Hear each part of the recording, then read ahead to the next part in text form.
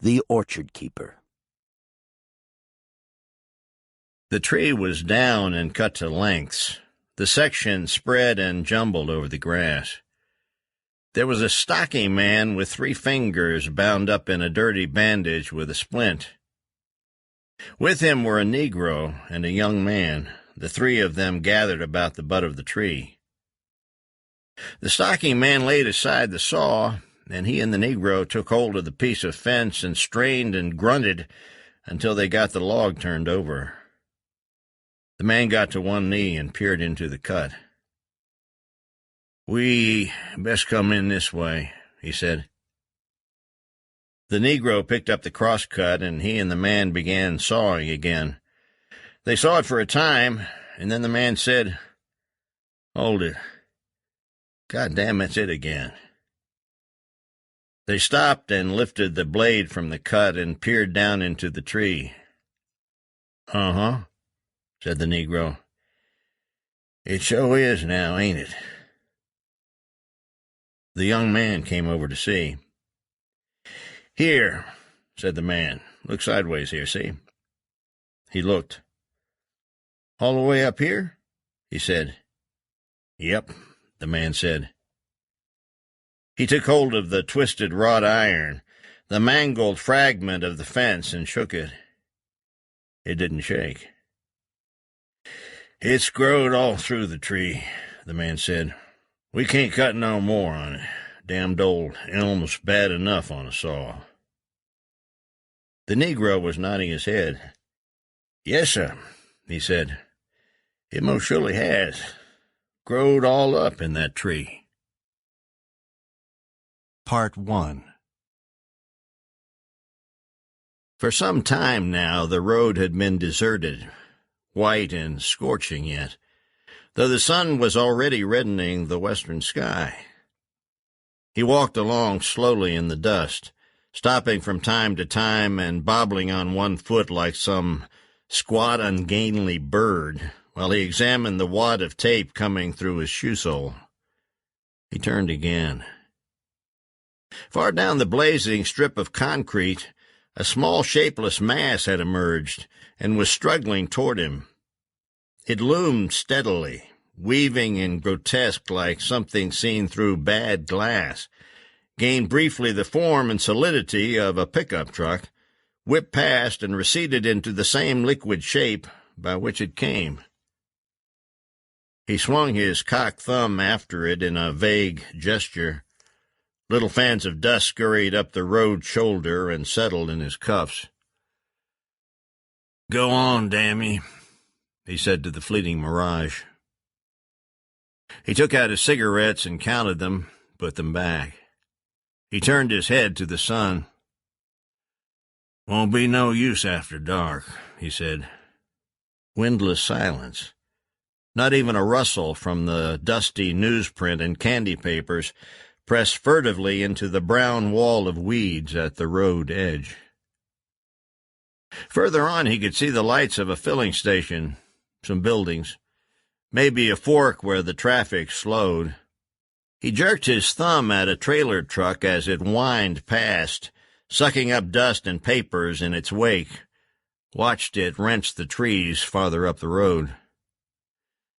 "You wouldn't pick up Jesus Christ, would you?" he asked, rearranging his hair with his fingers. When he got to the filling station, he had a long drink of water and smoked one of the cigarettes. There was a grocery store adjoining, and he wandered in, cruising with a slithery sound up and down the aisles of boxes and cans, and filling his pockets with small items, candy bars, a pencil, a roll of adhesive tape. Emerging from behind some cartons of toilet paper, he caught the storekeep eyeing him. "Say now," he said, "you don't have any, His eyes took a quick last inventory. "Any tire pumps, do ye?" "They ain't in the cake rack," the man said. He looked down at a jumbled mound of bread and cakes, quietly lethal in their fly-specked cellophane. "Over here," the storekeeper was pointing. In a crate at the back end of the counter were jacks, pumps, tire tools, an odd post-hole digger. "Oh, yeah," he said. "I got 'em now." He shuffled over and fumbled among them for a few minutes. "Them ain't the kind I was looking for," he told the storekeep, making for the door now. "What kind was that?" the man asked. "I didn't know they was but one kind." No, he said, musing, standing just short of the door, rubbing his lower lip. He was inventing a new tire pump. "Well," he said, "they got a new kind now. You don't have to pump up and down this way," pumping. "But what's got a kind of lever handle you go at like this," pumping one hand. "That a fact," said the storekeep. "Bet it is," he said. "Makes it a whole lot easier on a feller, too." "What kind of car are you driving?" the storekeep wanted to know. "Me? Well, I got me a new Ford. Brand new 34 V8 motor. Scare you just to sit in it." "Lots of tire trouble, though, "Well, no. Just this one time is the only first time I ever had me any tire trouble. Well, I better... Say now, how fur is it to Atlanta?" 17 mile? "Well, I reckon I better get on. We'll see yin's."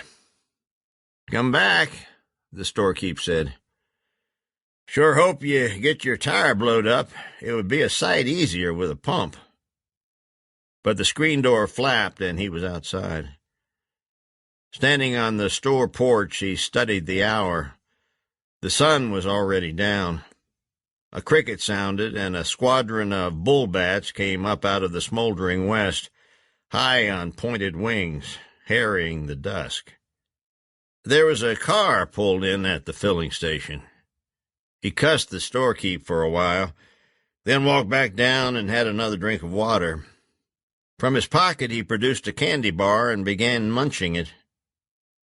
In a few minutes, a man came from the restroom and passed him, going to the car. "Say now," he said, "you going towards town?" The man stopped and looked around, spied him propped against an oil drum. "Yeah," he said. "You want to ride on in?" "Why, now, I sure would appreciate it," he said, shuffling toward the man now. "My daughter, she's in the hospital there, and I got to get in to see her tonight." "Hospital? Where's that?" the man asked. "Why, the one in Atlanta, the big one there." "Oh," said the man. "Well, I'm just going as fur as Austell." "How fur's that? 9 mile?" "Well, you don't care for me to ride that fur with you, do you?"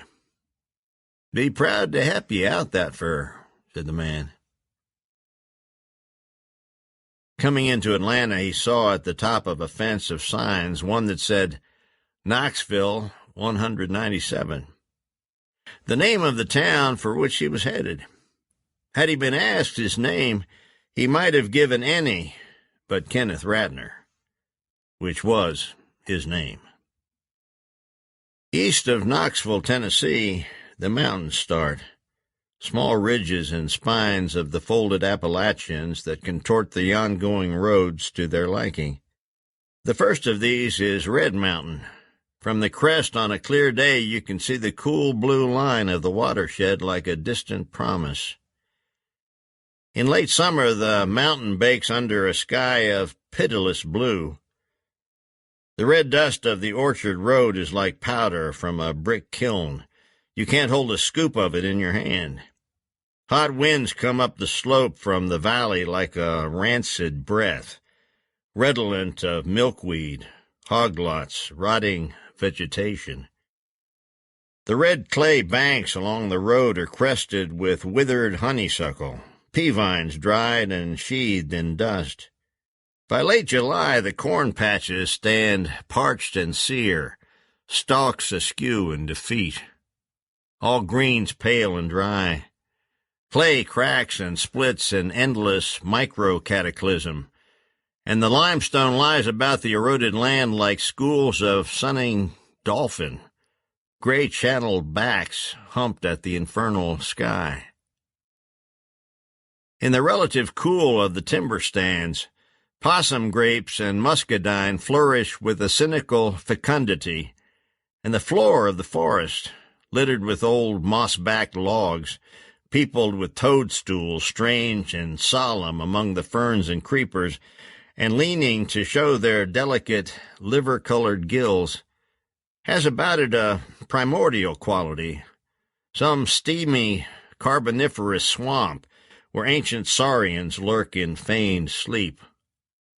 On the mountain, the limestone shelves and climbs in ragged escarpments among the clutching roots of hickories, oaks, and tulip poplars, which even here brace themselves against the precarious declination allotted them by the chance drop of a seed. Under the west wall of the mountain is a community called Red Branch.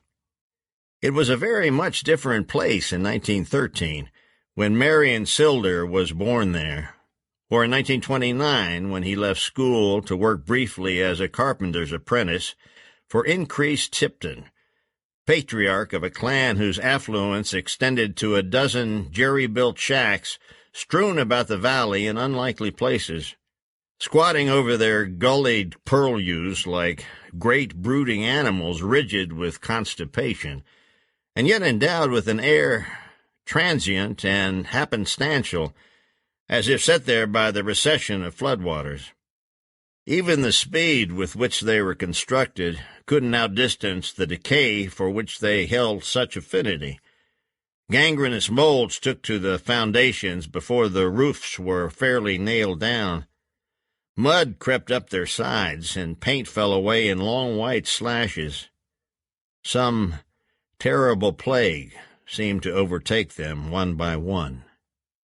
They were rented to families of gaunt, hollow-eyed, and dark-skinned people, not Melungeons, and not exactly anything else, who reproduced with such frightening prolificness that their entire lives appeared devoted to the production of the ragged line of scions which, shoeless and tattered, sat for hours at a time on the porch edges, themselves not unlike the victims of some terrible disaster, and stared out across the blighted land with expressions of neither hope, nor wonder, nor despair.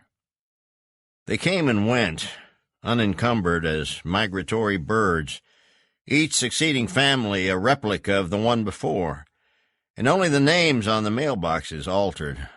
The new ones lettered crudely in above a rack of paint smears that obliterated the former occupants back into the anonymity from which they sprang. Marion Sylder labored with hammer and saw until late September of that year, and then he quit. Knowledgeable in purlins and pole plates, and with his savings bought some clothes and a pair of $30 boots, mail-ordered out of Minnesota, and disappeared. He was gone for 5 years. Whatever trade he followed in his exile, he wore no overalls, wielded no hammer. At that time there was a place in the gap of the mountain called the Green Fly Inn. It was box-shaped with a high front and a tin roof sloping rearward, and was built on a scaffolding of poles over a sheer drop, the front door giving directly onto the road. One corner was nailed to a pine tree that rose towering out of the hollow, a hollow which on windy nights acted as a flue, funneling the updrafts from the valley through the mountain gap. On such nights, the inn-goers trod floors that waltzed drunkenly beneath them, surged and buckled with huge groans. At times the whole building would career madly to one side, as though headlong into collapse. The drinkers would pause, liquid tilting in their glasses. The structure would shudder violently, a broom would fall, a bottle, and the inn would slowly right itself and assume once more its normal, reeling equipoise. The drinkers would raise their glasses. Talk would begin again. Remarks alluding to the eccentricities of the inn were made only outside the building. To them the inn was animate as any old ship to her crew, and it bred an atmosphere such as few could boast, a solidarity due largely to its very precariousness. The swaying, the incessant small cries of tortured wood, created an illusion entirely nautical, so that after a violent wrench you might half expect to see a bearded mate swing through a hatch in the ceiling to report all rigging secure. Inside there was a genuine bar, purportedly of mahogany, that had been salvaged from a Knoxville saloon in 1919, done service in a laundry, an ice cream parlor, and briefly in a catacombic establishment several miles from Red Branch on the Knoxville Road, that failed early in its career due to an attempted compromise between graft and cunning. With the exception of 2 Doric columns of white marble set in either end, the bar was of plain construction. There were no stools, and along the front ran a high wooden footrail chucked between wagon wheel hubs. 4 or 5 tables were scattered about the room, attended by an assortment of wrecked chairs, milk cases, one treacherous folding camp stool. When the inn closed at night, the proprietor opened the back door and swept all litter out into the yawning gulf, listening to the crash of glass on glass far below. The refuse collected there cascaded down the mountain to a depth undetermined, creeping, growing, of indescribable variety and richness. One evening late in March, the drinkers blinked in a sweep of lights on the curve, watched a glistening black Ford coupe pull up across the road. It was brand new. A few minutes later, Marion Sylder came through the door of the inn, resplendent in gray gabardines, the trousers pressed to a knife edge, the shirt creased thrice across the back in military fashion, his waist encircled by a strip of leather the width of a whip-end. Clamped in his jaw was a slender cheroot. On the back of his neck, a scar-like gap between sunburn and hairline showed as he crossed to the bar. There he propped one pebbled goat-hide shoe upon the rail, took from his pocket a handful of silver dollars, and stacked them neatly before him. Cabe was sitting on a high stool by the cash register. Sylder eyed the coins briefly, then looked up. "Come on, Cabe," he said. "We drinking or not?" "Yes, sir," Cabe said, clambering down from his stool. Then he thought, Cabe. He studied the man again. Wraith-like, the face of the lost boy grew in the features of the man standing at the bar. "Say," he said. "Sylder? You the Sylder... You Marion Sylder, ain't you?" "Who'd you think I was?" Sylder asked. "Well, now," said Cabe, "don't that just beat? Where you been? Hey, Bud, looky here, you remember this young feller? Well, now, how about this?" Bud shuffled over and peered up at him, grinned and nodded. "Here," Sylder said, "give these highbinders a drink." "Sure thing," Cabe said. "Who's that?" Sylder gestured at the dim, smoky room. "They all drinking, ain't they?" "Well, now, sure thing." He looked about him, uncertain as to how to proceed, then suddenly called out into the tiny room, "All right, now. All you highbounders got one coming on Marion Sylder. Better get up here and get it." When Rattner reached the road, he stopped and lit a match by which to examine his shin. In that small bloom of light, the gash in his leg looked like tar welling. Blood trickled in 3 rivulets past the black smear his trouser had made. Delted, rejoined, a thin line shot precipitously into his sock. He'd let go the match and jammed his scorched thumb into his mouth. Aside from the torn leg, his elbow was skinned and stinging badly. A low strand of barbed wire had been his undoing. Now he pulled a handful of dried weeds, crumpled, and struck a match to them. They crackled in quick flame, and he hiked his trouser leg again. Wiping the blood away with his palm, he studied the rate of flow. Satisfied, he patted the sticky cloth back against the wound and took from his front pocket a billfold. Holding it to the light, he pulled out a thin sheaf of folded notes and counted them. Then he ripped the billfold open, scattering cards and pictures. These he examined carefully, along with the insides of the ruined purse, then kicked them away and tucked the money into his pocket. The weeds had burned to a ball of wispy cinders, still glowing like thin hot wires. He kicked them away in a burst of dying sparks. Far up the road, a pale glow hung in the night like the first touch of dawn. He had left Atlanta at 10. It couldn't be past midnight. He patted his leg once more, sucked at his thumb, and started off in the direction of the lights. Jim's Hot Spot, the sign said in lime green neon. He circled cat-like among the few cars, peering in at their black insides and keeping one eye weathered to the door, where in a dome of yellow light an endless whirlpool of insects aspired.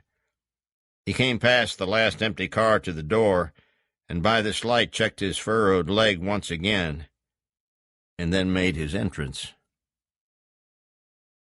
The little coupe could be seen leaving or entering the Sylder place at strange hours, or in the heat of the day parked glistening and incongruous before the house, sleekly muscled and restless-looking as a tethered racehorse.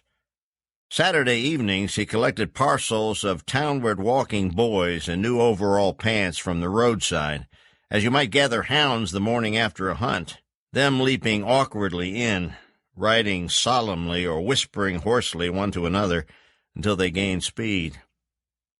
Sylder could feel their breath on his neck, those in the rear wedged in like crated chickens as they peered over his shoulder. A long silence as they watched the needle vanquish the numerals on the dial in a slow arc to hover briefly at 80 on the last and long straight stretch before reaching the city limits. Sometimes one of them would venture a question. He always lied to them. Company itself don't know how fast she'll go, he'd say. They planning to take one over to the Sahara Desert to find out. At Gay or Market, he would pull to the curb and yell, "One stop!" and watch them erupt from the car like circus clowns. 5, 6, as many as 8 of them, all bound for the show. Farm boys with no more farm than some wizened tomato plants and a brace of ravenous hogs.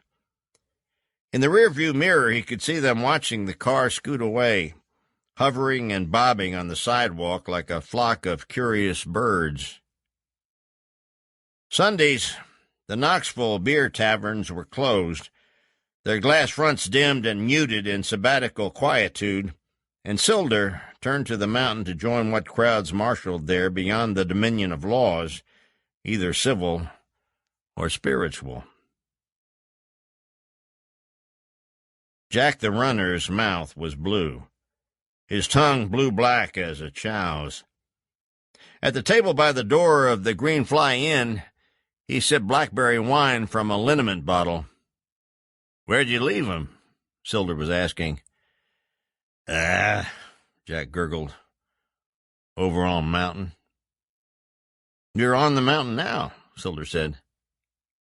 "Over," Jack emphasized. "Henderson Valley Road." "Henderson Valley Road? Whereabouts?" "Top of mountain, like I told you." "You reckon he's telling us right?" June asked. Sylder looked from him to the runner again. Jack studied a huge and evil-looking cigar he had found in his shirt pocket and fell to turning it against his tongue with drunken single-mindedness. "Yeah," Sylder said. "Most likely he is." "Right. Feisty, Jack was saying, holding now the cigar at arm's length. A loop of spittle woggled mucously from its underside. Right feisty. Caught in the yellow glare of the headlights, they had the temporarily immobilized look of wildlife, deer perhaps, frozen in attitudes of surprise, predicating imminent flight. Sylder drove past and up the mountain. Ain't you going to stop? June asked. Coming back, Sylder said. Behind him like I was going their way. I never figured they'd be headed wrong. Way they're going, through Sevierville, it's near 30 miles. Between them and the crevice of the seat nestled a mason jar of whiskey. Sylder heard the skirling tin sound of the lid being unscrewed, and he reached out his hand for June to pass the jar. Moths loomed whitely before the windshield, incandescent, dusted the glass with mica. A ballet of gnats rioted in the path of the headlights. He drank and handed the jar back. Under the black hood, the motor hummed its throaty combustions. Sylder thought about old man Tipton saying it wasn't sensible, as any fool could see, that with the pistons going on an angle like that, lopsided, he'd say, they were bound to wear through on one side. Pistons were supposed to go up and down. Streets are full of 'em, he said. It was any comfort to know you wasn't the only one took. They turned at the quarry and came back down the mountain coasting silently, the tires making a soft slapping sound at the cracks in the asphalt. When the lights picked them up, they began to group and sidle to the ditch as cows will. Sylder brought the coupe to a stop, slowly alongside of them. Howdy, said June right into the ear of the girl on the outside. You all need a ride? The other one was standing next to her then. They looked at each other, and the first one said, Thank ye. I reckon we can make it all right. The boy hung back behind them. Across June's shoulder, Sylder could see him looking not at them or at the women either, but at the car. How fur are you going? June wanted to know. The two exchanged glances again. This time the taller one spoke up. We're just going down the road a piece, she explained. Tell her, let's all go down the road for a piece, Sylder suggested. What? The short one said. Then the boy piped up, and they both turned to glare at him. How fur is it to Knoxville? That was his question. Knoxville? June couldn't believe it. You say Knoxville? Why, you all can't walk to Knoxville. It's 20 mile or better, ain't it, Marion? A groan went up from the travelers. Sylder was already motioning him out the door. Here, June said, climbing out. You uns get in here. We goin' to Knoxville. Proud to help you out. Sylder presented them each with a welcoming smile as they climbed in and studied each in turn his face under the dome light. He dropped into the hopper, the steep Twin Fork road, without braking. The little one between him and Tipton squealed once, and then hushed with her hand clapped over her mouth as they swerved across the pike and shot out into blackness, the lights slapping across the upper reaches of trees standing sharply up the side of the hollow. The coupe dropped, squatted for a moment in the gravel of the lower road, sprang again, and slithered away obliquely with the exhaust bellowing from the cutout and gravel popping and rattling in the woods like grape shot. The one in the back was making small sobbing noises. No one spoke for a few minutes, and then the little one said, Where's this go? Goes to the getting place. Town, June broke in. Goes to town, shorter this way. He thought she seemed to have edged closer to Sylder, although she turned and was talking to him. He saw Sylder's hand greenly phosphorescent under the dash lights, pulling out the choke. They reached the first bridge before it began to sputter enough for her to notice. Above here, the road began to climb again, and Sylder let it buck a time or two before he shifted to second. She didn't move her leg. He was watching her out of the corner of his eye, her sitting forward on the seat and peering out intensely at the unfamiliar night. A moth whipped beneath the windscreen, brushed her cheek. He cranked the glass in a turn. When the car bucked again, she flinched and asked what was wrong. He started to tell her the generator was out of water, but thought about the boy in the back seat. No word from him at all. The tall one in the back had leaned forward, breathing in Tipton's collar, and fixing the windshield with a look grim and harassed, as if contemplating one desperate leap at the black-passing night country. "Vapor locking," he said finally. "Overheats on these hills, and you have to stop and let it cool off." She looked at him and then looked away again, not saying anything. A phantom rabbit froze in the headlights, rolled one white eye, was gone. June was talking to her in a low voice, her still looking straight ahead, saying nothing.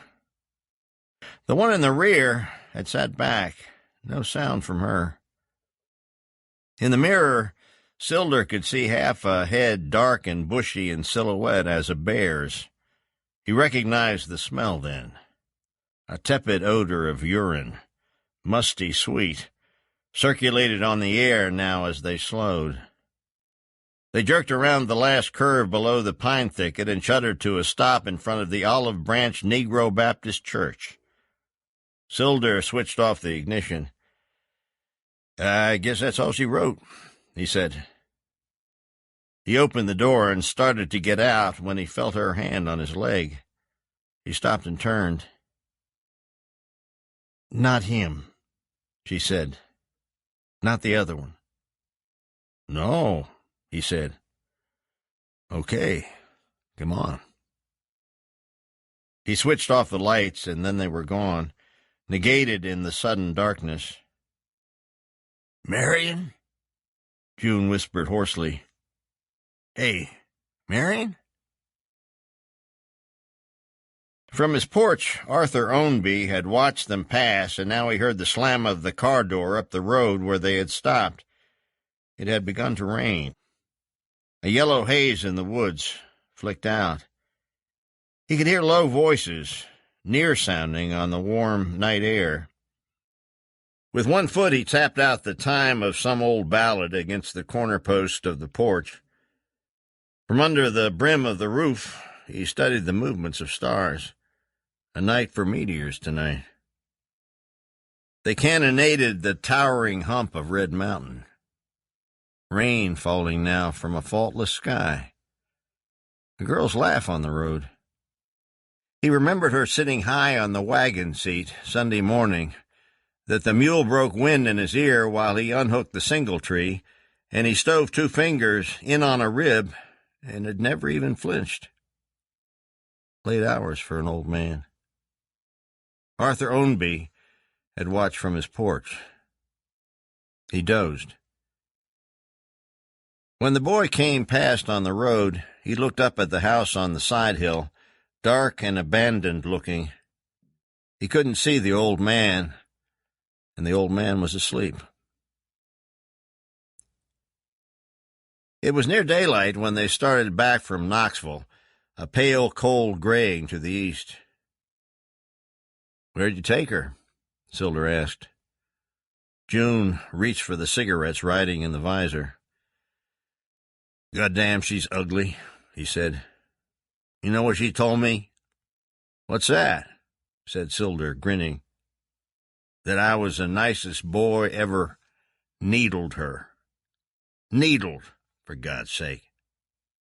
"Where at?" "Huh?" "Where'd you take her? You come down from the church, but I never heard you come up. Where'd you go?" Up in the back house." "Back house?" "Shit house, then." Sylder was looking at him in amazed incredulity, acceptance and belief momentarily suspended, unable to picture it yet. He had one more question. Standing up? Nah, well. She sort of sat down and leaned back, and But that was beyond his powers of description, let alone Sylder's imagination. You mean to say you... Sylder paused for a moment, trying to get the facts in summary. You screwed her in a nigger shithouse sitting on the... Well, goddamn it, at least I never took her in no goddamn church, June broke in. The coupe wobbled to a halt at the side of the road, and Sylder collapsed against the door, epileptic with laughter. After a while, he stopped and said, Was she the one that... Yes. God damn you, she was the one. Woo-hoo-wee! Sylder screamed and rolled out the door, where he lay in the wet morning grass, shaking soundlessly. The place was dimly lit and barn-like. A polished dance floor in which at the far end fell the reflection of the jukebox lights and those of the bar. Behind the bar, a long mirror in which he was surprised to see himself, silhouetted in the door frame, poised nimbly atop a stack of glasses. He came down and crossed the floor, limping slightly, and clambered up on the corner stool. The bartender was sitting in a captain's chair reading a magazine. He folded it carefully and shuffled down to where the man was sitting. Beer, Rattner said. His tongue swept his lower lip in anticipation. The bartender went to the barrel and drew off a schooner, flicked away the foam with a stick, and brought it to him. He reached and tilted one side of the glass up and lowered his face into it. His lips sought the glass rim and fastened on it, white and fat as leeches, while under the yellow-gray skin his throat cords jerked spastically, pumping the beer down. He drank it all, lifting the glass finally to drain it, and slid it back toward the bartender, who had been watching with both fascination and disgust, as one might watch pigs mate. Say, now, that sure was all right. Yes, sir. Just believe I'll have me another. 10 cents, said the bartender. He struggled with his pocket and came up with a dime. You betcher, he said. The bartender took the glass gingerly and refilled it. Rattner had been gone for a year this time. He had moved from Maryville to Red Branch, taken up quarters in an abandoned log house with his wife and son, and left there 4 days later with $26 in his pocket, alone and southbound in an empty L&N reefer. An incident at the Greenfly Inn had been his windfall. The rear door through which Cabe swept the night's litter had once given onto a porch that ran the width of the building, supported by joists that were extensions of the floor timbers and braced frugally with 2x4s angled up beneath them. On summer evenings, the drinkers gathered here, bringing with them their chairs or cases or perching riskily upon the narrow railing like roosting birds. Weather and termites conspired against this haven and brought it to ruin. This was in 1933, then, a hot summer night, that F. Ownby came to the Greenfly Inn. A prodigal return, Petros, Brushy Mountain, 18 months, illegal possession of liquor, that attracted a great number of well-wishers. One by one they retired through the rear door to take up their stations on the porch. Ownby was a favorite and carried on a running monologue of anecdotes. He was telling how his old lady had loaned the family soup bone to Mrs. Fenner, who had cooked peas with it and ruined it, when a sharp, dry crack issued from somewhere in the floor. It was a calm, windless night, laden with heat, and the sound had an ominous quality about it. The talk paused a moment, resumed. He came through the door and onto the porch, circumspectly, nodding across them all with diffidence, as if someone he knew might be there, beyond the railing itself and suspended mysteriously in the darkness, leaned against the door frame and lifted the bottle to his mouth, his eyes shifting among them, or when they looked, closing or seeking again that being in the outer dark with whom only he held communion, smiling a little to himself, the onlooker, the stranger. The talk eddied and waned, but he offered neither comment nor question, and after a while they ignored him. He came from the doorway and took a seat on the rail at the near end of the porch. There was a long, creaking sound, like a nail being pulled, and again the sharp detonation of strained wood giving way. There followed a dead and immobile silence, during which the faces searched from one to the other uncertainly. A few began to rise and mill about, still not saying anything. Already they had begun to eye the narrow door, the one point of egress, weighing in their minds not so much numbers as tonnage and freight of men, calculating speed and congestion with the concern of traffic experts. With the third report, a section of flooring listed visibly. "Fellers," F started, rising himself, "I think this here—" But that was all, or as much as anyone heard, at least. There ensued a single rush, as of so many marionettes on one string being drawn in violent acceleration toward the door, while above the noise of their retreat the joists popped like rifle fire, snapping off in rackety succession, and the floor drooped in long and gathering undulations in their wake. They hit the opening in one concerted mass, and wedged there tight as a peg at the same instant that the far end of the porch came away, swung out from the building in a long, swooping, and not ungraceful arc. Now from the knot of men clawing at the door, single figures began to be sucked away in attitudes of mute supplication, one by one, down the dangling incline of the porch, gaining momentum among leaping cans and bottles, and dropping at last with wild cries into the pit below. A few caught at the rails and dangled there with stricken looks, eyeing their fellows rocketing past into the night.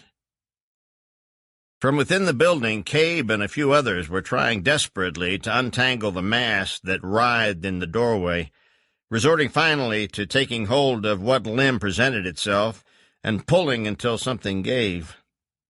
Thus the survivors came aboard bereft of one shoe, or both, or pants, or, as with Hobie himself, naked, save for one half of a shirt, until the frame of the door exploded inward, carrying a good section of wall, and they entered into a royal of bodies and crashing wood. The porch had swung out and downward, and now tottered for a moment on the strength of a single 2x6 before it too snapped, and the whole affair slewed away with a great splintering sound.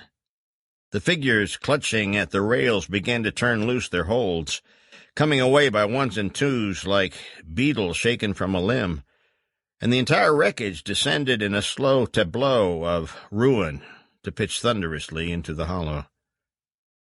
The atmosphere inside seethed with an inchoate violence. Scared men, torn, unclothed, and crushed, breathing loudly and sweating the sweat of subsiding panic, mounting outrage and indignity. One by one the fallen were entering through the front door, red with blood and clay and looking like the vanquished in some desperate encounter, waged with sabers and without quarter. As they gathered strength from below, two factions became apparent, and they fell upon each other murderously and fought far into the night. Kenneth Rattner nursed a slashed hand as he squatted in a blackberry thicket below the inn, and listened with quiet bemusement to the thrashings and curses of the victims. Someone had brought a light. He could see the flicker and sweep of it through the bramble wall. He pulled a kerchief from his pocket and tied it around his hand, pulling the knot to with his teeth.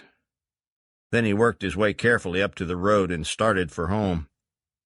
Small groups of men were running up the mountain to the scene of disaster, bearing lanterns and whispering hoarsely. "I got a job," he told her. "Praise God," she said. "Whereabouts?" "Greenville, South Carolina." Showing her the money now. "Train fare," he said. But he gave her $5 of the $31, and they went to the store.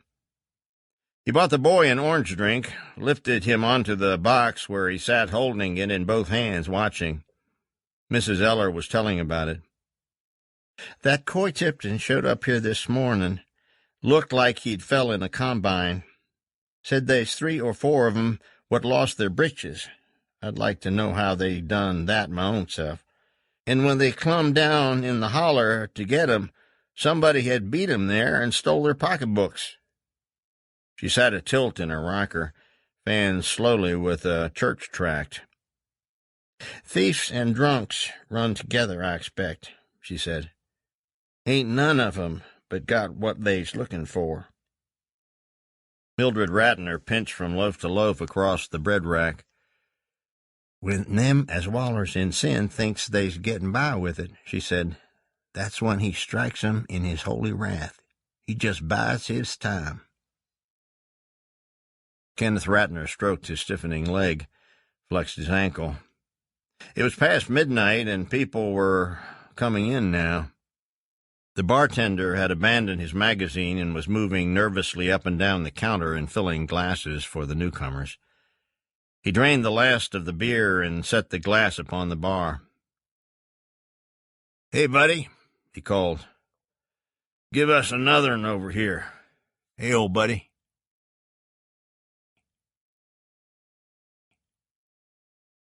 Saturday afternoons, Marion Sylder would come in the store fresh-looking in starched khakis or overall breeches and go to the glass case and point out the socks to Mr. Eller. Mr. Eller would put the box on top of the counter, and Sylder would hold up a pair and say, "How much are these?"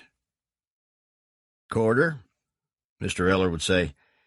"No change in price, still a quarter. All a quarter, ain't got no other kind." Sylder would spin a quarter on the glass, take his socks, and sit down on a milk case in front of the stove. He would do them one at a time, taking off one shoe and sock and waving his bare foot about, while he reached for the stove door, opened it, and swung in the old sock, holding it delicately. Then he would put on his fresh sock, lace up his shoe, and proceed to the other foot, the one with the big toe, nailless and truncate. He was working in the fertilizer plant now. Noontimes he ate in the cafe, the regular lunches, the 30-cent specials, with the light bread that clove gluily to the palate, 3 slices with a thumbprint in the center served on a piece of wax paper, beans and fat meat oozing grease into the greasy gravy that leaked down from the potatoes, a beaded scum of grease on the coffee, everything, in fact, lubricated as if all who ate there suffered from some atrophy of the deglutitive muscles which precluded swallowing. In late afternoon he returned, parked the coupe, and crossed the gullied and wasted clay of the yard, where an old tire still hung from the one knobby and leafless oak, and so into the unpainted house.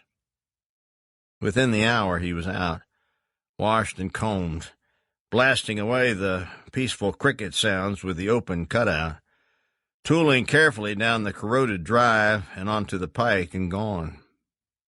To Happy Hollow or McAnally Flats, Mead's Quarry or Pennyroyal. Smoking shacks yellow with coal oil light and a reek with the sweet mold smell of Splo whiskey. Drinking, courting with ribald humor the country slatterns that hung on the city's perimeter like lost waifs, his favorites, the ill-shapen.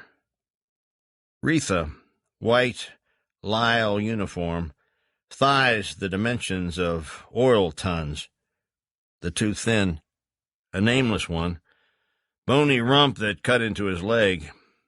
Experimentally, he wet a finger and cut a white streak on the grime of her neck. Some nights he made it to the Green Fly Inn and rocked away with those old boozers to the last man. This affluent son returned upon them, bearing no olive branch, but hard coin and greenbacks, and ushering in an era of prosperity, a utopia of paid drinks. He was hard-pressed now on $18 a week. Who had spent that in an evening?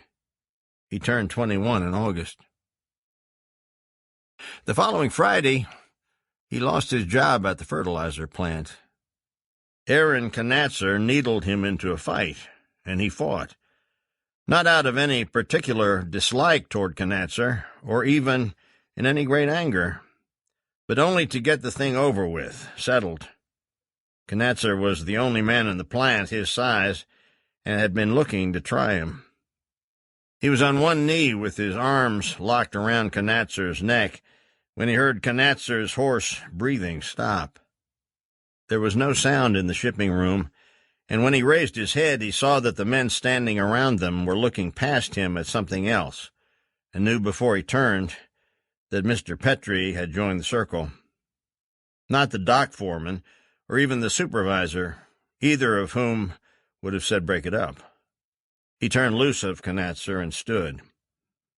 Knatzer came up too, stretching his neck like a mute rooster, and put his hands in his back pockets with elegant indifference. He licked at the trickle of blood from his nose, tasting it salty and metallic, and turned to see what the old man would have to say. But Petrie spun on his square leather heel and stalked briskly back down the aisle, the shipping room floor echoing his hollow footfalls among the tiers of bags. The 3 or 4 men who had gathered to watch the fray dispersed in silence, faded or slunk away in the dark, malodorous aisles, less brazen than the rats that nested beneath the pallets. He and Knatzer stood glaring at each other for a small minute, breathing laboriously. Then Knatzer turned his head and spat, looked once obliquely across his shoulder at him, and sauntered away toward the dock. The dock foreman came down just before quitting time and told him. "I tried to put a word in for you," he said, "but he wasn't hearing any." Sylder doubted him, but muttered a thanks anyway, and started for the office. "Where are you going?" he asked. "Get my pay." "Here," he said. Sylder turned. He was holding out the envelope toward him. Sylder went to Monk's and drank beer till 6 or 7 o'clock and finally went home. By 8 o'clock, he had packed some clothes into an old cardboard grip and was sitting grimly behind the wheel of the little coupe with the headlights clearing out the night ahead, and a narrow strip of asphalt numbered 129 slipping away beneath him like tape from a spool. He stopped once at a grill outside of Choate, drank 2 warm beers from coffee cups, and bought cigarettes. In the mountains, the road was thin and gravel, and he slewed down the curves on drifting wheels. Once a bobcat stood high-legged and lantern-eyed in the road, bunched, floated away over the road bank on invisible wires. For miles on miles, the high country rolled lightless and uninhabited, the road farreling through dark forests of owl trees, bat caverns, witch covens. He smoked continuously, cranking in the windshield to light a fresh cigarette from the old stub, and studying in the glare of their union his shadowed muzzle in orange relief on the glass, watching the point of light fade when he exhaled and climbed slowly up the dark mirror like a sun risen inexplicably by night as he turned the glass out again to let in the damp rush of air, the retired butt curving past the cowl to be swept away in a swift red arc. At Blairsville, he filled up with gas and did not stop again after that. Out across the flats, he could see the moon on the river curling under the black fall of the mountain, plaiting the riffles in chainwork, hordes of luminous snakes racing upriver over the sounding rocks. The air came cool and damp under the windscreen.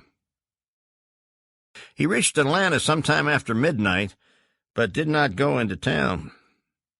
He pulled in at a roadhouse just short of the city limits and sat in the car for a few minutes, flexing his eyelids.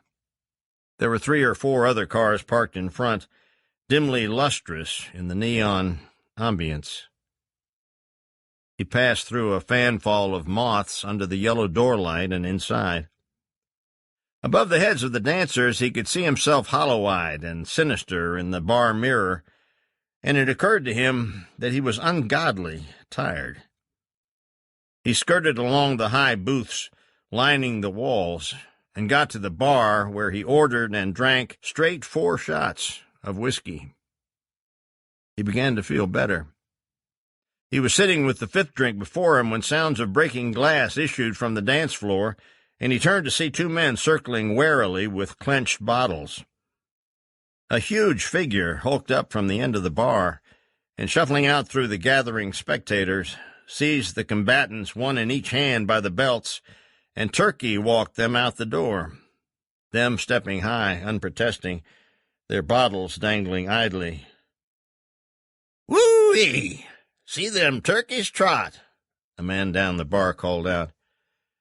The bouncer came back down the floor wearily, not smiling, faded again into the shadows. Sylder tossed off the drink, watched the blur of faces for a few minutes, not even high on the liquor, just feeling waves of fatigue roll from him. He didn't even think he was mad anymore. A few minutes later he left, wondering vaguely as he stepped into the air again why he had come here and where he thought he was going. Louisiana or anywhere else. His job had gone off the market December 5th, 1933. He walked out in the quiet darkness across the gravel, limping just a little on the bad ground. He got to the car and opened the door. By the phosphorus glow, more like an emanation from the man's face than from the dome light, Sylder froze, his hand batting at the air stirred by the outflung door.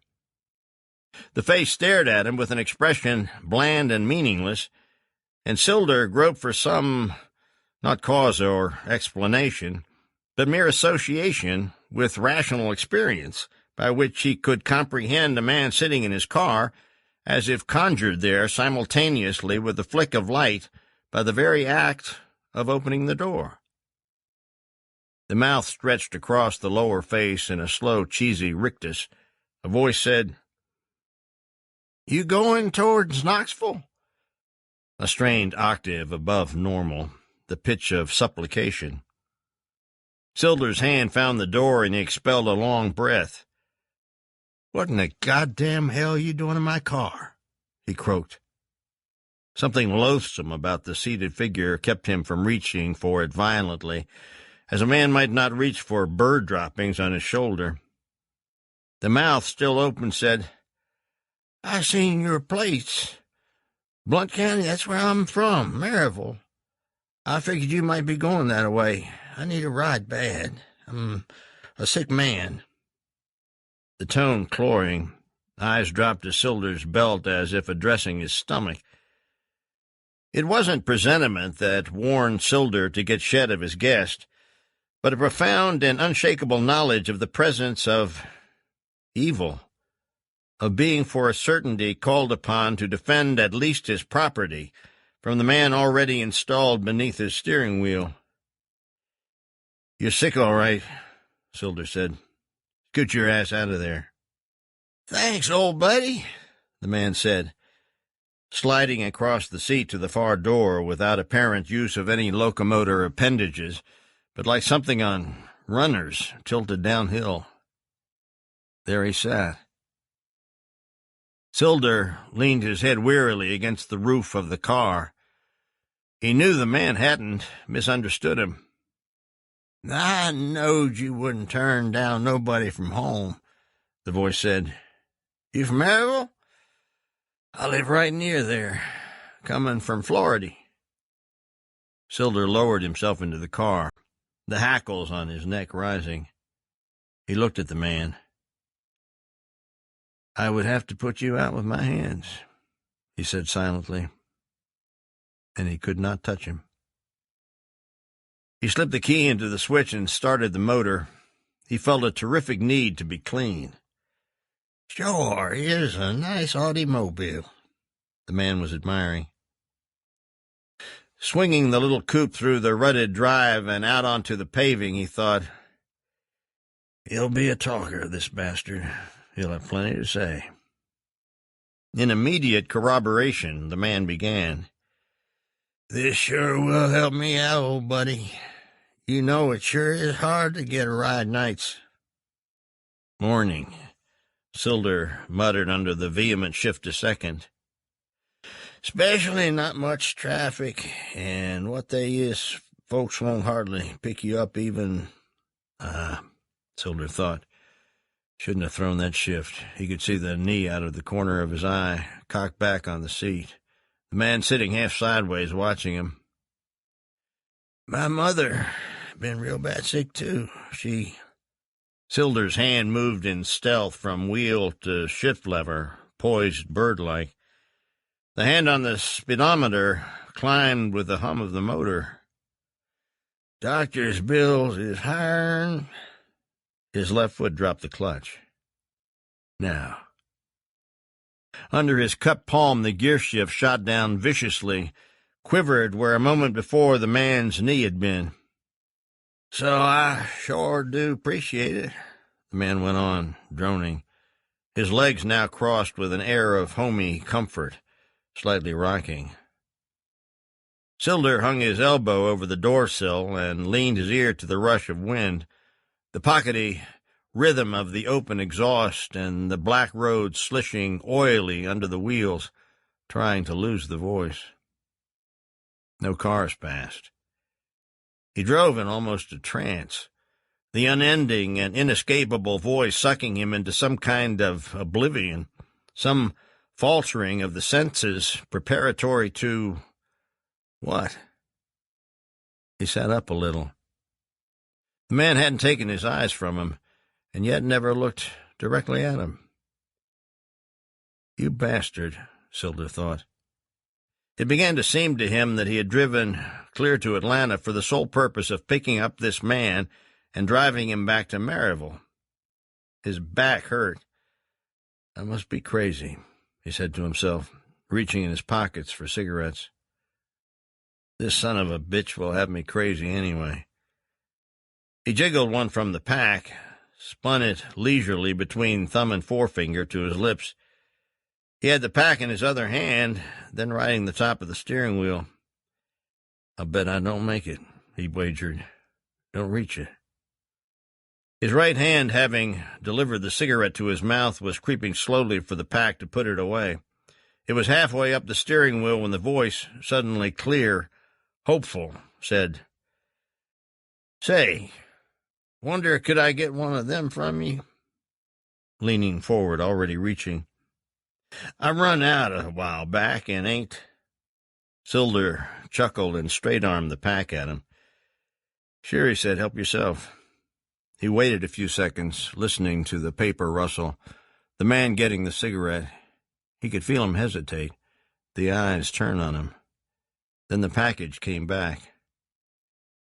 Thanks, old buddy, the man said. Sylder waited. The man didn't say anything more. Waiting, too. Sylder produced the matches with painful deliberation. Catching up his knee to the underside of the wheel, he steered that way and with studied slowness fumbled a match from the box and struck it. Shielding the flame with his hands, he lit the cigarette, then dropped the dying match over his elbow into the slipstream boring past the open wind wing and took the wheel once more. Exhaling luxuriously and repocketing the matches, he waited.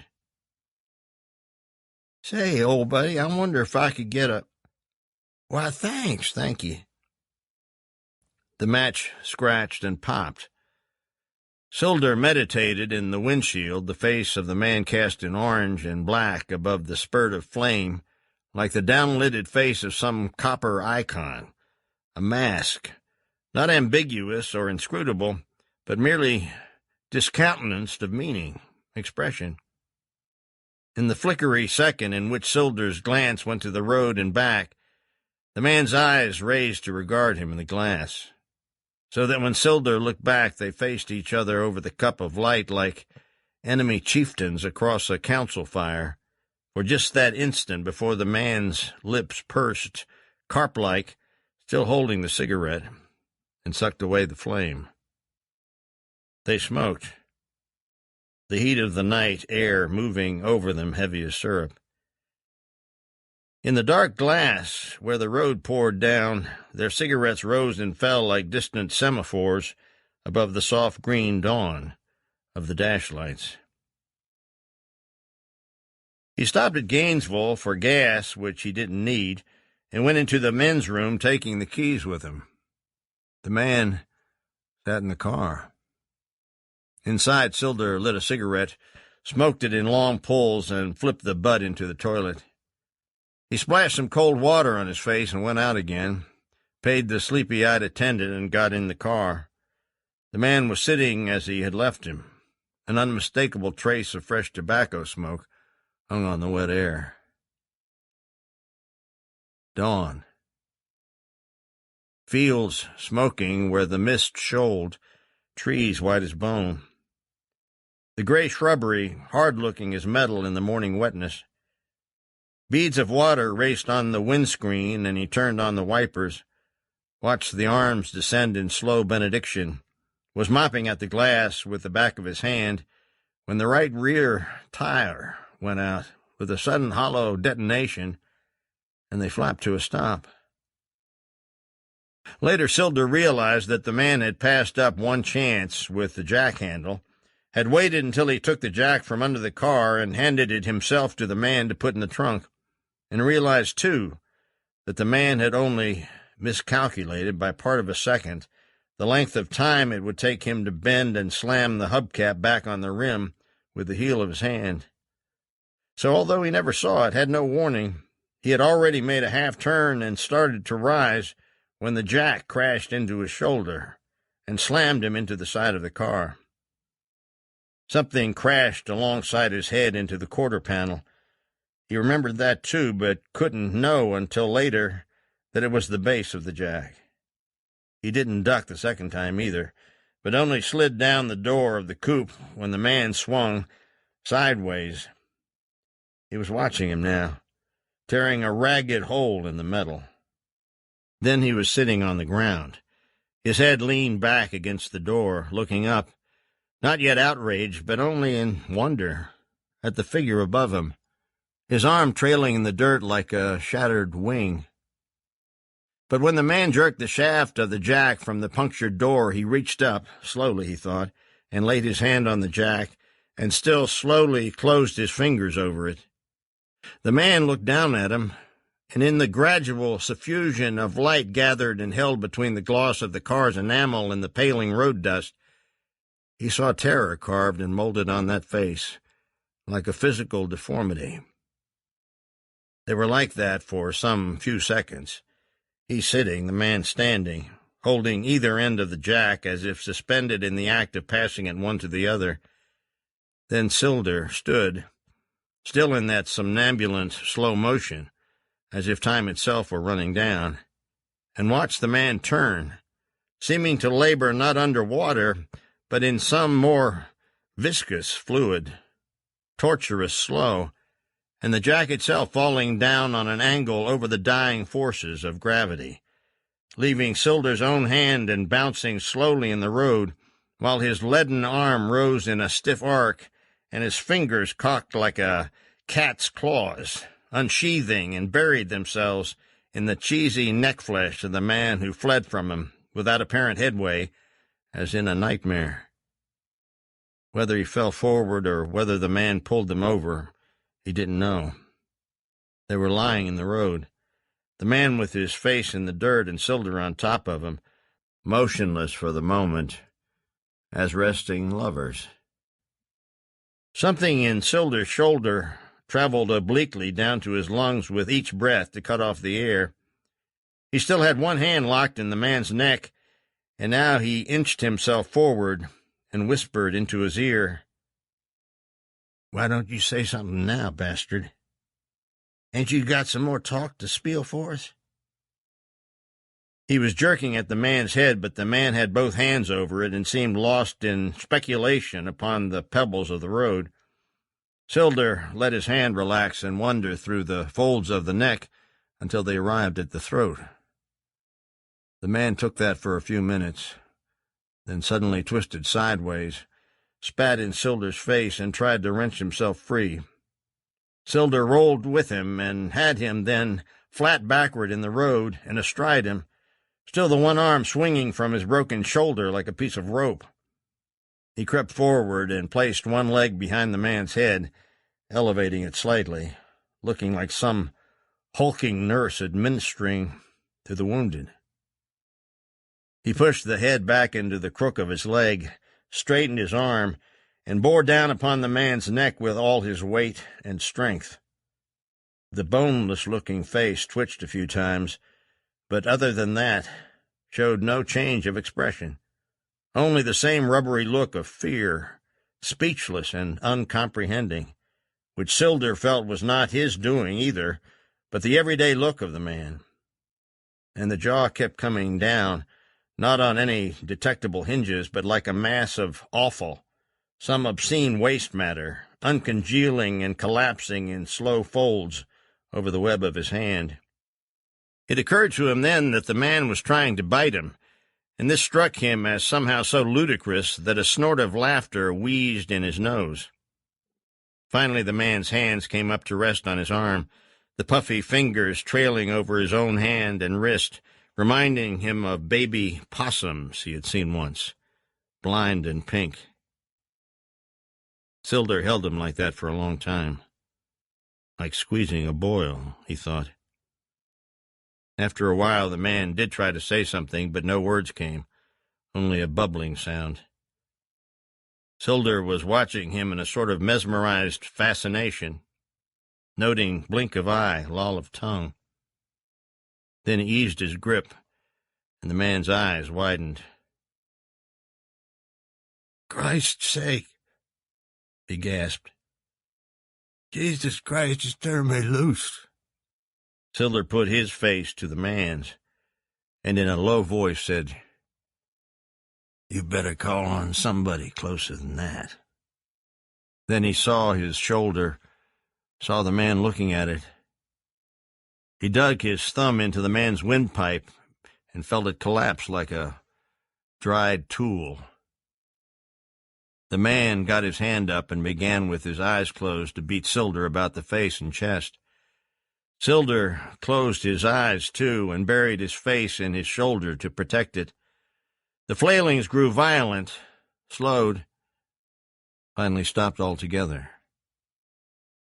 When Sylder opened his eyes again, the man was staring at him owlishly, the little tongue tipped just past the open lips. He relaxed his hand, and the fingers contracted, shriveling into a tight claw like a killed spider. He tried to open it again, but could not. He looked at the man again, and time was coming back, gaining, so that all the clocks would be right. The man had been dead for perhaps a quarter of an hour. Sylder staggered to the car and sat on the running board, stared unblinking into the brass eye of the sun, ponderous and unreal, on the red hills, until he lost consciousness. Morning. Lying with his cheek in the dust of the road, he had a child's view, the jack looming like a fallen tree, and beyond that the man face upward like a peaceful giant, composed for sleep. The rocks in the road threw long shadows, and the first birds were about. Sylder had already started dragging the heavy body off into the Johnson grass and poison ivy when he heard the sound of a motor somewhere on the curves behind him. He stopped, then turned and started toward the coop again, trying to run and dragging the carcass behind him with one hand, stumbling, knowing halfway there that he would never make it, that he had made a mistake. So he didn't even open the door, but dropped the body as he reached the car, squatted over it, and gripping the underside of the running board for support, jacked his feet up into the man's armpits and slid him toes up beneath the car for 3/4 his length, just as a truck rounded the far curve and caught him struggling to his feet. The sun was well up. Across the open country, the wail of pines shedding scarves of mist like swamp gases rising on the steamy air, some crows were hawking their morning calls. Sylder scooted from under the car, stood and was idly towing out the drag marks when the truck pulled alongside. He knew they'd stop, and already he began to think that he had done the best thing, that they would have seen the man inside, would insist on helping when they saw his arm. He snapped his head in two faces, peering from the halted truck blurred, and he looked down and saw the great smear of blood on his arm, and dried and blackening on his shirt front, was still looking at it sickly when a voice from the truck said, "Can we help you?" He didn't look up for a second, caught in the pain of his wrecked shoulder raging now, as if loosed by the voice from the truck cab, and not lost either to the irony of it. Then he raised his face to the curious, sympathetic eyes watching him with a bland serenity that not even the bloody vision of himself could ruffle. They were on the far side, he looking at them across the incline of the open turtle deck, so that even as he said, "We," he thought, they can't see him. Yet he couldn't get his mind that far ahead, and even afterwards could not trace the possibilities on their separate courses. He reconciled the whole thing by this, that there was no way to keep them from getting out of the truck anyway. So he said, "We had a little accident," and thought, yes, they will get out anyway. These bastards will just have to get out and see good. The truck door spread simultaneously like rusty wings and fell to in a rattle of glass uncushioned by any upholstery. They were a man and his son, the elder heavy and red, with creased skin, the younger a tall and thinner duplication. They came shuffling around the rear of the car with an air of infinite and abiding patience. Sylder turned slowly, his eye raking over the scene, trying to imagine what it looked like. The feet protruding solemnly from under the car itself with the hole torn in the quarter panel and in the door, the dent where the base of the jack hit, and the jack lying in the road. "You hurt bad?" the man asked. "Nah," Sylder grunted. The man was looking past him. "What happened?" "Car fell," Sylder said. "No account piece of a jack give way on me." He kicked at the handle. The man eyed the strewn jack. "Sure did now, didn't it?" he said. "Whew. Them things are dangerous as a cocked gun. I always have maintained it. How about your buddy there?" nodding at the upturned feet. "Yeah," Sylder said to himself. "How about him now?" Then to the man, "He's all right. Knocked the muffler down when she fell. Soon as he gets her wired back, we'll be set." The man was moving around him. Sylder cut him off. "Say," he said, "tell you what you might do." "What's that?" "Get your dead ass out of here," Sylder thought. He said, "Well, you might carry me down to Topton to see a doctor. Derned arm's bleeding pretty bad." "Sure," said the man. "I guess we might better at that. Looks pretty bad. You come on." They started for the truck, Sylder behind them, herding them. He moved around to the cab, hung back till the older one got in, then stooped to one knee and spoke loudly to the corpse. "Listen, these fellers going to carry me into Topton to the docks. You come on when you get done." "You all done?"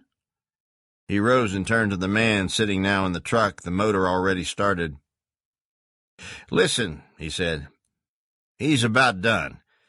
I'll just go on in with him. You fellows go on, we'll be all right now." And thinking, will you go now? Will you go? "Well," the man said, leaning across the boy, wide-eyed, still silent, getting into the truck. "You sure you okay now?" "Sure," Sylder said, already waving to them. "Much obliged." "You're more'n welcome," the man said. His face moved back. The boy nodded. The gears shifted with a grating sound, and the motor died, hushed suddenly in the blue stillness of the broken day. Sylder stood there listening to the tortured cranking of the starter and thinking, God, I should have known. That raggedy-ass son of a bitch ain't going to—" But it did. The motor coughed a few times, then clattered to a low roar. The gears raked again, and the truck pulled away, sifting up dust spurs from the rear wheels, and was gone almost instantly beyond the curve of the road. "They never seen the hole," Sylder said. "They must never have seen it." Then he thought, how in hell would they know how long it had been there if they had? He turned and made for the far side of the car, listening badly, stagger-footed, reeled at the rear bumper and collapsed into the trunk, whacking his broken shoulder against the spare tire. There he sat for some minutes, dazed, and his mind threatening unconsciousness again. "Got to get the hell out of here," he said, shaking his head and wobbling to his feet. He steadied himself with one hand against the cool skin of the coupe, worked his way to the other side, and squatted there above the brogans. He cursed them for a while, then took hold of one worn heel and, bracing a foot against the running board, began to pull the man out. He tried not to look when the head emerged, then gave up and had a good look. The eyes were leaping from their sockets, an expression of ghastly surprise, the tongue still poking out. Sylder pulled him to the back of the car, got his hand in the shirt collar, lifting him bodily, and jerked him into the trunk. Only the legs dangled over the bumper, and these he folded in after. Then he collected the jack and threw it in, dropped the lid, went to the switch for the keys, and locked the trunk. Night. The coombs of the mountain fluted with hound voices, a threnody on the cooling air. Flying squirrels looped in feathery silence from tree to tree above the old man sitting on a punk log, his feet restless, trampling down the poison ivy, listening to Scout and Buster flowing through the dark of the flats below him. A swift slap-slap of water where they ghosted through the creek. Pop of twig or leaf scuttle brought to his ear arcanely. They were a quarter-mile down, and the long, bag-throated trail call again. When Sylder turned the key, the handle, and swung the lid up, he didn't expect the stench that followed, poured out upon him in a seething, putrid breath. He didn't even have time to step back. The spume of vomit roiled up from the pit of his stomach, and he staggered away through the brush and saplings, retching, finally falling to his knees and heaving in dry and tortured paroxysms. After a while it stopped. He sat there for a long time with the sour green taste of bile in his mouth, light-headed, trying to make himself believe that he could go back and do what he had to. He stood up and smoked a cigarette. A smell of honeysuckle came up the mountain, wafted on the cooling updrafts. Tree frogs and crickets called. A whippoorwill. Abruptly, the yap of hounds treeing. His shoulder was pounding again, and the cast had begun to cut into his armpit. He still couldn't take a full breath.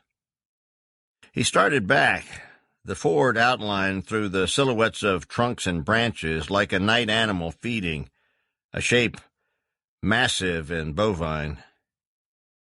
At the rear bumper he sniffed tentatively, then resolutely reached into the foul darkness and clamped his hand over one leg.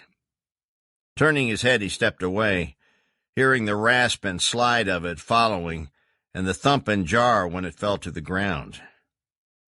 Past the car, edging along the screen of brush, he dragged it 30 yards or better before stopping to rest. It felt lighter. He pulled it the rest of the way to the pit without stopping, and then he couldn't breathe any more. He lay in the grass very quietly, waiting for the shoulder to stop, and held on to the leg, afraid if he turned loose, he wouldn't touch it again. His breath came back, and he sat up a little, not hurting, conscious only of his hand hooked around the suppurant flesh. Then he got to his feet, jerked the body to the edge of the pit in 3 long steps, talking in a voice skirting hysteria. "You son of a bitch. You rotten son of a bitch." Dropping the leg, he planted one foot in the man's side and shoved him violently over the rim, the arms flapping briefly in some simulation of protest before crashing into the moldery water below. Going back down the mountain, he left the ruts twice, cutting a swath the second time through a stand of sumac, one of which caught in the bumper and rode there like a guidon. A limb whipped in the window and laid open his cheek. He didn't even know the trunk was open until a car passed him on the pike where he had forced himself to slow down, and he realized that he had seen no lights in the rearview mirror. From his log, the old man watched the shape of the retreating lights cutting among the trees. When they went from sight, he brought a pipe from his jacket, filled and lit it. The dogs had treed some time past, and their calls were now less urgent. He smoked his pipe down, knocked out the ashes on the log, and rose stiffly, fingering a chambered goat horn slung from his neck by a thong. Low in the east, a red moon was coming up through the clouds, a crooked smile, shard of shell rim pendant from some dark gypsy ear. He raised his horn. His call went among the slopes, echoing and re-echoing, stilling the night birds, rattling the frogs in the creek to silence, and on out over the valley where it faded thin and clear as a bell for one hovering breath before the night went clamorous with hounds howling in roundelays, pained wailings as of phantom dogs lamenting their own demise. From the head of the hollow, Scout and Buster yapped sharply and started down the creek again. The old man lowered his horn and chuckled, turned down the gully wash, taking the stick-rimmed basins like stairs, cautiously, turning as alternate feet descended.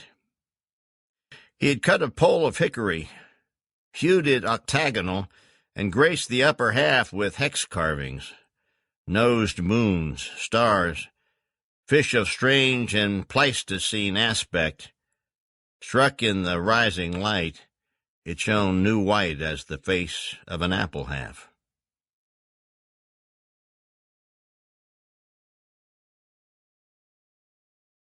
The Green Fly Inn burned on December 21st of 1936, and a good crowd gathered in spite of the cold and the late hour.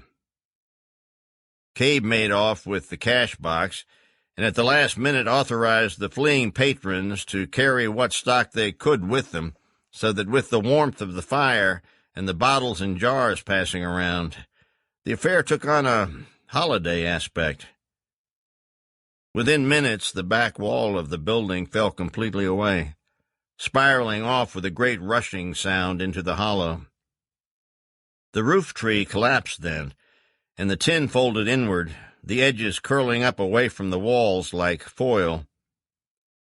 By now the entire building was swallowed in flames, rocketing up into the night with locomotive sounds, and sucking on the screaming updraft half-burned boards with tremendous velocity, which fell spinning, tracing red ribbons brilliantly down the night to crash into the canyon or upon the road, dividing the onlookers into two bands, grouped north and south out of harm's way, their faces lacquered orange as jack-o'-lanterns in the ring of heat.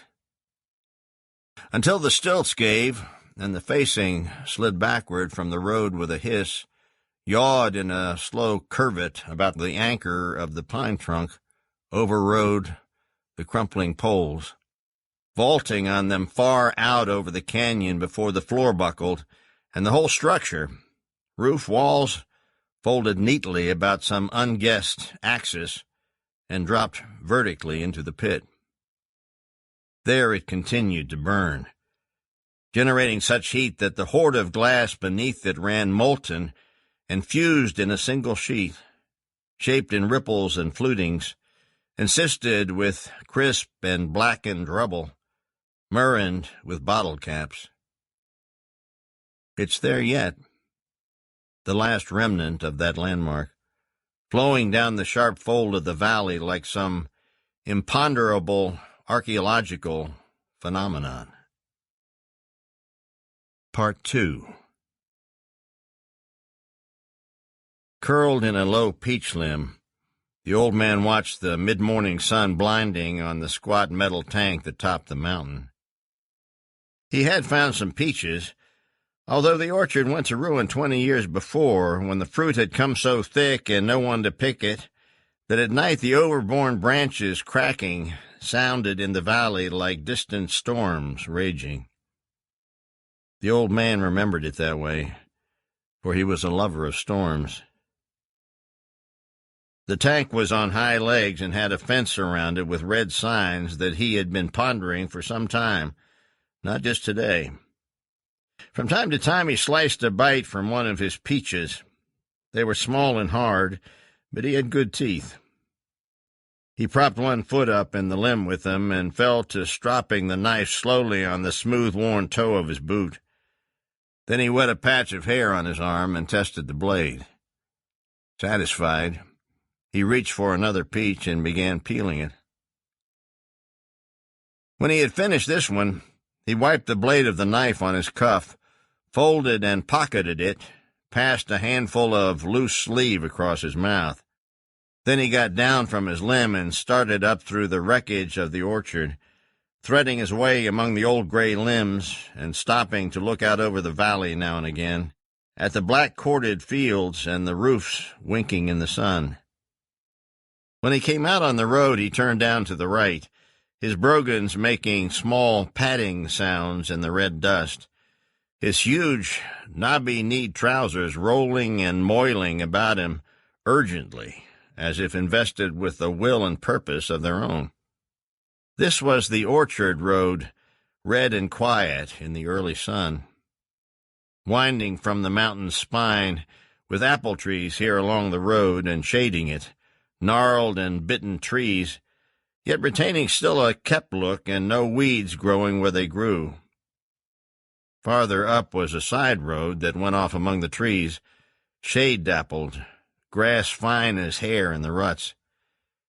It went to the spray pit, a concrete tank set in the ground that had once been used to mix insecticide. These 6 years past, it had served as a crypt which the old man kept and guarded. Passing it now, he remembered how he had been coming up from the hollow with a gallon bucket, when a boy and a girl, neither much more than waist-high to him, had rounded the curve. They stopped when they saw him, and it took him a while, coming toward them with his pail, to see that they were scared, huge-eyed and winded with running.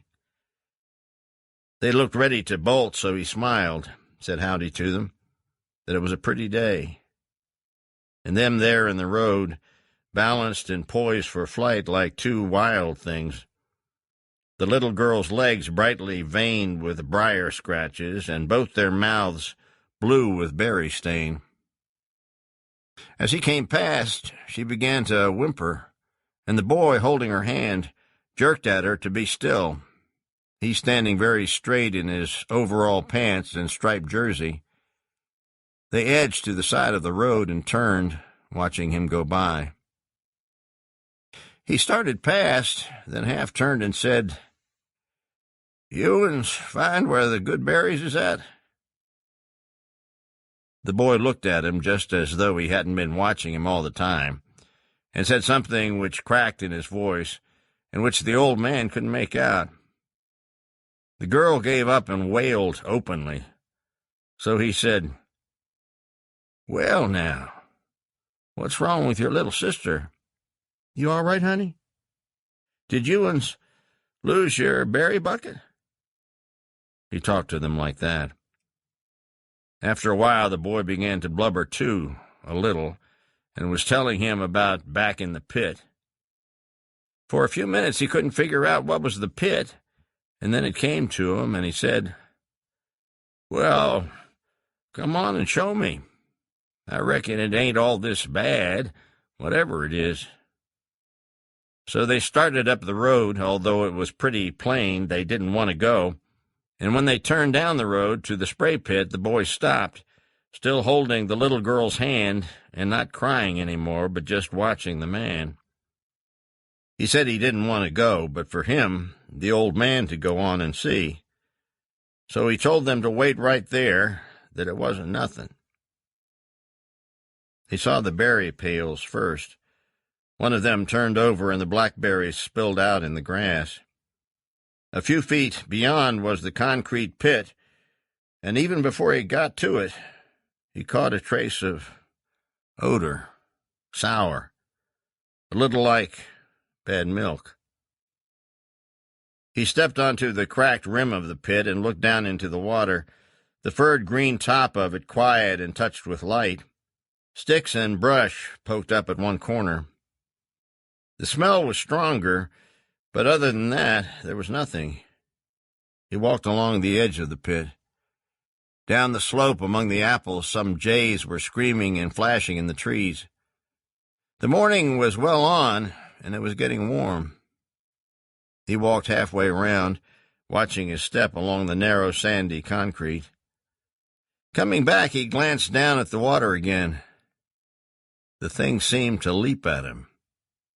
The green face, leering and coming up through the lucent, rotting water with eyeless sockets and green, fleshless grin, the hair dark and ebbing like seaweed.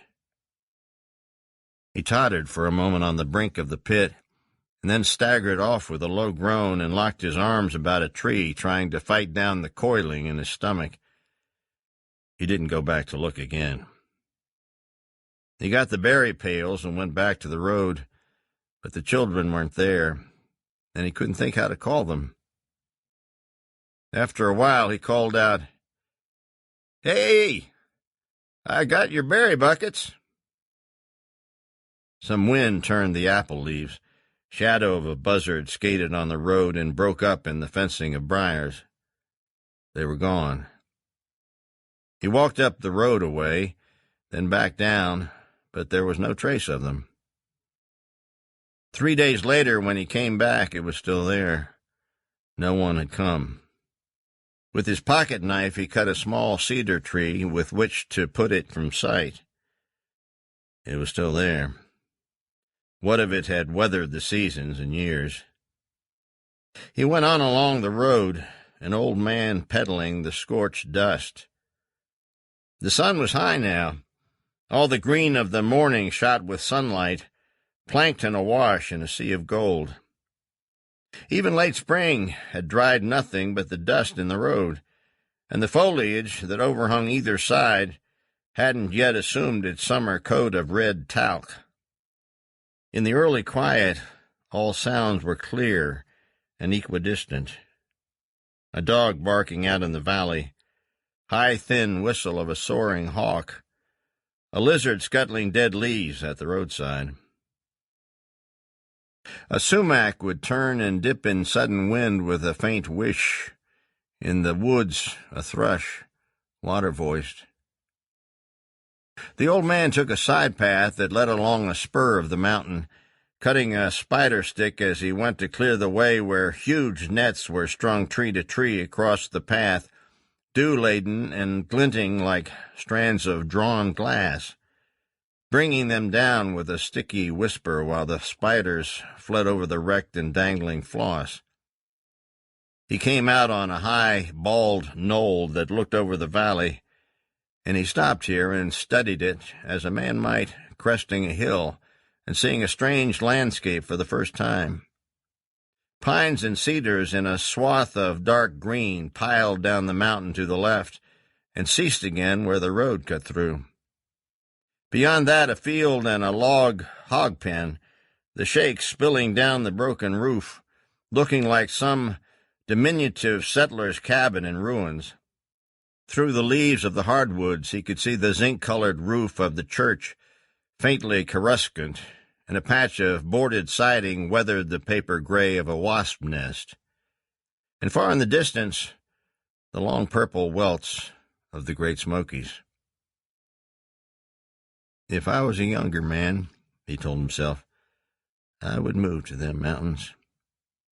I would find me a Clearwater branch and build me a log house with a fireplace, and my bees would make Black Mountain honey, and I wouldn't care for no man. He started down the steep incline. Then I wouldn't be unneighborly neither, he added.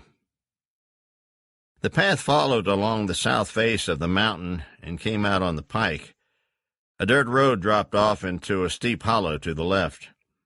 The old man went this way, down under the wooded slope where water dripped and it was cool. Half a mile farther, and the road turned up a hill, emerging from the woods to poke through a cornfield where a brace of doves flushed out and fared away to the creek on whistling wings. Beyond the field and set back up from the road was a small board shack with the laths curling out like hair awry, bleached to a metal gray.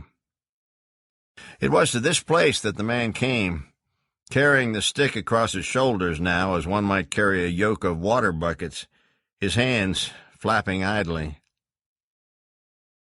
The hillside in front of the house was littered with all manner of cast-off things: barrel hoops, a broken axe head, fragments of chicken wire, a chipped crock, small, antiquated items impacted in the mud. There was a black hog kettle, which he didn't use anymore. It was flecked with rust. The porch was shy the first step, and he had to climb up, using his stick for support. The front of the house and the shade under the porch roof was green with fungus, and the old man sat wearily on the floor and leaned back against it, stretched his legs out flat, and opened his collar. It was damp and cool. The house faced to the north with a slope of trees behind it, and snow lay in his yard longer than in most places. In spring the mountain went violent green, billowing low under the sky. It never came slowly. One morning it would just suddenly be there, and the air rank with the smell of it. The old man sniffed the rich earth odors, remembering other springs, other years. He wondered vaguely how people remembered smells, not like something you see. He could still remember the odor of muskrat castor, and he hadn't smelled it for 40 years. He could even remember the first time he had smelled that peculiar, sweet odor, coming down Short Creek one morning, a lot more years ago than 40. The cottonwoods white and cold-looking, and the creek smoking. Early in the spring it was, toward the close of the trapping season, and he had caught an old bull rat with orange fur, the size of a house cat. The air was thick with the scent of musk and had reminded him then of something else, but he could never think what. He dozed, slept for a long time. Late in the afternoon, clouds began to pile up in the gap of the mountain, and a fresh breeze came past the corner of the porch to rock gently the gourds swung from the eaves. He woke before the rain started. The breeze had cooled and cooled, fanning his face and the beads of sweat on his forehead. He sat up and rubbed his neck. A pair of mockingbirds were pinwheeling through the high limbs of the maples, were still, and then, arriving as if surprised themselves in the green-gold heat of the afternoon, the first drops of rain splatted dark on the packed mud below the house. A flat shade undulated across the yard, the road, and climbed the mountain face with an illusion of sudden haste.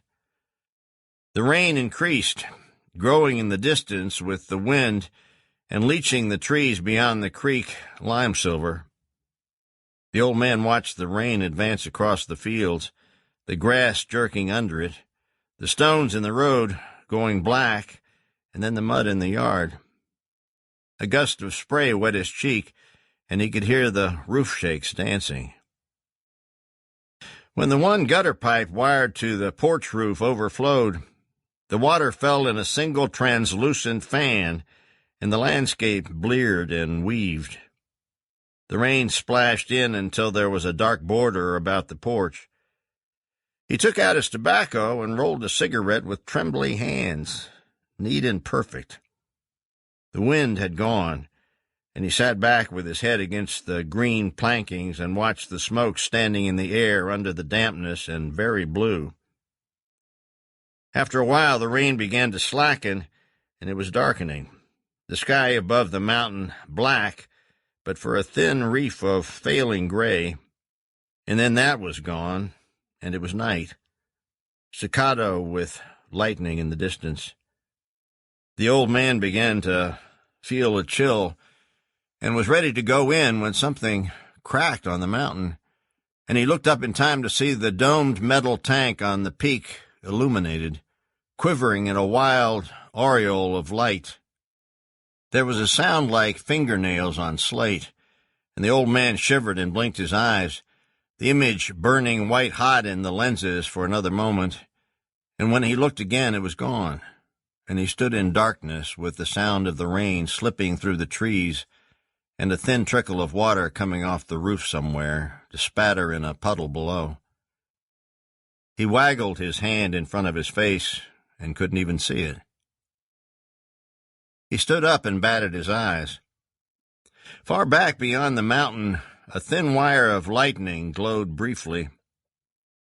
Corner post and porch began to materialize slowly out of the murk, and he could see the hound when it loomed up over the edge of the porch, snuffling, ears flapping and collar jingling as he shook the rain from his reeking hide. He came up, toenails clicking on the planks, and snuffed at the old man's trousers. "Where you been, old dog?" the old man said. The dog began to rub against his leg, and the old man pushed him away with his foot, saying, "Go on, Scout." Scout moved over against the house and settled. The man rubbed the back of his neck, stretched, and went in. The house was musty, dank, and cellar-like. He felt his way to the corner table and lit a coal-oil lamp, the ratty furniture leaping out from the shadows in the yellow light. He went into the kitchen and lit the lamp there, took down a plate of beans and a pan of dry cornbread from the warmer over the stove. He sat at the table and ate them cold, and when he had finished, went outside with a handful of biscuits and threw them to the dog. The rain had almost stopped. The hound bolted down the biscuits and looked up after him. The screen door banged to. The square of light on the porch floor narrowed and went out with the click of the latch. The old man didn't appear again. The dog lowered his head on his paws and peered out at the night with wrinkled and sorrowing eyes. Cats troubled the old man's dreams, and he didn't sleep well anymore. He feared their coming in the night to suck his meager breath. Once he woke and found one looking in the window at him, watching him as he slept. For a while he had kept the shotgun loaded and lying on the floor beside the bed, but now he only lay there and listened for them. Very often they wouldn't start until late, and he would still be awake, his ears ringing slightly from having listened so long. Then would come a thin, quavering yowl from some dark hollow on the mountain. He had used to trot to the window and peer out at the hills, at the silhouette of pines in the low saddle above Fork Creek, like a mammoth cathedral gothically spired. Now he only lay in his gray covers and listened. He didn't sleep much at night, and he was sore and bone-worn from napping in chairs, against logs and trees, sprawled on the porch. When he was a boy in Tuckaleechee, there was a colored woman lived in a shack there who had been a slave. She came there because, as she said, there weren't any other niggers, and because she felt the movements and significations there. She wore a sack of hellebore at her neck, and once he had seen her on the road and hadn't been afraid of her, as he was very young then, so she put 3 drops of milfoil on the back of his tongue and chanted over him so that he would have vision. She told him that the night mountains were walked by wampus cats with great burning eyes, and which left no track even in snow, although you could hear them screaming plain enough of summer evenings. "Ain't no sign with wampus cats," she told him, "but if you has the vision, you can read where common folks ain't able." He related this to his mother, and she held the cross of Jesus against his forehead and prayed long and fervently. The old man lay on his back listening to the heart surge under his ribcage, his breath wheeling slow and even. In the fall before this past winter, he'd come awake one night and seen it for the second time, black in the paler square of the window, a white mark on its face like an inverted gull wing. And the window frame went all black, and the room was filling up, the white mark looming and growing. He reached down and seized the shotgun by the barrel, spun it around and thumbed the hammer and let it fall. The room erupted. He remembered the orange spit of flame from the muzzle and the sharp smell of burnt powder, that his ears were singing and his arm hurt where the butt came back against it. He got up and stumbled to the table, dragging the gun by its warm barrel, found and struck a match and got the lantern lit. Then he went to the window, the light flickering thin shadows up the wall, playing to the low ceiling and whitening the spider webs. He held the lamp up. Above the window, the boards were blasted and splintered clean and honey-colored. He didn't keep the shotgun by the bed anymore, but over in the corner behind the table. The old man lay awake a long time. Once he thought he heard a cry, faintly, beyond the creek and the field, but he wasn't sure. A car passed on the road, and he wondered about that, but then he dozed, and the crickets had already stopped.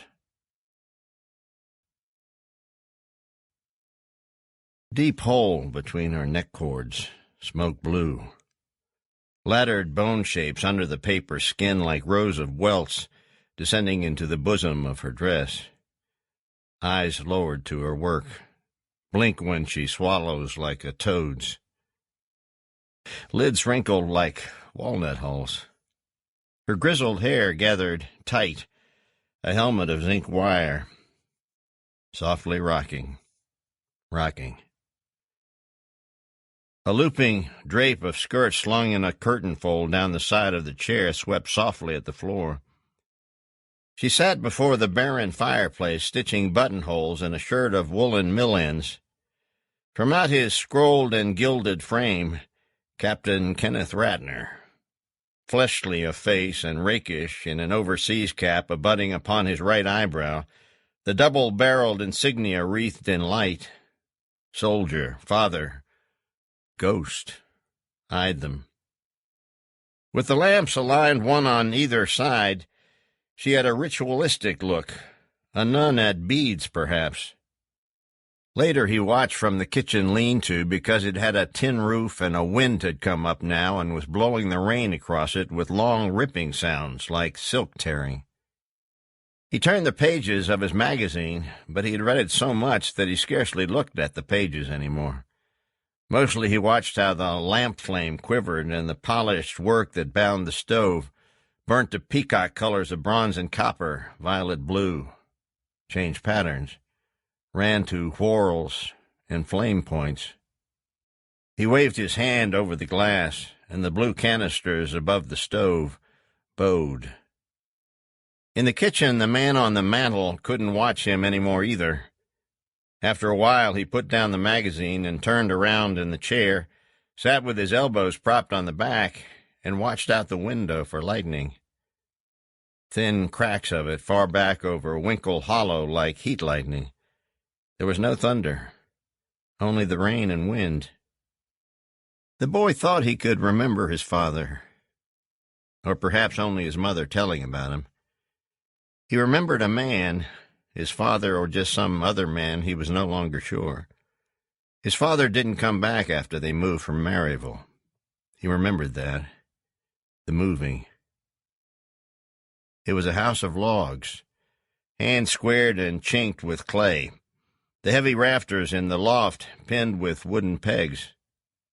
There had been a loom in the loft, but it had since been burned piece by piece for kindling.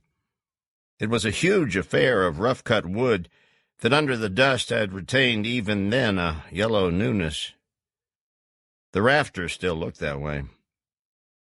In the summer, wasps nested over the boards, using the auger holes where dowels had shrunk in some old dry weather and fallen to the floor to emerge out into the hot loft and drone past his bed to the window, where a corner of glass was gone, and so out into the sunlight. There had been mud dauber nests stacked up the wide planks, too, but his mother had raked them all down one day, and aside from the wasps, there were only the borers and woodworms, which he never saw, but knew by the soft cones of wood dust that gathered on the floor, the top log beneath the eaves, or trailed down upon the cobwebs, heavy yellow sheets of them, opaque with dust and thick as muslin. The house was tall and severe, with few windows. Some supposed it to be the oldest house in the county. It was roofed with shakes, and they seemed the only part of it not impervious to weather and time, for they were blackened and split, and now curling in their ruin. They seemed victims of a long-ago fire, which the house had somehow escaped altogether, for it was sound, and the logs were finely checked and seasoned. They sagged and bellied and seemed supported only by the chimneys of clay and river rock at either end. But the house was strong and settled, and no wind could bring a creak from it. They paid no tax on it, for it didn't exist in the county courthouse records, nor on the land, for they didn't own it. They paid no rent on either house or land, as claimants to either or both properties were non-existent in deed as the house itself. They paid Oliver Henderson, who brought water to them 3 times a week on his milk route. The well, hidden in the weeds and Johnson grass that burgeoned rankly in the yard, had long shed its wall of rocks, and they were piled in the dry bottom in layers between which rested in chance interment the bones of rabbits, possums, cats, and other various and luckless quadrupeds. He didn't know that, but only guessed because he had found a young rabbit in the well one spring and was afraid to climb down after it. He brought green things to it every day and dropped them in, and then one day he fluttered a handful of garden lettuce down the hole, and he remembered how some of the leaves fell across it and didn't move. He went away, and he could see for a long time the rabbit down in the bottom of the well, among the rocks, with the lettuce over it. She had finished now and put one lamp on the mantel, and was looking at it with the shirt in her hand held up against her. She stood that way for a while, and then she turned and saw him watching her over his shoulder. Each of them touched with light, and the space between them through the narrow door dark. He couldn't see her eyes, and he made out that he was looking at something else, and finally turned back to the window in the rain. "Boy," she said. "Yes'm." "You get to bed." "Yes'm," he said again. He did not move. "Your bed ain't got wet, is it?" "No, ma'am." It would be wet. Always was when it rained, even if it didn't blow. It was musty and smelled good then, and cool enough for the blanket. This summer, he had moved to the porch off the kitchen, carrying his bed down one Sunday evening while she was at church, and in it by the time she got back, breathing deeply when she stopped at the door on her way in. Then he could hear her at the dishes in the kitchen humming to herself. And she never said anything about it, except she made him carry out the 2 boxes of bottles and cans he had evicted from the corner. The lean-to porch was screened in from waist-high up. After he was in bed a while, he could see even the acorns in the yard oaks. Some nights a tall, gaunt hound came and peered in the screen door at him, and he would speak to it. It standing there high-shouldered and flat-looking, not moving, and then it would be gone, and he could hear its feet padding off through the yard and the clink of its collar. He pulled the bed out from the corner, turned back the spread, and felt the pillow. Then he turned it over and took the blanket from under his arm and put it on the bed and got in. That was the last night of that summer. He fell asleep to the water and metal sounds of the rain runneling over the tin and sluicing through the gutter pipe, the rapid slash of it in a gust of wind, and the fine mist spraying his face through the bellying screen. The oak stirred restlessly. Low admonitions.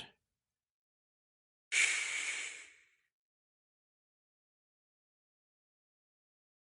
In the morning the rain had stopped, and there was a chill in the air and smoke.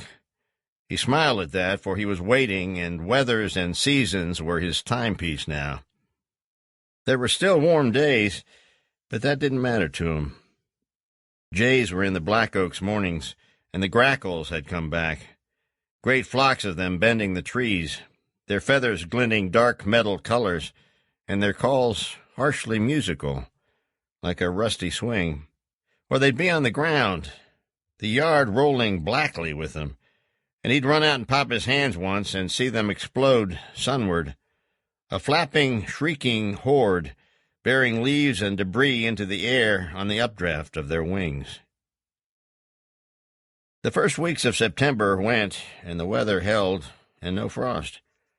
The veins were coming up in his arms, and he'd press them and then raise his fist and feel the blood in the soft tubes.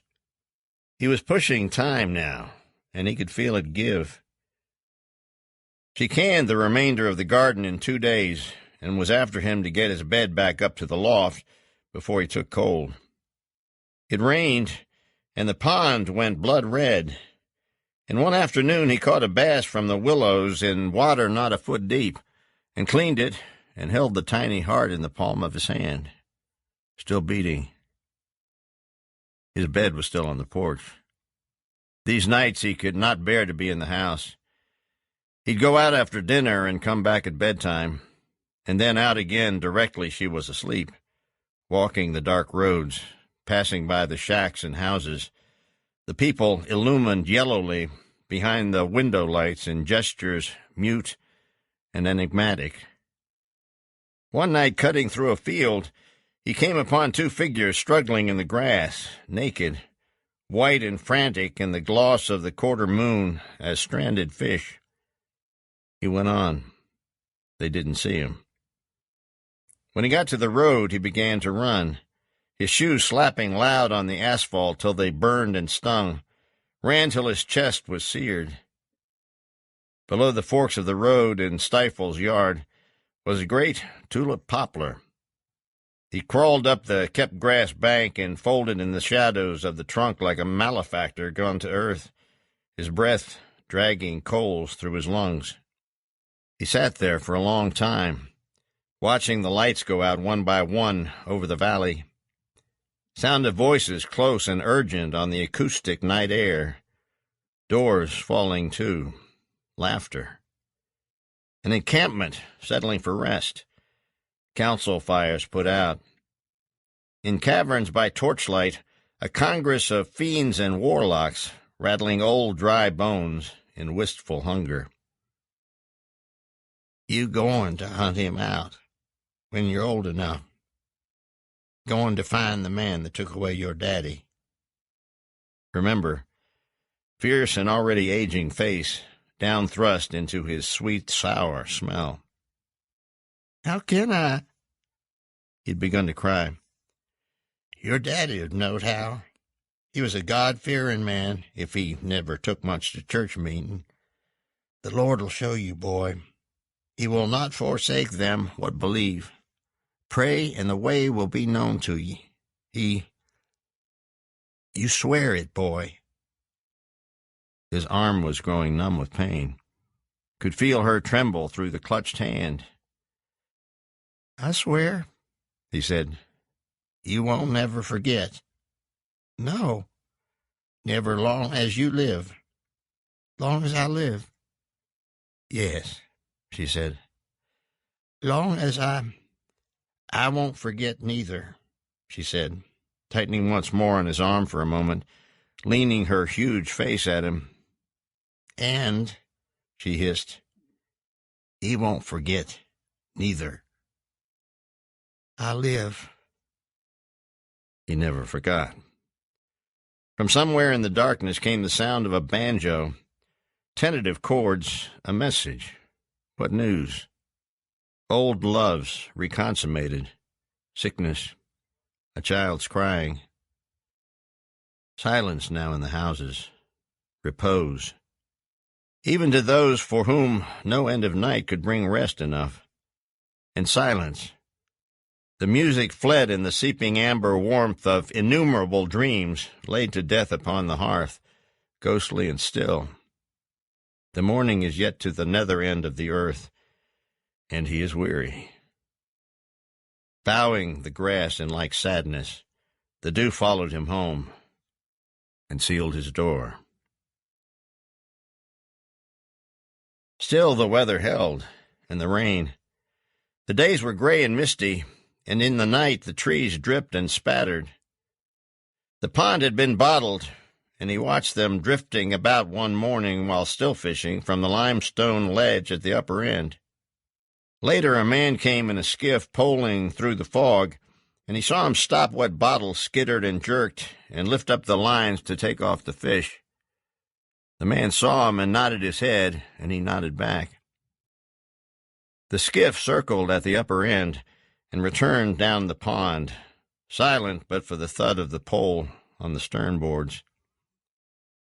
He was pushing hard now, and the days were bending under, and cold weather came. His cot was still on the porch, and daily he checked the undoing of the yard trees, woke to a red world with the sun wedged huge and squat in the mountain gap, and the maples incandescent. Couched in his musty blanket, he sniffed to test the air. A limp breeze, water-wrought and tempered with smoke, came lisping through the screen with no news yet. He waited. In the slow, bleeding month of October, he watched, looking torpid and heavy-lidded as a toad, his nerves coiled in tune like a waiting cat's. One evening, coming from the store, he saw her on the road, and she smiled at him and said, "Heidi." He nodded and went on, heard them giggle behind him. He hadn't seen her since late in the summer. He was crossing Saunders Field and bound for the creek, the homemade croaker sack seine riding his shoulder like a tramp's dunnage. He never saw her until she spoke, leaning against a post with her hands capping the top of it and her chin resting on them. She looked as if she might have been standing there for days, with an incalculable patience, just waiting for him to come by. Well, he thought, she ain't old enough to own the land to want to run me off of it, even if she is big enough. So he said howdy back to her. Your name's John Wesley, ain't it? He started to say, Yes'm. But he said, Yep, that's my name. She moved down from the post and came toward him, unhurried, sauntering. She wore a cotton print dress that buttoned up like a housecoat, and where it stretched across her belly or strained to cover her rolling breasts, white flesh and pink silk pursed out between the buttons. She pulled a weed and began chewing on it, eyeing him sidewise, standing in front of him now and favoring one leg so that her hip tilted out. What you doing? She asked. Just messing around, he said. Messing around? Yeah, that's all. She nudged a stone with the toe of her slipper. Who you messing around with? Why, nobody, just me. The tips of her breasts were printed in the cloth like coins. She was watching him watch. You ain't supposed to mess around with yourself, she told him, part of a smile at her mouth corners and eyes squinting in mischief. Who says that? He asked. Me. Preacher says that too. I gotta get on, he said. You going to mess with yourself some more? He started on and she fell in alongside him. Where are you going? She asked. Pond, he said. What you going there for? Fish. Fish? Fishing? You ain't got a pole. Got one over there, he told her. Hid. You don't carry your pole with you? Nah. She giggled. They were walking along slow, much slower than he walked. After a while, when she didn't say anything, he asked her where she was going. Me? She said. I ain't going nowhere. Just messing around. Who you going to mess around with? Humph, she laughed. You'd like to know, wouldn't you? Nah, I don't care who you mess with. He walked on, looking up at the trees, the sky. You carry your fish in that? What's that? She was pointing at the croaker seine. That, she said.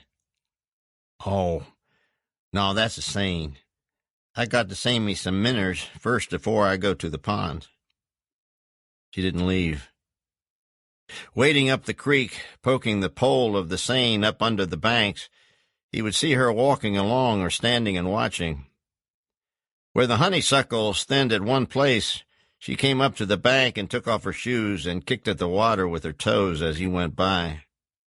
When he looked back, she was in the creek to her knees with her skirt hiked up and tucked under the waist of her bloomers, and her thighs were incredibly white against the surge of brown water where she walked unsteadily into the current, leaning, her breasts swinging. She caught up to him and splashed water at him. She said, You don't know my name, do you? All right, he said. What's your name? What do you care? I don't care. You just... What did you ask me for then?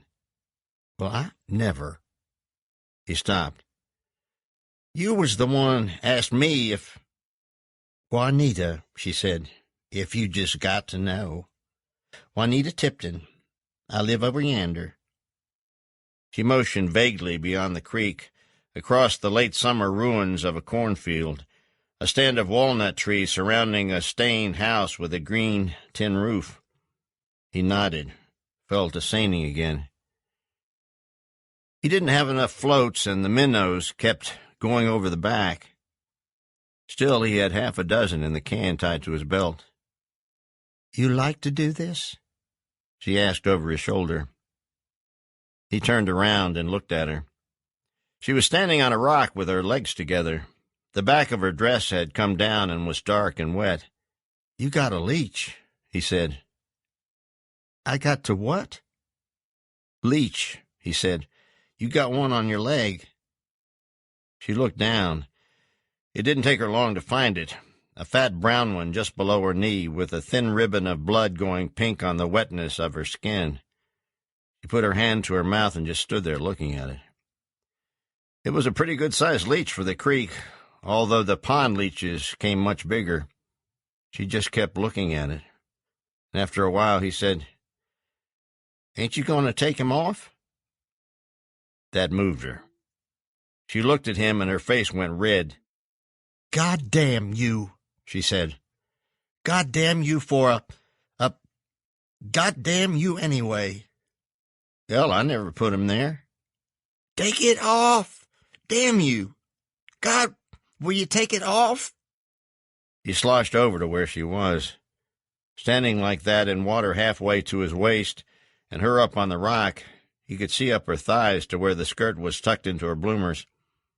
He got hold of the leech, trying to look up and not to at the same time, and feeling giddy, shaky, and pulled it loose and flipped it past her onto the bank. He said, "You ought not to wade barefooted." He had felt for a minute that he wasn't even afraid of her anymore, and all he could remember now was running. The huge expanse of flesh and the bloomers, and her holding him by the collar with her feet, somehow in the water on either side of him until he jerked away with his shirt ripping loudly and splashed back through the creek to the bank and out and across Saunders Field, shedding water and minnows from his bucket with the foolish little seine still in his hand and water squishing in his shoes. Running. She said something to the other one, and they giggled again. He went on with his bread, home, his face burning in the chill of the low October sun. When he came in through the porch, he saw that his bed was gone. She was in the kitchen. He put the bread on the table and went up to the loft, his tread hollow on the box steps, up to the cobwebby gloom under the slanting eaves, where the bed had been set and made with fresh linen. By now, in the early mornings, the pond was steeped in mist, thick and coldly swirling, out of which sounded the gabble of phantom ducks. At sunrise, the whole valley would be glazed white and crystal, and the air smoked and tangy from the stoves, and later from the open fires, where women gathered about the kettles with long wooden paddles, elvish-looking in their shawls and bonnets, a clutch of trolls at their potions. First days of frost, cold smoky days with hogs screaming, and now and again the distant hound calls of geese howling down the south in thin V's, flattening on the horizon to a line, and then gone. He cut wood, went out early to the rising stacks of new pine kindling, rimed and shining in the morning frost, like wedges of frozen honey. He worked hard at it, and the days went. For that much time, he would have buried the yard house-high in stovewood.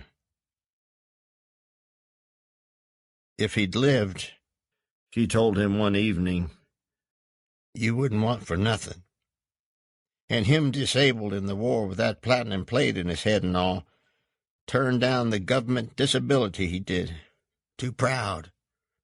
Wouldn't take no handout from nobody, even if it was the government. He was a provider, all right.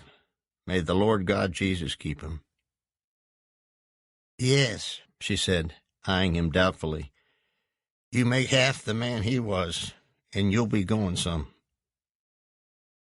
The fire ticked on in the little stove, cherrying softly the one side of it till the cracks in the old iron showed like thin spiders sprawled there. Rocking quietly in her chair, she had the appearance of one engaged in some grim and persevering endeavor in which hope was the only useful implement, not even patience. As if perhaps in some indistinct future the chair itself would rise and bear her away to glory with her sitting fiercely sedate, and her feet maybe tucked under the rung, her skirt gathered about her. She was humming something in her high nasal hum, faint evocation of summer bees. The coals chuckled, settled with easy sifting sounds. She rocked. That was how winter came that year. Through the weary slide of the wiper on the glass, the water sluicing away, Sylder watched the rain dance in the lights, flash from the black road. Behind him the siren sounded again, louder and with a new sense of urgency. I never tried it in the rain, he was thinking. The accelerator pedal was crushed hard under his foot, and he watched the needle strain upward to 60 before he let off for the next curve. Got to do it before I start up the mountain, he told himself, or I'm in a sling. So it would have to be at the forks of the road. Lightning glared in threatful illusions of proximity, and quick shapes appeared in the road, leapt from ditch or tree in configurations antic and bizarre. Ghosts of mist rose sadly from the paving and broke in willowy shreds upon the hood, the windshield. One curve more. Behind him the rear window blackened. Then the slow, inexorable reach of lights crept out and fingered their way across the hillside off to his left, remarking scrub pines. Ropes of limestone stretched in a yellow path like rows of somnolent sheep. When he reached the top of the hill, the lights dropped away, and the siren sounded again. I can take a wide sweep, he told himself hopefully. The road looked like oil. Then there was no more time, and he was there. Nerve and muscle on their own, and him just watching. He went into it at 40 by the speedometer, saw the store blink its square eyes, cut the wheel to the left, one hand locking for just a moment, the handbrake. He couldn't see any more then. He brought the wheel back, the brake already released. Except he couldn't pull it sharp enough, and the front end was sliding away and not turning. Then it gave, and a streaming herd of trees swam past in the lights as if rushing headlong off the very rim of the earth. And the store loomed again, glazed onto the green frieze, spinning past starkly white and in incredible elongation. And yet once more, trees and building in one long blur, and then he was jarred from the rear by a solid whomp of a sound and heard something snap like a dry stick cracking, and then a rattling spray of glass. The lights had come to rest straight back down the road, and he already had the shift lever up in second, the tires whining, inching forward, when the cruiser leapt over the hill before him. Then the tires bit, and he was gone, raking a fender of the other car on the way out with deliberate skill. Behind him the store squinted with half a post leaning in through one window and a corner of the porch sagging down, abject and humble in the pounding rain. Sylder popped a match on the dash and lit a cigarette. "Adios, John," he said. He sang quietly to himself. "Long gone, ain't he lucky? Long gone from Kentucky," rocking slightly with the car's motion as it strung the curves. It was in August that he had found the sparrowhawk on the mountain road, crouched in the dust with one small falcon wing fanned and limp, eyeing him without malice or fear. Something hard there, implacable and ungiving. It followed his movements as he approached, and then turned its head when he reached out his hand to it, picked it up, feeling it warm and palpitant in the palm of his hand, not watching him, not moving, but only looking out over the valley calmly with its cold, glinting, occipital eyes, its hackles riffling in the wind. He carried it home and put it in a box in the loft and fed it meat and grasshoppers for 3 days, and then it died. Saturday he went into town with Mr. Eller, holding the bag in one hand and sitting up high in the cab of the old truck, watching the fields go by, and then houses and more of them, and finally stores and filling stations, the river bridge, and beyond that the shape of the city against the hot morning sky. "How you getting back?" Mr. Eller asked. "I'll get back," he said. "I got some things to do." He was standing on the running board, one foot in the street at the corner of Gay and Main. "Here," Mr. Eller said, leaning across the seat, holding his hand down. "What?" "Here." "I got money," he said. "It's okay." "Go on, damn it," the man said. He was shaking the quarter at him. Behind them a horn sounded. "Okay," he said. He took the quarter. "Thanks, I'll see ye." He slammed the door and the truck pulled away, Mr. Eller lifting his hand once in parting. He waved at the back of his head in the rear glass, crossed the street, and went up the walk to the courthouse, up the marble stairs and inside. There was a woman at a small desk just inside the door, fanning herself with a sheaf of forms.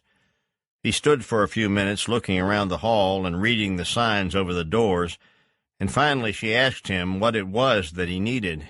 He held the bag up. "Hawk bounty," he said. "Oh," she said. "I think you go in yander." "Where's that?" "Over there." She pointed to a hallway. "Much obliged," he said. There was a long counter, and behind it were other women at desks.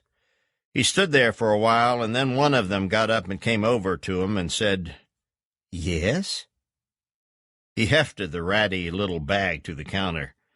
From the sweat-crinkled neck exuded an odor rich and putrid, even above the stale, musty smell of the old building. The woman eyed the package with suspicion, then alarm, as the seeping gases reached her nostrils. Delicately, with 2 fingers, she touched the pinked mouthing of the bag, withdrew. He upended it and slid the malodorous contents out on the polished wood in a billowing well of feathers. She stepped back and looked at it. Then she said, not suspiciously or even inquiringly, but only by way of establishing her capacity as an official, "Is it a chicken hawk?" "Yes'm," he said. "It's a young'un." "I see." She turned sharply and disappeared on a click of heels behind a tier of green filing cabinets. In a few minutes she was back with a little pad of printed forms, stopping further down the counter and writing now with a pen from a gathering of inkstands there. He waited. When she had finished, she tore the form from the pad and came back and handed it to him. "Sign where the X's are," she told him. "Then take it to the cashier's office, down the hall." She pointed. He signed the 2 lines with a pen, handed it back, and started away when she called him back. "I wonder if you would mind," she said, wrinkling her nose and poking a squeamish finger at the little bird, "mind putting it back in the bag for me?" He did. Holding the slip of paper delicately in one hand and waving the ink to dry, he went to collect his bounty. He left through the open door with the wind hollowing through into the hall, and skirmishing with the papers on the bulletin board, warm wind of the summer forenoon fused with the scent of buckeyes, swirling chains of soot about on the stone steps. He held the dollar in his hand, folded neatly twice. When he got outside, he took it and folded it again, making a square of it, and thrust it down between the copper rivets into the watch pocket of his overall pants. He patted it flat and went down the walk past the grimy trees, the monuments, the poised and interminably peering statue, and out to the street. A band was playing. Wavering on the heat of the city, strains of old hymns martial and distantly strident. Rows of cars were herded in shimmering somnolence beneath a vapor of exhaust fumes, and at the intersection stood a policeman at parade rest. He crossed the street, and the music came suddenly louder, as if a door had opened somewhere. When he got to the corner, he could see them coming, 8 and 10 abreast, a solemn phalanx of worn maroon, the drill cloth seedy and polished even at that distance, and their instruments glinting dully in the sun. In a little knot to the fore marched the leader, tall-hatted and batoned, and the 4 guidons bracing up their masts, the colors furling listlessly. A pair of tubas in the mast behind them bobbed and rode like balloons, leaped ludicrously above the marchers' heads, and belched their frog notes in off-counterpoint to the gasping rattle of the other instruments. Behind the marchers came a slowly wending caravan of buses, through the windows of which flocks of pennants waved and fluttered. He watched, gathered up and pressed in the crowd, the people sweating in their thin summer clothes, a maze of shapes and colors similar only in the dark patches under their armpits, straining their necks, toe-standing, holding up children. The marchers passed them under the canopy of heat, sweaty and desperate-looking. He saw the near tuba player red-faced and wild, as if perhaps he were obliged to puff at his instrument to keep it from deflating and drooping down over the heads of his fellows. They passed in an enormous shudder of sound, and the buses came, laborious in low gear, churning out balls of hazy blue smoke, their windows alive with streamers, pennants, placards, small faces. Long paper banners ran the length of the buses, proclaiming for Christ in tall red letters, and for sobriety, offering to vote against the devil when and wherever he ran for office. One by one they passed, and again the multicolored flags in small children's hands, waving at the spectators, who in turn mopped listlessly at their necks and faces with handkerchiefs.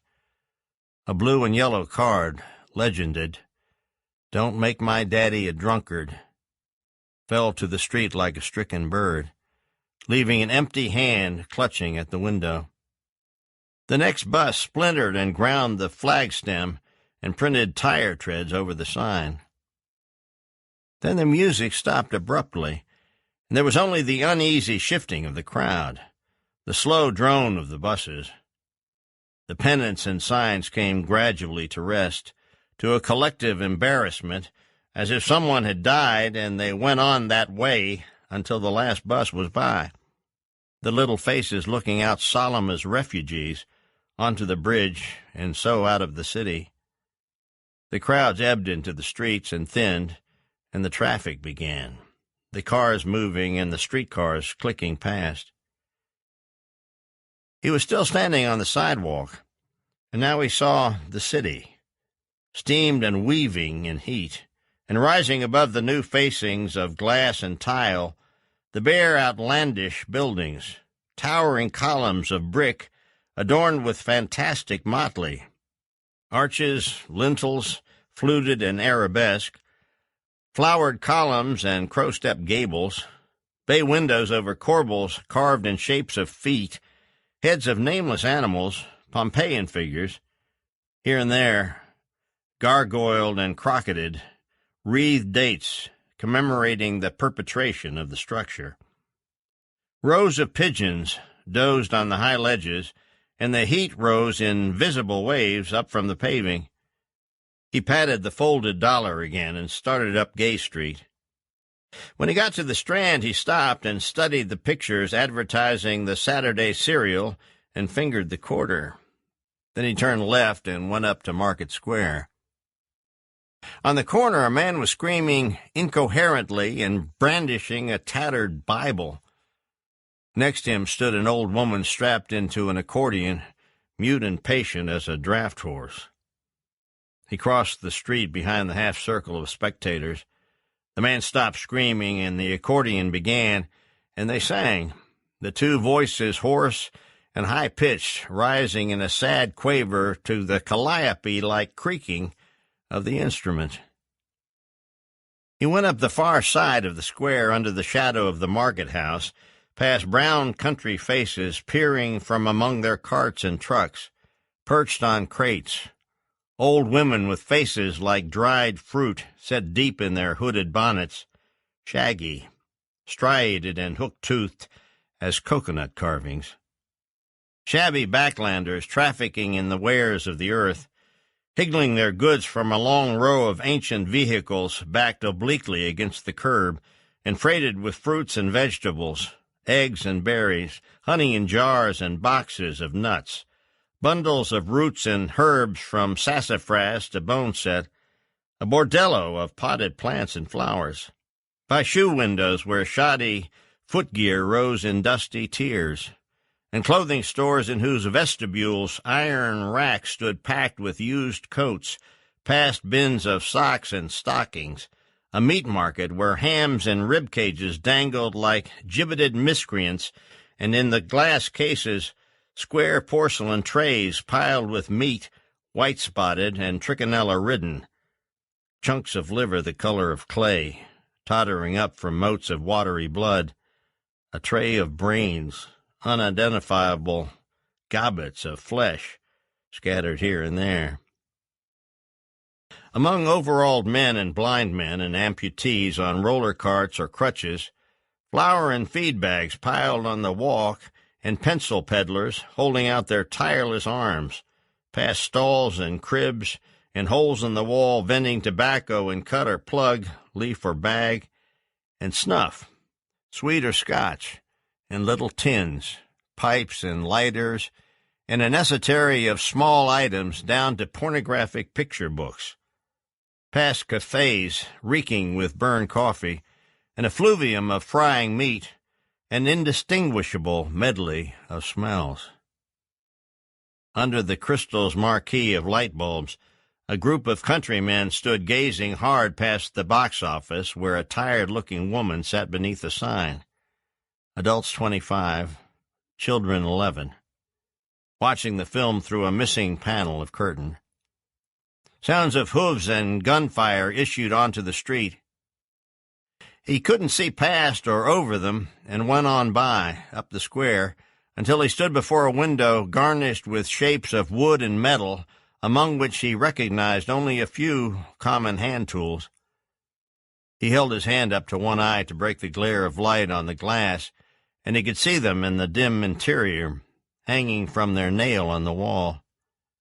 He checked the dollar and went in. His footfalls were muffled on the dark oiled floors, bearing him into an atmosphere heavy with smells of leather and iron, machine oil, seed, beneath strange objects hung from hooks in the ceiling, past barrels of nails to the counter. They were hanging down by their chains and looking fierce and ancient among the trace chains and harness, bucksaws and axe helves. A clerk passed behind the counter and waited on a man idly turning a brass doorknob in his hand. Together they disappeared into the gloom, ducking under a fringe of dangling strap leather to the rear of the store. A few minutes later, a gray-haired man came up the aisle and leaned on the counter looking down at him. "Can I help you, son?" he said. "How much are they?" He motioned vaguely past the man, as if there were but one item of merchandise displayed there. Your traps there." The man turned. "Traps? Steel traps?" "Yes, sir." "Well," he said, "let's see. What size?" "Them," he pointed. "Number ones." The man studied the dull metal shapes as if aware for the first time of their existence, seemingly puzzled not over their price, but as to how they came to be there in the first place. Then he said, "Yes," and lifted one down and set it on the counter before the boy at a quarter angle, straightening the chain as one might show a watch or a piece of jewelry. The boy touched the oiled smoothness of it. Pan, trigger, jaws, spring. "How much?" he asked again.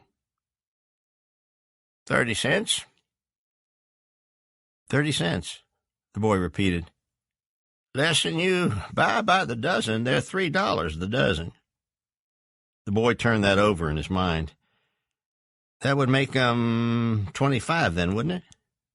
Well, the man said, 12 and 3, 4 for $1, is right. 25 cents is right. Well, he said, I aim to get a dozen, but I can't get all of them together at the same time. So I wonder if I couldn't get 4 of them today and then get the rest later on. The man looked at him for a minute, and then he smiled. Why, I reckon you could, he said. Of course, you'd have to sign a pledge for the whole dozen so as for me to let you have the 4 at the dozen price. The boy nodded. He reached up and unhooked 3 more traps and put them on the counter, their chains rattling angrily, reached under the cash register and came up with a book of old order forms. He wrote in it for a while and then tore off 2 copies and handed one to the boy. Sign that, he said. He was holding out the pen. The boy took it and started to write. Better read it first, the man cautioned. He read it, ciphering out the tall, thin handwriting. I, the undersigned, do hereby agree to purchase 8 Victor No. 1 traps from the Farm and Home Supply Store prior to January 1st, 1941. Price to be at 25 cents each. Signed his name to the bottom, and handed back the pen. The man took the signed paper and handed him the other one, the carbon. This is your copy, he told him. The boy took it and folded it, then took the $1 from his watch pocket and smoothed it on the counter. The man took the $1 and rang it up in the register. Wait till I get you a poke, he said. He pulled a sheet of brown paper from a roll and wrapped the traps in it and tied them with string. The boy took the package, hefting the weight of it in his hands. I'll be back to get the others afore long, he told the man. Then he was gone, out into the blinding sunshine among the high-shouldered crowds, sped and well-wished by an old man's smile. They were still tied up in the brown paper and wedged in back of the rafter. On the morning of the 15th of November, he got up early and crossed the icy floor of the loft, reached in and pulled them out and went back and sat in bed, feeling the shape of them through the dusty paper. Then he undid the string and dumped them out on the blanket.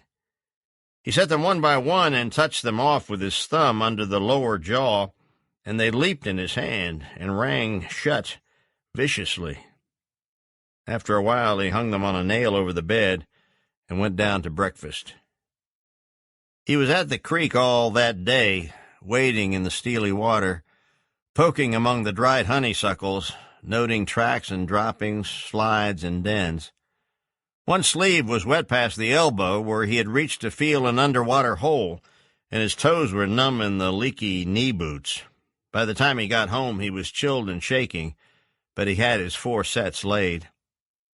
When he left the house the next morning, quietly out through the lean-to, letting the door back softly, light was just coming low in the east, breaking along the gray ridges, and a cold rim of moon still hung over the mountain. The oaks were black and stark, and the leaves in the yard were frosted and snapped under his feet with thin, glassy sounds. He cut straight through the woods to Saunders Field, hoary and pale in the hazy cold of that first light, the dead grass sheathed in ice like slender bones, rock shoals lapped in mist, and crows ambling stiff-legged on the far side, where willows marked the creek's course. He crossed the fence, the icy wire in the web of his thumb like a cut. The crows skulked off on hooked wings to a clump of gray cedars. He quartered across the field, crossed another fence, near to the creek now, under the mountain, past the slain corn and hushed and battered flanks where doves had fed till late. Already he could hear the riffle and purl of the water, and then he was out on the high bank where the slide went down, a slash of packed clay, case-hardened with frost and pressed with the scrabble marks of muskrats, and below in the water his trap, lying in wait still. He went on up the creek, crossed a shelf of limestone where periwinkles crowded and watercress swayed in the current. In a honeysuckle tunnel, reeds and grasses were tramped down, and a tangled sheaf of white weed stalks floated over his second trap. The other two were close together just below the pike bridge, and there were no sleek muskrats in them either. The creek clattered down through green stone grottos, over the rocks, curling, eddying under the white roots of cottonwoods, where crawfish peered out with stemmed eyes, and the sun, running red on the mountain, high Killian stoop of a kestrel hunting, morning spiders at their cruel work, but no muskrats struggled in his sets. After 5 mornings, he pulled one trap and carried it to the bridge. There were fresh tracks on a silt bar there, and he set his trap in the shallow water where they came and went. 2 mornings later, the trap was pulled out in the creek, and there was a toenail clamped in the underside of the jaws. He reset it and was at the creek an hour before daylight in the morning with a flashlight. Light, pale as milk, guided the old man's steps over the field to the creek and then to the mountain, stepping into the black wall of pine shadows and climbing up the lower slopes out into the hardwoods.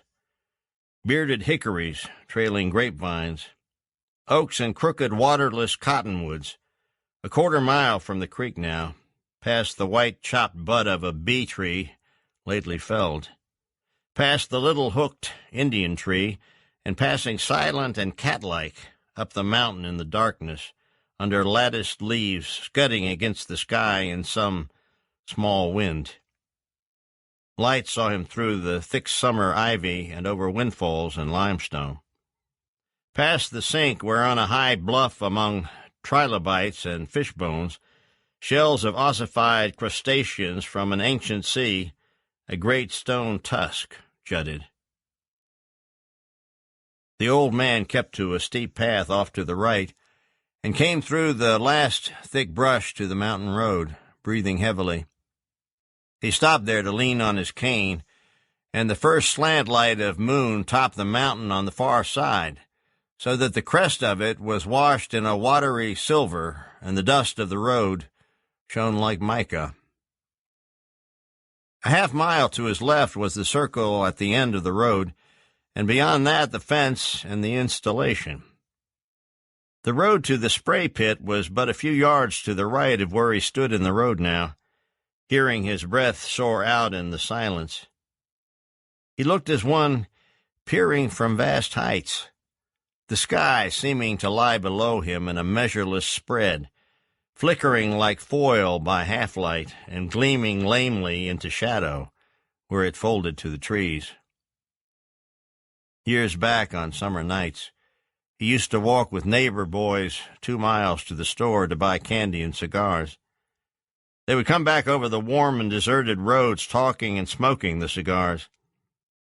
One night, taking a shortcut, they passed a house and saw through one window a woman undressing for bed. The others had gone back for a second look, but he wouldn't go, and they laughed at him.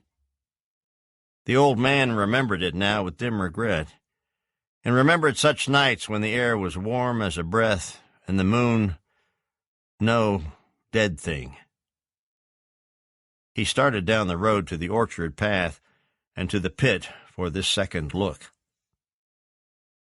The moon was higher now as he came past the stand of bullbriars into the orchard, the blackened limbs of the trees falling flatly as paper across the path, and the red puddle of moon moving as he moved, sliding sodden and glob-like from limb to limb, fatly surreptitious, watching as he watched. His feet moved ahead of him, disembodied and unfamiliar, floating through the banded shadows, and the lime-colored grass swished and folded, breaking to light-shivered undersides like glass, splintering softly, catching the pale light, and then rushing to darkness. Excepting the counterpoint of crickets, there was no other sound. Where the road curved to bring into view the clearing, the dim outline of the pit, the old man paused. The glade seemed invested with an aura of antiquity, overhung with a silence both spectral and reverent. He could feel something cold rising up in him, and was almost of a mind to turn back. Taking a little tighter grip upon his cane, he stood so for a while, then stepped into the clearing and came to the edge of the pit, ushering his own presence forward like a child to the pale gray lip of concrete stretched in the grass like a fallen monument, stepped up on it and looked into the black square of the pit, incised geometrically into the earth. The old man had visited here in the years past, but never by night. Each winter he came and cut a cedar to serve for wreath and covering, the waxed and ciliate sprigs holding their green well into the spring before the heat blasted them, and even then they held their shape, like reproductions in dull copper. It took a year's weather to fret them into the aromatic humus which steeped in what rainwater the pit held, and so rendered in turn a tannic liquor, dark as pitchblende, by which the old man fancied had long been stained the worm-scored bones that lay there. These things he observed, for he was a watcher of the seasons and their work. By the coming Christmas he would have cut the 7th cedar, and with this he felt might come an end to his long dead watch. So he stood looking down. Now he thought it less eerie than he had supposed, the half-darkness about him almost sheltering. Seeing that the range of his visibility extended at least partially into the pit, he even sat down on the concrete edge and dangled his feet. He tugged a pipe from the folds of his overalls, filled it from a small sack of tobacco, and lit it, puffing deeply, watched the smoke pale against the night by the match flare. Then he held the match out over the pit and peered down. But he couldn't see even the rust-colored tips of the cedars, and the match burned down to his thumb, and he dropped it. There was nothing. The dead had risen and gone. No revenant mourned here the unburied remains. Slanting down the near wall was a half-square of light, and he could see the blotches of moss and fungus on the pale concrete like land shapes from some ancient atlas. But that was all. Then in the silence, there came from the pit a single momentary water sound, softly, a small, almost tentative slosh. He got to his feet and stepped back, then turned and trotted back up the path with his queer, shambling gait, neither a run nor a walk, waving his cane about curiously. Back in the road he slowed his steps, his breath was rasping and his chest tight.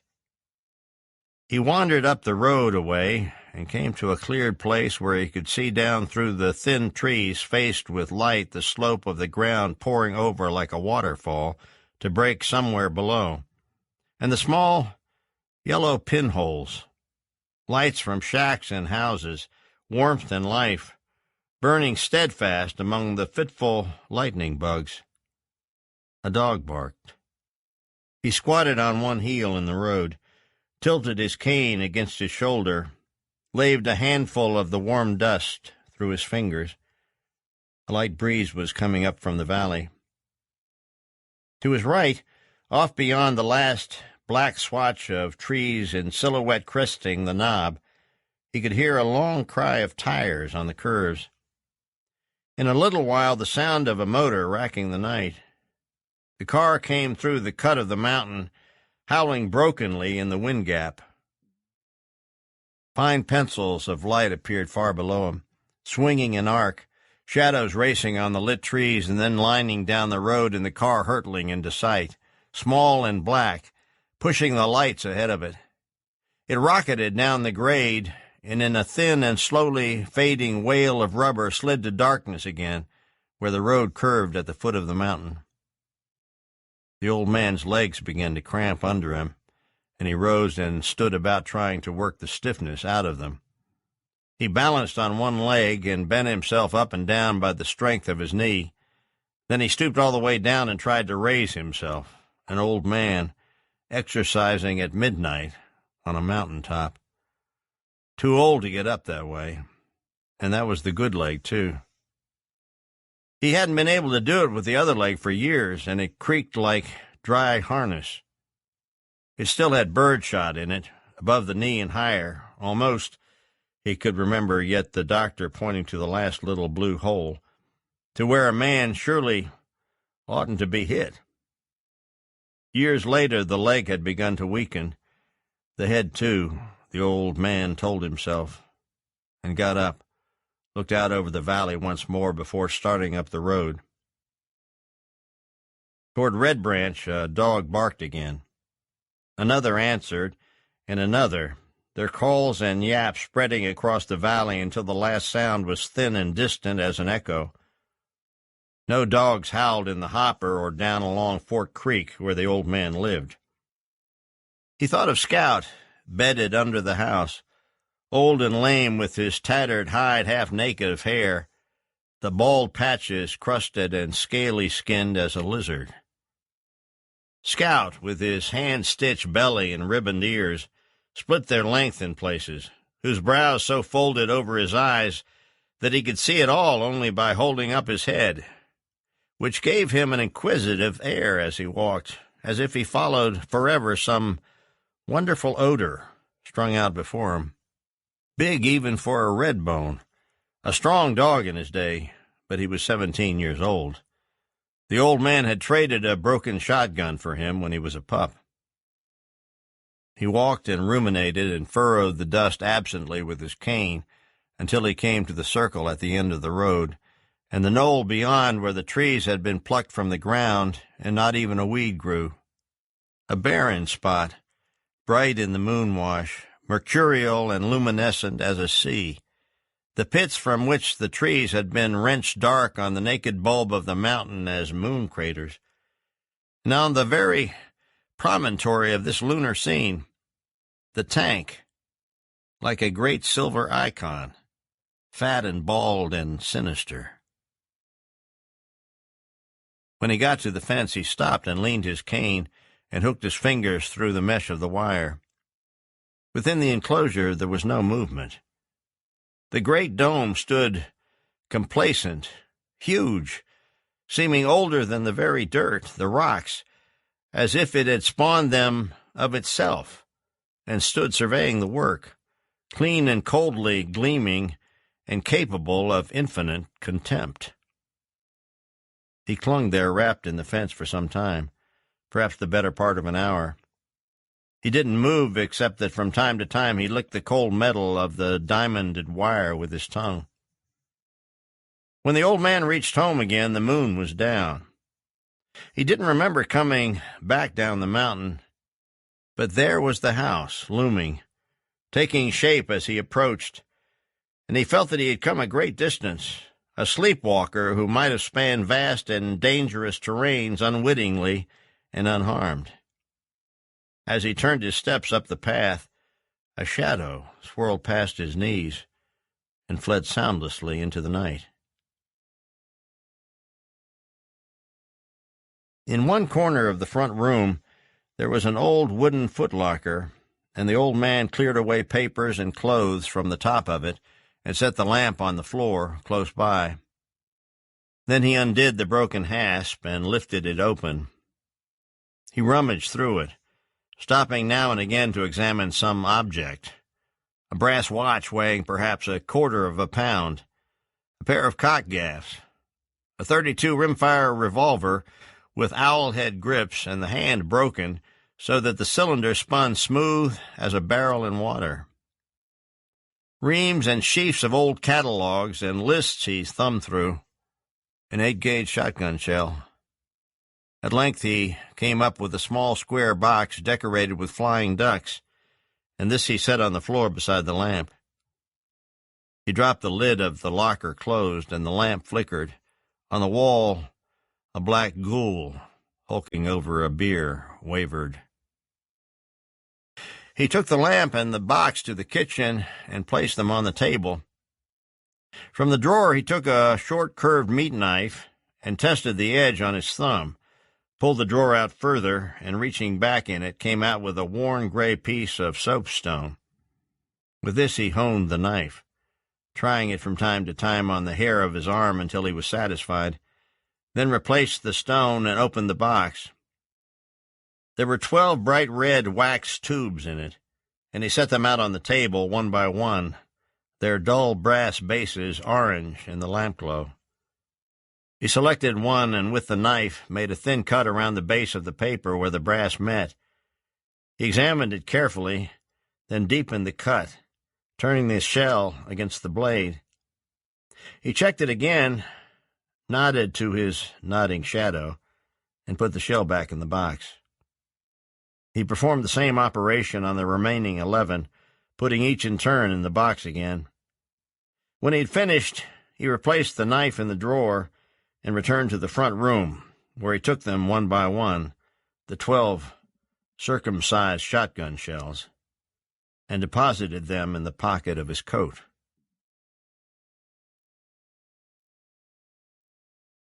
F. Hobie's father had been dead too long for the people who admired F to remember him.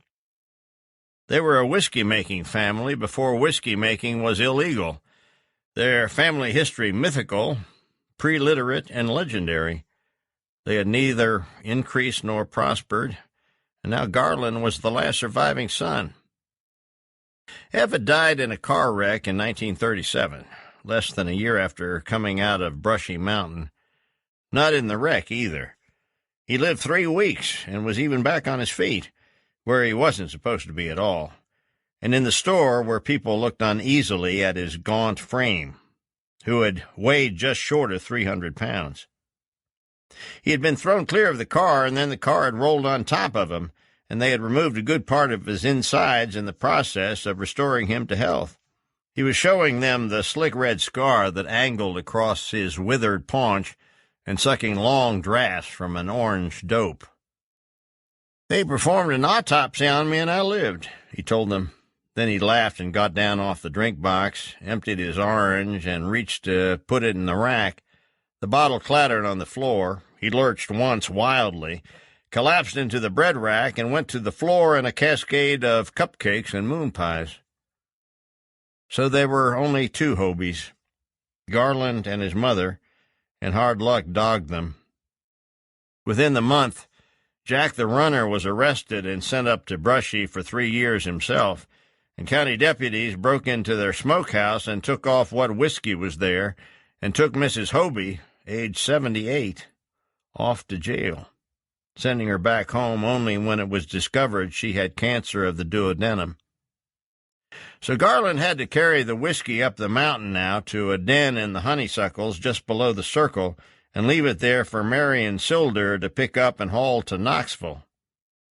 There was a gate across the Orchard Road, since the installation had been set up on the mountain, and only official carriers were permitted access. Olive-painted trucks with gold emblems on the doors, passing in and out of the gate, the men in drab fatigues locking and unlocking the chain sedulously. With like diligence, Sylder bolted and unbolted the ring plate that held the chain on his comings and goings in the old Plymouth, but the 2 parties using the road kept different hours, and they never met. It was 4 o'clock in the morning when Sylder heard the old man shoot the first hole in the tank.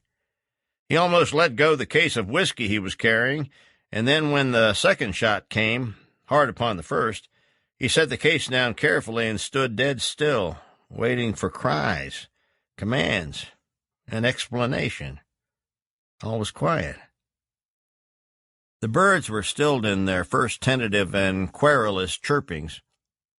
Low in the east and beyond the town, a gray, soulless dawn gnawed the horizon into shape. He was braced for another report, holding his breath, echoing the outrageously loud concussion in his inner ear before it came. 2 more shots, evenly spaced, something deliberate about them. Sylder made his way stealthily along the edge of the honeysuckle jungle, crossed an open space, arm of the orchard, going in the direction of the shooting. When he got to the edge of the clearing where the installation stood, he could see the man with the muzzle of the gun sticking through the fence wire. He fired, and the barrel came up short, sending waves out along the woven mesh and back. The man jerked under the recoil, and the smoke spurted, slowed, and billowed in the damp air. There were 6 neat black holes in the polished skin of the tank, angled up across it in a staggered line. The man broke the gun and picked the shells out. Sylder saw him hold them up for brief inspection before throwing them to one side, and saw them dance in the new light, and knew what they were.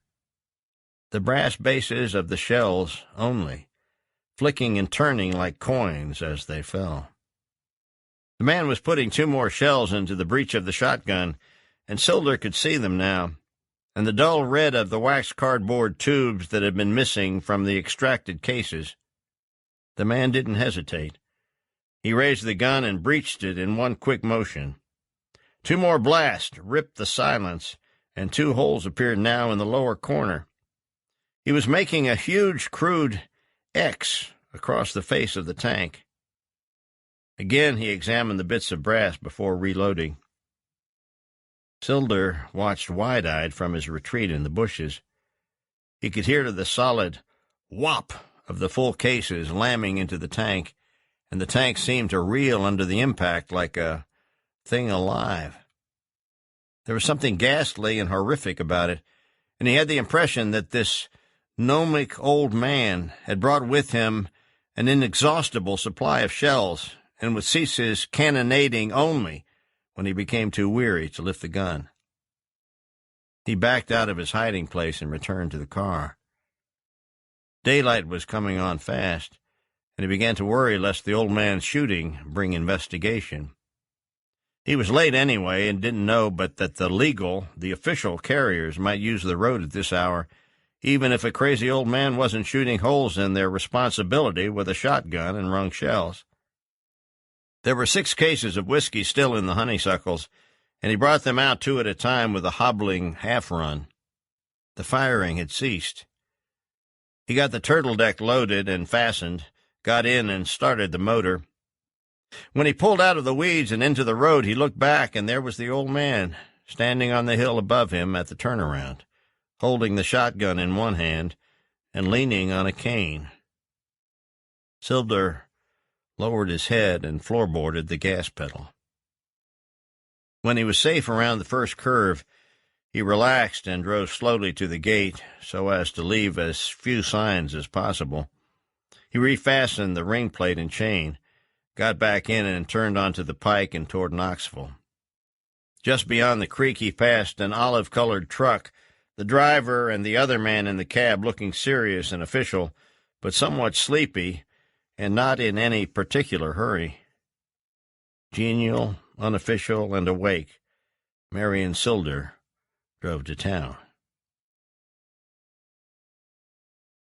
His light played on the wet mud banks among roots and stumps, a sheaf of brown honeysuckle hanging down and trailing in the water like hair. His boots made sucking sounds as he waded against the slight current, walked softly the silted floor of the creek. He could hear a car on top of the mountain coming down, the exhaust rattling and the tires sounding on the switchbacks. He came to the bridge and waded to the spit of loam filled in against the concrete wall. Throwing his light to the set, he could see the trap with the jaws cocked and the pan, all brown-looking under the water and wrinkling in the small ebb and lap of it. He put the flashlight in his pocket and squatted on the sand among tracks of feet and tails, wiggling his numb toes, huddling down in his mackinaw and breathing slowly into his cupped hands, listening in the darkness to the water curling past his feet with small, muted water sounds, to his cough echoing hollow and blankly among the beams overhead. The tires sounded again, closer, and then the motor revving between engagements of the clutch and the explosive sound of the shift to high gear as the car came out of the last turn at the base of the mountain. He followed with his muscles the downward thrust of the lever, locked the shift home arm and shoulder. The car was on the straight stretch, approaching the creek, and he could feel the vibrations of it, waiting for it to pass overhead. It did not. He heard the motor building speed, and then there was a sudden explosion, a dog-like yelp, followed by a suspension of all sound, a momentary eclipse of animation even to the water and his own breathing. The trees at his left leaped, wild with light, went out again. There came an eruption of limbs cracking, splitting, of wrenched metal screaming like slate, a heavy and final concussion like a steel drum bursting. Silence again, through which filtered a thin and diminishing rain of glass. By the pulsing wash of water at his feet, he knew that it was in the creek, and he tugged his flashlight free and poked the beam out along the bridge, the bank of the creek where broken saplings and peeled trunks stood out whitely all about like markers, and finally to the sleek black flank of the car, upturned in the creek with the hood tilted into the water and the off-wheel still spinning idly. The side window glass was laced with myriad cracks, shining in the beam like dewed spider-webbing, and he couldn't see inside. The water line angled across it from cowl to center post, giving it an inverted look of anger. By then he was already in the creek again, scrambling low under the beamed flooring of the bridge and dipping water into his boots with gentle sluicing sounds, where he floundered in over the tops, squatting down too far under the canopy of sumacs broken over the bank, and the water on his backside icy as alcohol. He was thinking, I'll have to pull up on the door handle. Then he was at the car, stepping and threading the brush it had pulled into the creek with it, reached for the door handle, crammed it upward, and jerked back on it with his full weight. It catapulted outward as if something inside had been galvanized into violent effort, shot open and pitched him backward through a tangle of down saplings and into the creek. In the darkness, the water closed over him thickly as running oil, choking off his breath, filling his nose. He floundered to his feet, streaming and numb, coughing up creek water. Wiping water from his eyes, he looked about and saw the flashlight, still lit, scuttling downstream over the bed of the creek like some incandescent water creature bent on escape. He waded after it, tearing recklessly about in the freezing water with the boots leaden and rolling about his shins. Reached for it, his hand like a bat's shadow poised over the dome of light, and then it was gone, sucked down through the silt and mire inexplicably, and he was left balancing on one foot in the darkness with his arm and shoulder deep in the water. He groped about and finally came up with the flashlight and shook it. The metal cylinder sloshed softly water among the batteries. He stuck it in his pocket and surged noisily back upstream to the car. He was aware for the first time now of a sickly sweet odor, faintly putrescent, and by the time he reached the car again it was thick in the air, and he knew it was whiskey without having ever smelled it. Then he could see the man taking shape out of the gloom, sprawled on the upturned headliner and half out through the open door, one arm hanging into the water. The sour smell of the whiskey, the mustiness of the old car upholstery, and what he perceived to be blood on the man's face, these burned such an image of death into his brain that he made for the bank, panicky, clawing wildly at the brush, up to the field where light and fragile shell-pink reefs broke on an unreal world. But the man wasn't dead. The boy was already on the bank, catching his breath and teetering with the dry rollings of his breakfastless stomach, when he heard a voice out of the void, hollow and half lost among the chatterings of the creek. "Hey!" the call came. He turned, hanging to a jagged sapling, saw in the shade below him a movement among the wreckage, a pale face against the dark interior of the car. The man propped up on his hands, looking at him. "Hey, you," he said. He hung there looking at him. A sweep of light struck the shadows of the mountain, and a car hammered the bridge, echoing the noise of its passage in the creek. Finally he said, "What do you want?" The man groaned. There was a moment of silence, and then he said, "God damn, man. How about giving me a hand?" "Okay," he said. He wasn't afraid anymore, just cold, sliding down the mud and into the creek again, and then squatting in the water facing the man, wondering what he should say. He could see him quite clearly now. There was a dark smear of blood down the side of his face. The man looked at him, a suggestion of a grin breaking painfully on his face. "Played hell, didn't I?" he said. "You hurt?" His own words rattled like BBs through a clatter of teeth. He started to say something else, but a further chill rendered him inarticulate, his palsied jaw jerking like an idiot's. "I don't rightly know," the man was saying.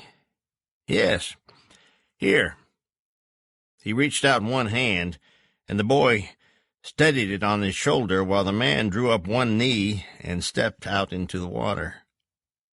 Then he pulled the other leg out, his face wrinkling with pain, and so was standing in the creek, his hand still on the boy's shoulder in an attitude of fatherly counsel. When he started for the bank, the hand withdrew for a moment, one faltering half-step, and then flew back and clamped there like a predatory bird striking. "Whoa," the man said. "I must have busted the shit out of my leg."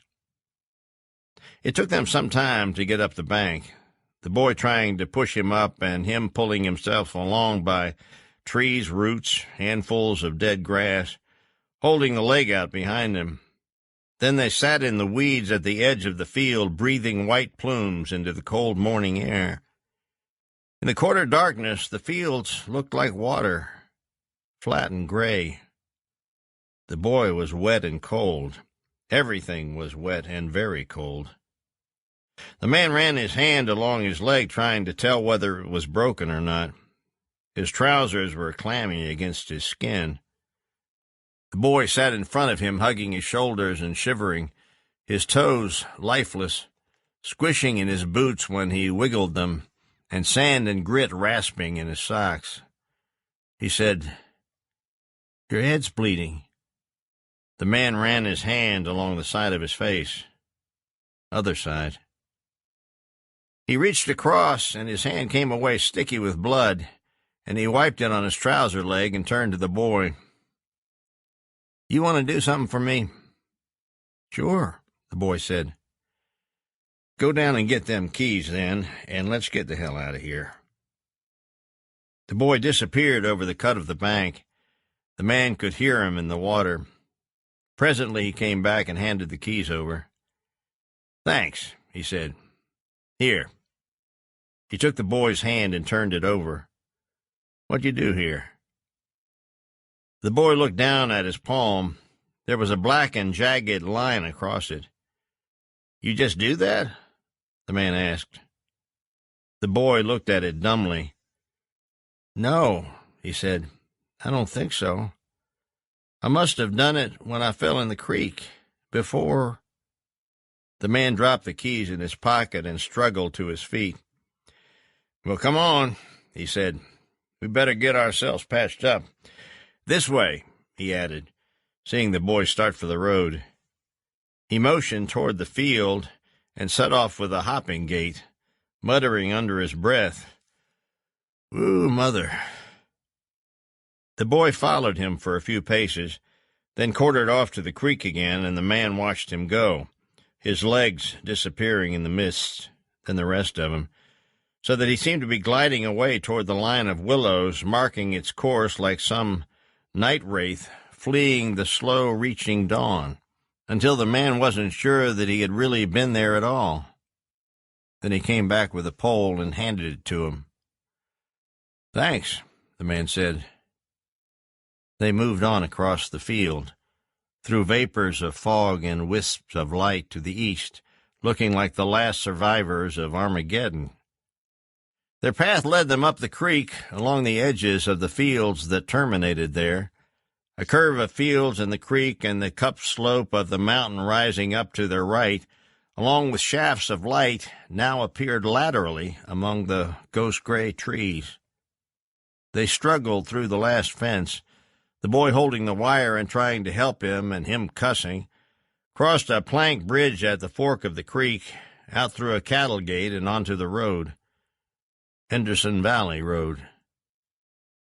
The boy fastened the gate behind them, and the man said, "We got to stay off this road. They might have found it by now, what with the light and all." They crossed the road and started up a steep dirt drive on the other side. "We can call here," the man said. The boy could see him better now.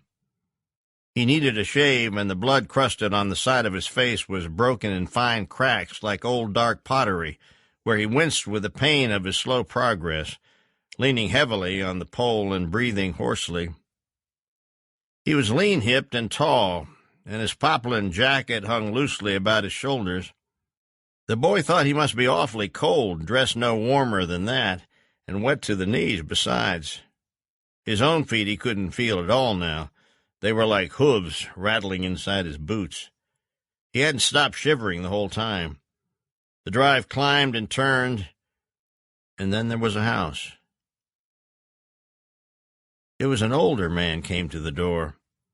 A tremendous paunch, slung in a gray and ragged undershirt, drooped pendulously over the waist of his trousers like a sacked hog carcass. Out of a meaty face, jowled and white-stubbed with beard, two porcine eyes regarded them, blinking. "Hot-toe Mitty," he said, slow and evenly. Then, "Well, come on if you're able." They entered, the man hobbling in with his pole and the boy following. The room was warm and suffused with odors of cooking meat. "Hey, old woman," their host called out. "There's two fellers here, just fell out of an aeroplane." A woman came to the door at the far end and looked at them. "Lord God," she said. She looked as if she might be going to say something else, then she clamped her jaw shut and disappeared with an air of briskness. The room itself was comfortable, with the new catalog store prosperity of china lamps, linoleum floors, a warm morning heater in front of which he installed himself while the two men stood talking. They paid little attention to him, and he just watched them, the injured man waving his arms, telling the story, the other scratching alternately belly and head and saying, "God Almighty," softly to himself from time to time by way of comment. After a while, the woman came to the door again and called them in for coffee. As they started for the kitchen, the younger man motioned at him. "This here is," he nodded to the boy. "John Wesley," he said. "John Wesley. This here is June Tipton, and this is his missus." Mrs. Tipton nodded back at him as they entered the kitchen and said, "How do, John Wesley?" They sat down at the table, and June said to the woman, "John Wesley is the one what pulled Marion out of the creek." She looked at her husband and then to him and smiled appreciatively. The one called Marion was fishing through his pockets for cigarettes.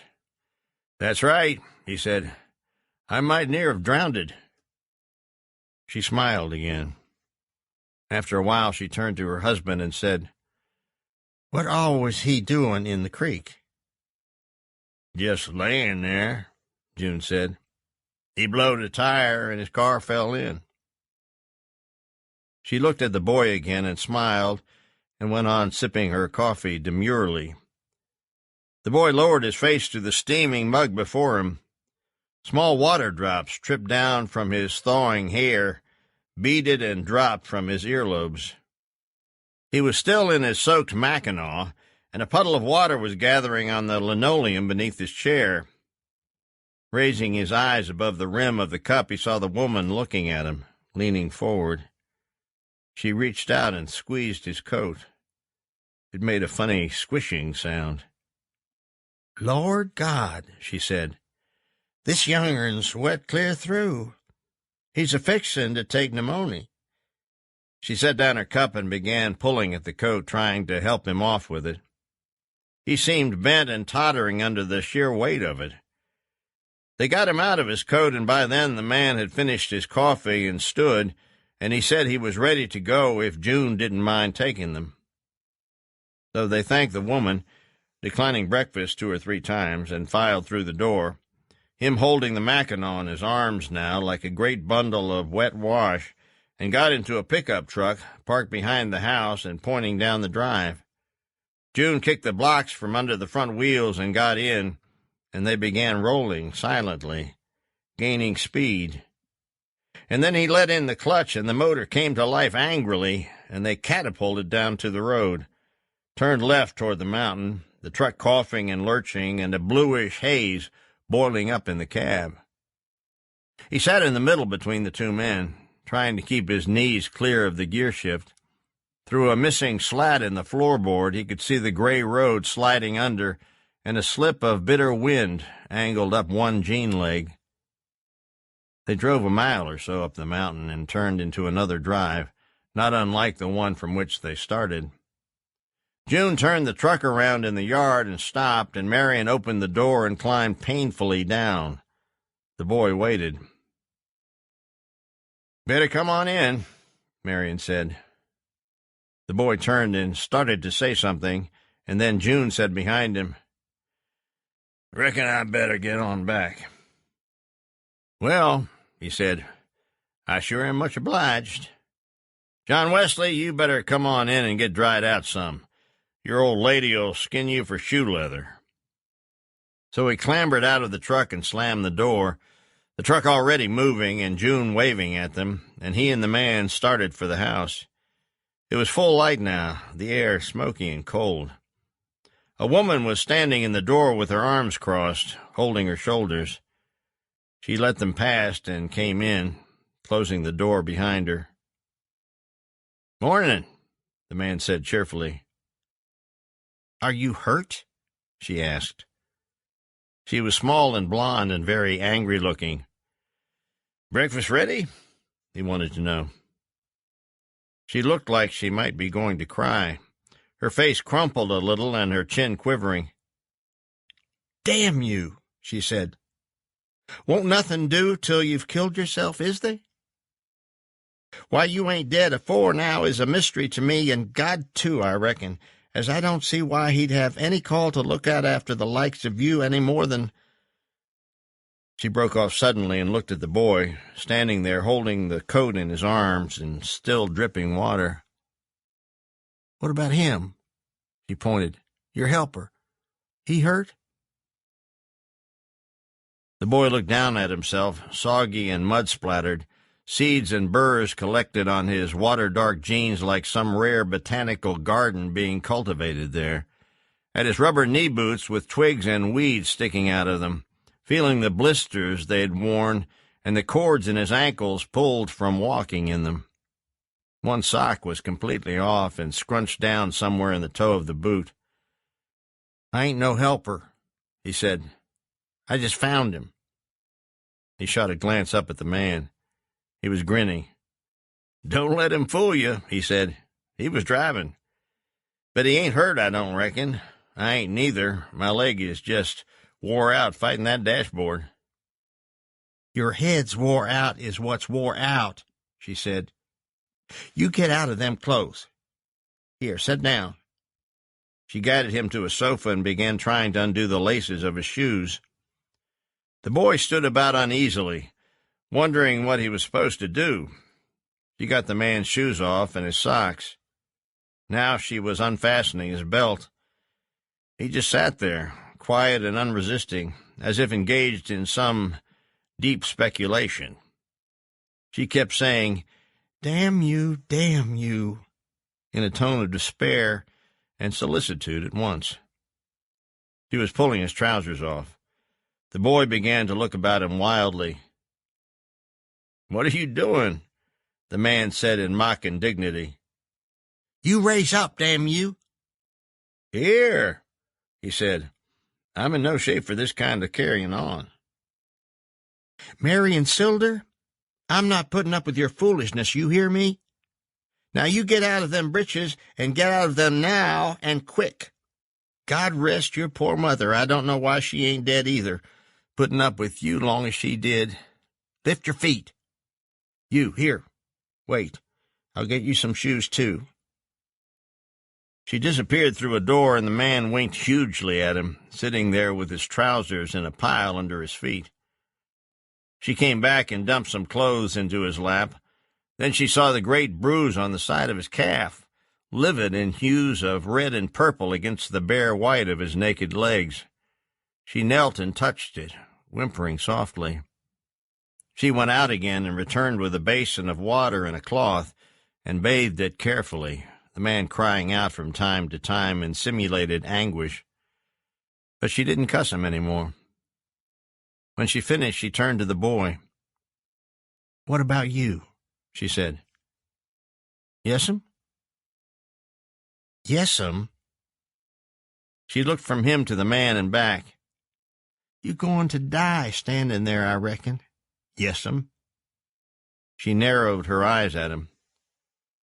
Start shucking, she said. What? The man on the couch giggled. He was pulling on a clean shirt. Here, she said, go in yonder. She pointed behind her. I'll get you some clothes in just a minute. He started past her with strange, sluicing sounds. Empty them boots first, she told him. He stopped.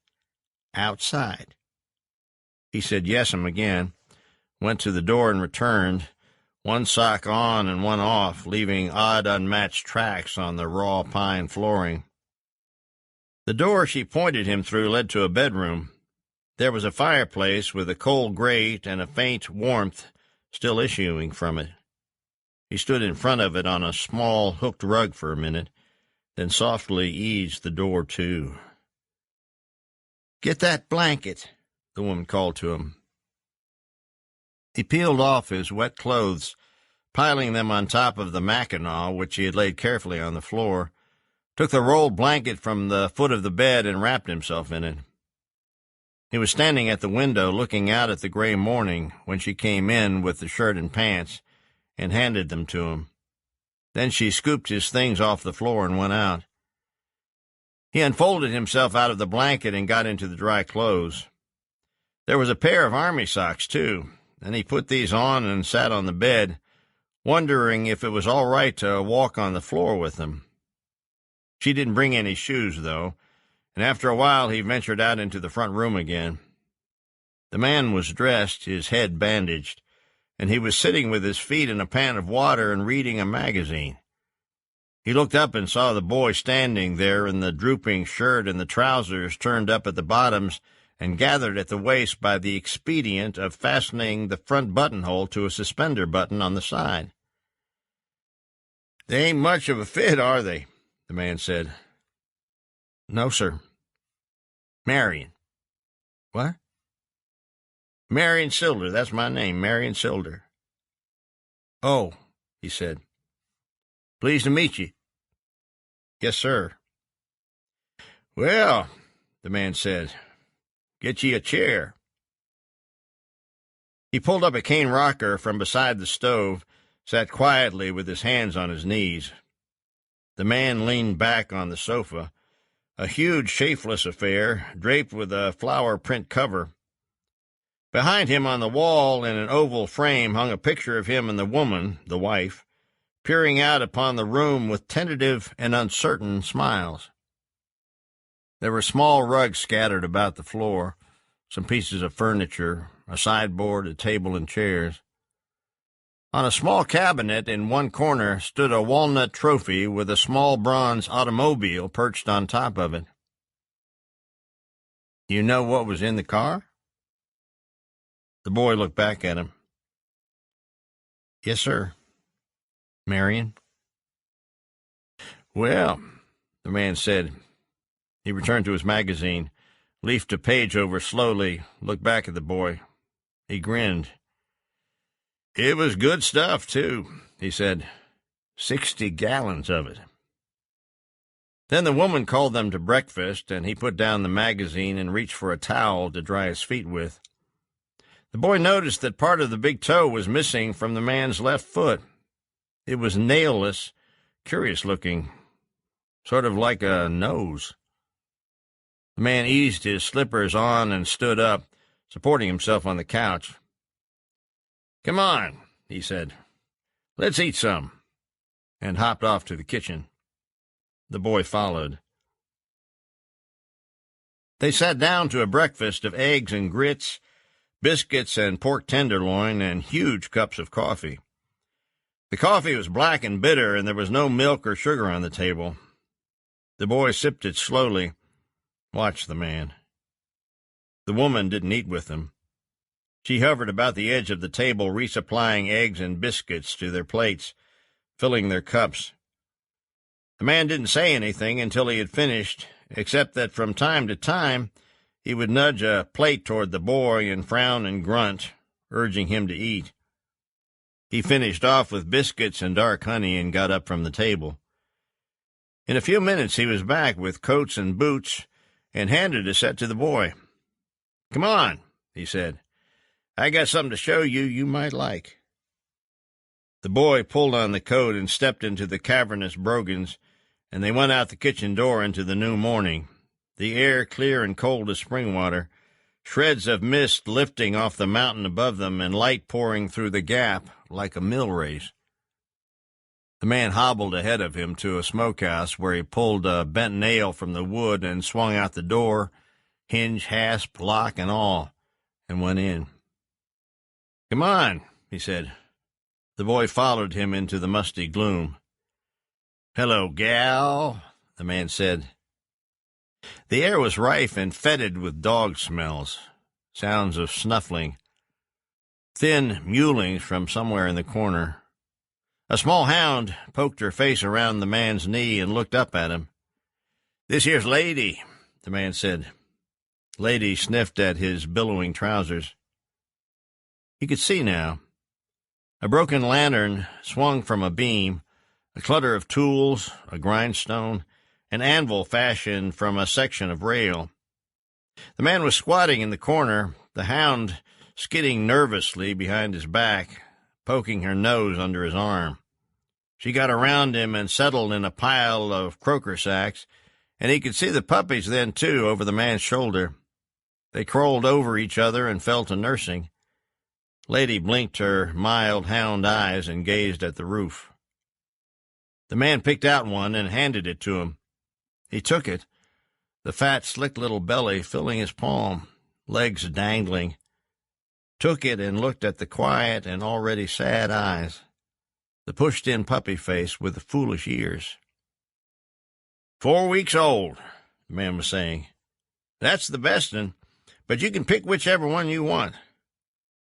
Do what? His daddy's a blooded blue tick, half walker, the pups. Makes as good a tree dog as they is going. You like that one? Yes, sir, he said.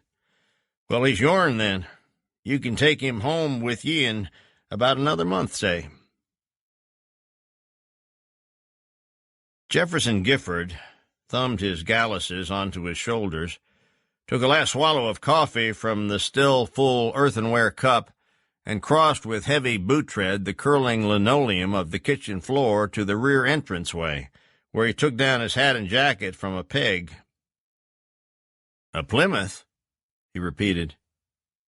Legwater was buttoning his coat. That's what he said. I ain't been down there. All I know is he said it was a Plymouth. He come straight to my place on account of it was on his milk route, and he asked for me to call you, so I just come on over. He said it was a Plymouth. Gifford adjusted his hat and opened the door. Well, come on, he said. I sure never heard of nobody hauling whiskey in a Plymouth. Ain't you going to call the sheriff? Reckon I'll see what all it is I'm calling him about first, Gifford said. They parked the car just beyond the creek and climbed through the wire fence and walked along slow, studying the swath the car had cut through the brush and small trees. It had cleared the fence completely, peeling a limb from a cottonwood that grew by the bridge and come to earth some 30 feet from the road. It was upside down in the creek against the far bank and facing back the way it came. Gifford couldn't see anything yet but the undercarriage, but he knew it wasn't a Ford this time by the two semi-elliptic springs at the rear axle. They had to go back to the road and cross the bridge to get to the car. It was smashed up against some roots on the bank, and they could see the glass leaking from the trunk lid. Later, when they got a truck down and winched the wreck out, the lid fell off and glass poured into the creek. Someone said later for 30 minutes, for a long time anyway. There were even 2 or 3 jars unbroken, which pleased Gifford. Evidence, he said. It was a Plymouth, a 33 coupe. There was a hole in the right front tire you could put 3 fingers in. Other than that, there was nothing remarkable about it except that it was wrecked in Red Branch, with the remains of a load of whiskey in the back end. Gifford examined the ground carefully, walking back and forth along the bank as if he had lost something there. He'd written the license number down on a slip of paper, but on looking closer, saw that they were last year's plates repainted, and threw the paper away in disgust. Looks to me like he'd have been hurt, Legwater was saying. They what? Them, Gifford said. There's 2 of 'em. You mean tracks? Them's most likely Oliver's. He come down to see was they anybody hurt. Except he never clumb down into the creek to... See? Here. Gifford paused, staring at the ground. After a long minute, he looked up at Legwater. Earl, he said, I reckon you're right. Figured I was. Yep. The other'n wasn't in the car. He just come along and got whoever was in out. It wasn't Oliver, Legwater persisted. He never even seen nobody around when he come by. He ain't talking about him, the constable said. Come on if you're ready. It had begun to rain a little by then. Believe it may warm up for a spell, Gifford said, if it don't turn snow.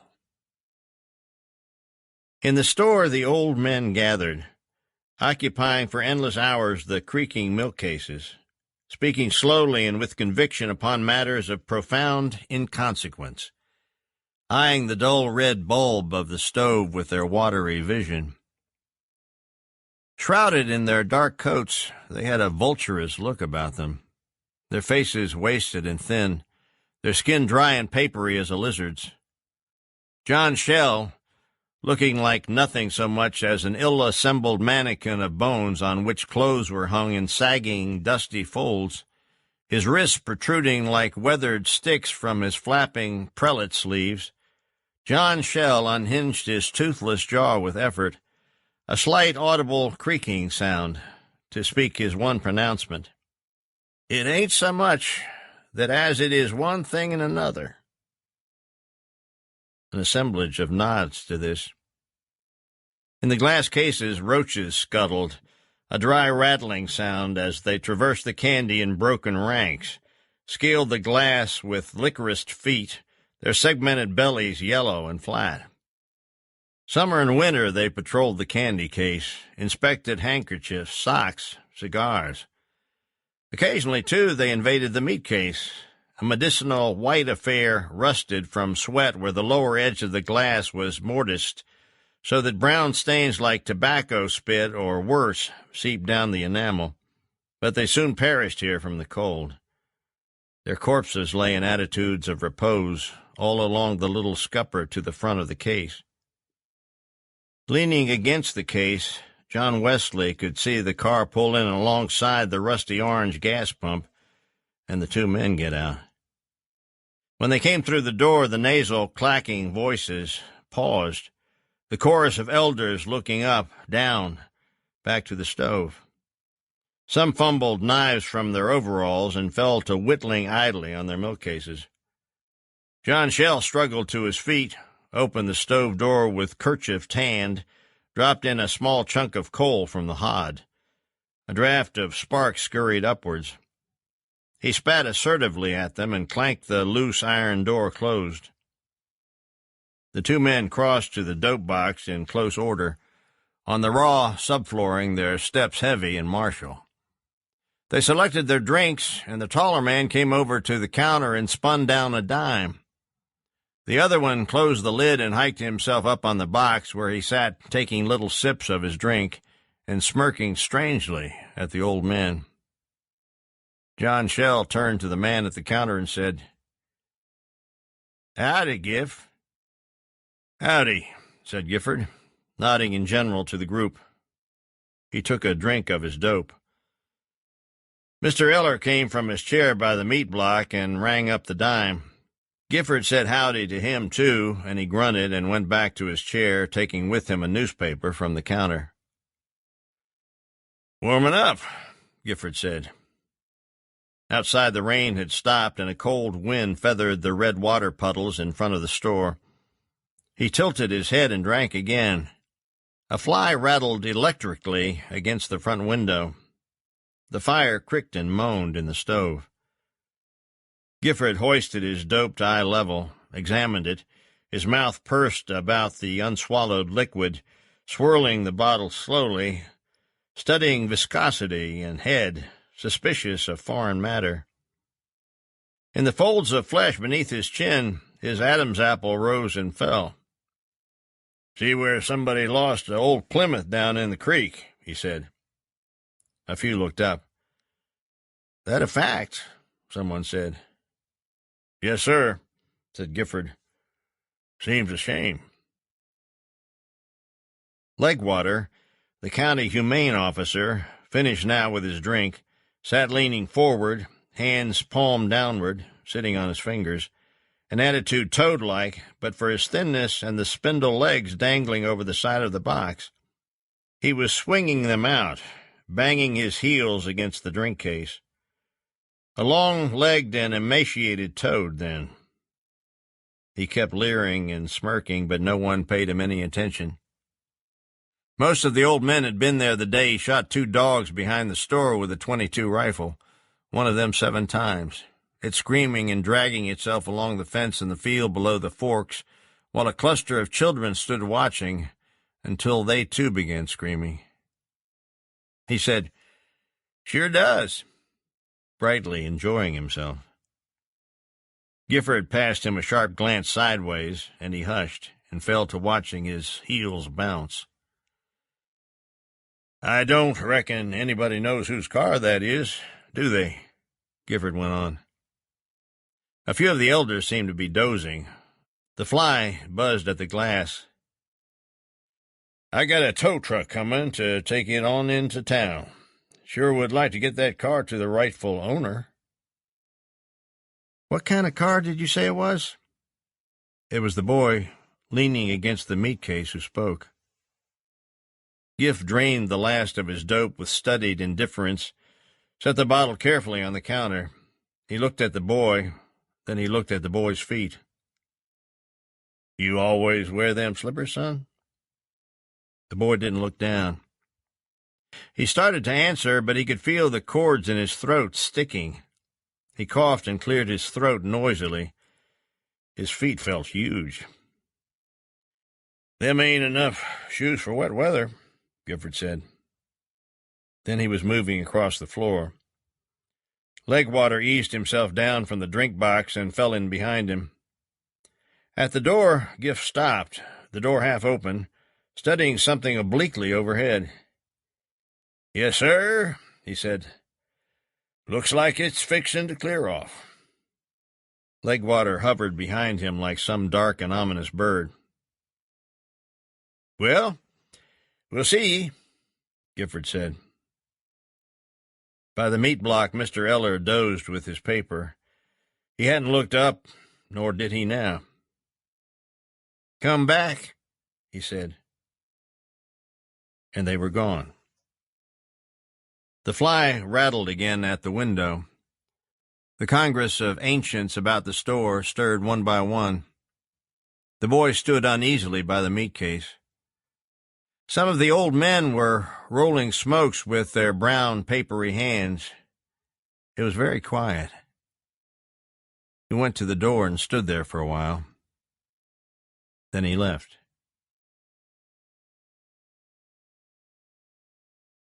Her first high yelp was thin and clear as the air itself, its tenuous and diminishing echo sounding out the coves and hollows, trebling to a high ring like the last fading note of a chime glass. He could hear the boy breathing in the darkness at his elbow, trying to breathe quietly, listening too hard. She sounded again, and he stood and touched the boy's shoulder lightly. "Let's go," he said. The strung-out, ringing yelps came like rifle fire. The boy was on his feet. "Has she treed yet?" he asked. "No, she's just hit it now." Then he added, "She's close, though, hot." He started down the steep hummock on which they had been resting, through a maze of small pines whose polished needles thick on the ground made the descent a series of precarious slides from trunk to trunk until they got to the gully at the bottom, a black slash in the earth, beyond which he could see nothing, although he knew there was a field there, pitched sharply down to the creek some 100 yards further on. He dropped into the gully, heard the beaded rush of sliding dirt as the boy followed, came up the other side, and started out through the field at a jog trot, the heavy weeds popping and his corduroys setting up a rhythmic zip-zip as he ran. The cottonwoods at the creek loomed up stark and pale out of the darkness. He crossed a low wreck of barbed wire, heard again the resonant creak of the rusty staples in the checked and split cedar post as the boy crossed behind him. They were in the woods above the creek then, rattling through the stiff frosted leaves. Lady's sharp trail call still broke excitedly off to their right. They moved out under the dark trees, through a stand of young cedars gathered in a clearing, vespertine figures, rotund and druidical in their black solemnity. When the man reached the far side, the woods again, he stopped and the boy caught up with him. "Which way is she going?" He was trying not to sound winded. The man paused for just a moment more. Then he said, "Same way he is," motioning loosely with his hand. His back melted into the darkness again. The boy moved after him, keeping his feet high, following the sound of the brittle leaves. Their path angled down toward the creek, and he could hear at intervals the rush of water, high now after the rain, like the rumble of a distant freight passing. "Watch a log," the man called back to him. He jumped just in time, half stumbled over the windfall trunk, lost his balance, ricocheted off a sapling, went on, holding his head low, straining to see. Trees appeared, slid past with slow gravity before folding again into the murk beyond. They were climbing now, a long rise, and when he came over the crest he caught a glimpse of the figure ahead of him, framed darkly for an instant against the glaucous drop of sky. Below him he could make out the course of the creek. They dipped into a low saddle in the ridge, rose again, and the man was no longer there. He stopped and listened. Lady's clear voice was joined by another, lower and less insistent. She was much closer now, quartering down, coming closer. He could follow her progress, listening between the explosions of his breath. Then she stopped. There was a moment of silence. Then the other dog yapped once. Sounds of brush crashing. 2 wild yelps just off to his right, and then a concussion of water. A low voice at his side said, "He's got her in the creek. Come on." The man started down the side of the hill, the boy behind him, and out onto a small flat set in the final slope to the creek and dominated by a thick beech tree. Something was coming down from the ridge above them, and they halted. A long shadow swept past in a skitter of leaves and on toward the creek bank. There was one short chopped bark and then a splash. They followed, sidling down the slope and out along the bank where the water gathered a thin, membranous light by which they could see, directed by frantic surging sounds and low intermittent growls, some suggestion of figures struggling there, and the new dog striking out in the water now to join them. The fight moved down, out in deep water and under the shadow of the far bank. The snarls stopped, and there was only the desperate rending of water. A light blinked through the trees to their right, went out, appeared again, bobbing, unattached and eerie in the blackness. They could hear the dry, frosted crack of sticks and brush, muted voices. The light darted out, appeared again suddenly down upon them, sweeping an arc along the edge of the creek. "Howdy," a voice said. "Cass?" "Yeah. Hey, you, Marion?" "Bring that light. They're in the creek." They came down the slope, 4 dismembered legs hobbling in the swatch of light as they descended. "Throw your light," Sylder said. They came alongside, dispensing an aura of pipe smoke and dog hair. The shorter one was working the beam slowly over the creek. "Whereabouts?" he said. "Down some." "Howdy, Bill." "Howdy," the other said. In the glare emanating from the flashlight, their breath was smoke-white, curling, clinging about their heads in a vaporous canopy.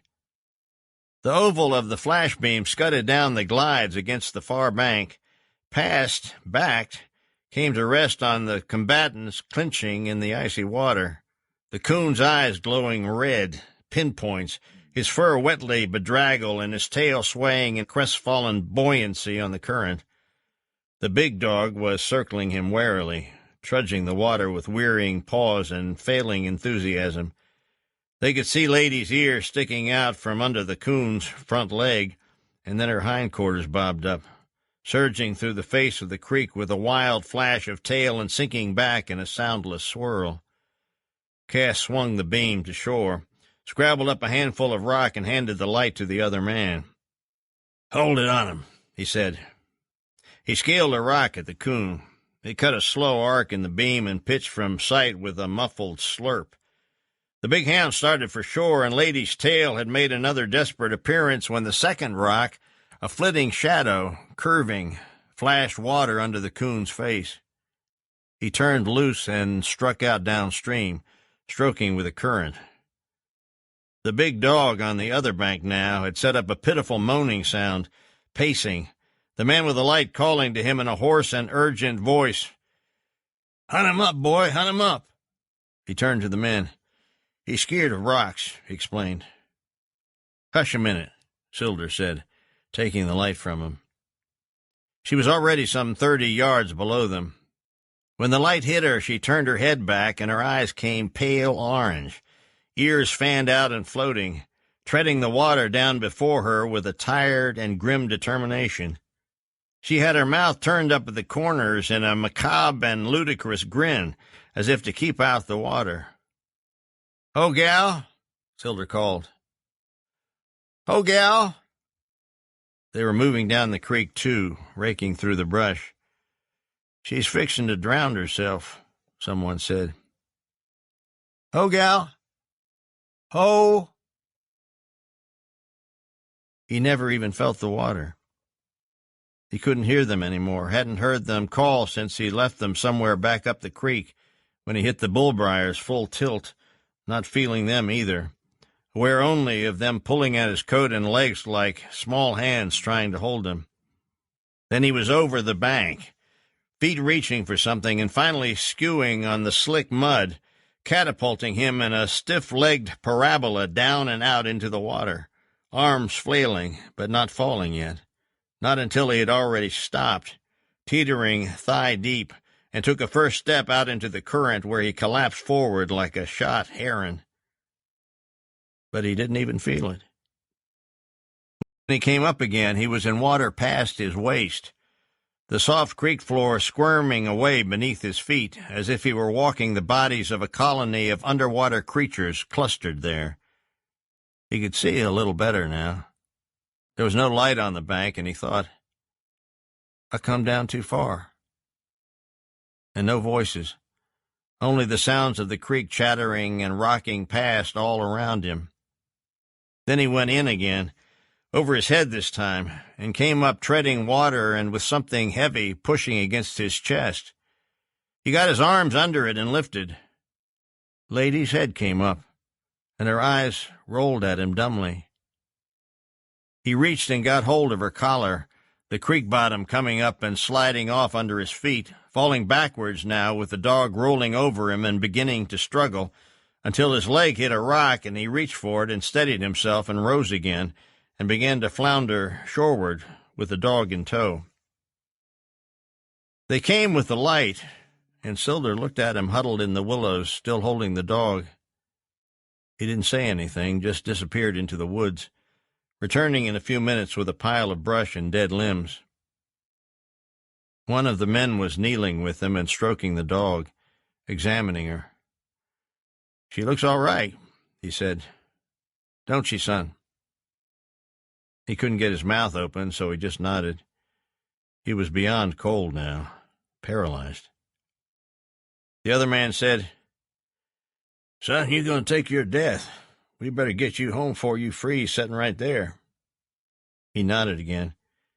He wanted to get up, but he couldn't bear the rub of his clothes where he moved. Sylder had the fire going by then, a great crackling sound as the dry brush took, orange light leaping among the trees. He could see him in silhouette moving about, feeding the blaze. Then he came back. He gathered the quivering hound up in one arm and motioned for the boy to follow. "You come over here," he said, "and get them clothes off." He got up then and labored stiffly after them. Sylder put the hound by the fire and turned to the boy. "Let me have that coat," he said. The boy peeled off the leaden mackinaw and handed it over to him. He passed it around the trunk of a sapling, gathered the ends up in his hands, and twisted what looked to be a gallon of water out of the loose wool. Then he hung it over a bush. When he looked back, the boy was still standing there. "Get 'em off," he said. He started pulling his clothes off, the man taking from him in turn shirt and trousers, socks and drawers, wringing them out and hanging them over a pole propped on forks before the fire. When he was finished, he stood naked, white as a slug in the cup of firelight. Sylder took off his coat and threw it to him. "Put it on," he said, "and get your ass over here in front of the fire." The two men were behind him in the woods. He could hear them crashing about, see the wink of their light. One of them came back toting a huge log and dropped it on the fire. A flurry of sparks ascended, flared, lost in the smoke, pulling at the bare limbs overhead, returned tracing their slow fall redly through the dark trees downwind. He sat in a trampled matting of vines, the long coat just covering his buttocks. Sylder made a final adjustment to the pole and came over. He lit a cigarette and stood regarding him. "Kind of cool, ain't it?" he said. The boy looked up at him. "Cool enough," he said. The clothes had begun to steam, looking like some esoteric game quartered and smoking on the spit. Then he said, "What'd you do with the coon?" "Coon?" "Yeah, the coon." "God damn," the boy said. "I never saw the coon." "Oh," Sylder said, but his voice was giving him away. "Hell, I figured you'd have got the coon, too." "Shoo," the boy said. Over his teeth, the firelight rippled and danced. The two men were warming their hands at the fire, the shorter one grinning good-naturedly at the boy. The other hound had appeared, hovering suddenly at the rim of light and snuffling at the steaming wool, and then slouching past them with nervous indifference. The slack hound grace, to where Lady lay quietly peering across her paws into the fire. He nosed at her, and she raised her head to look at him with her sad, red eyes. He stood so for a minute, looking past her, then stepped neatly over her and melted silently into the black wickerwork of the brush. The other man moved over to her and reached down to pat her head. One ear was mangled and crusting with blood. "Coon's hard on a walker," he said. "Walker's got too much heart, old Redbone like that." He motioned toward the blackness that encircled them. "He'll quit if it gets too rough. Little old Walker, though." He addressed the dog now. "She just got too much heart, ain't she?" When Sylder let him out of the car, his clothes were still wet. "You better scoot in there fast," he told him. "Your ma raise hell with you?" "No," he said. "She'll be asleep." "Well," Sylder said, "we'll go again. You got to stay out of the creek, though. Here, I got to get on. My old lady'll be standing straight up." "All right, we'll see you." He let the door fall. "Night," Sylder said. The car pulled away, trailing ropey plumes of smoke, the one red taillight bobbing. He turned toward the house, lightless and archaic among the crumbling oaks, crossed the frosted yard. His shadow swept upward to the lean-to roof, dangled from a limb, upward again, laced with branches, stood suddenly upon the roof. He slid downward over the eaves and disappeared in the black square of the gable window.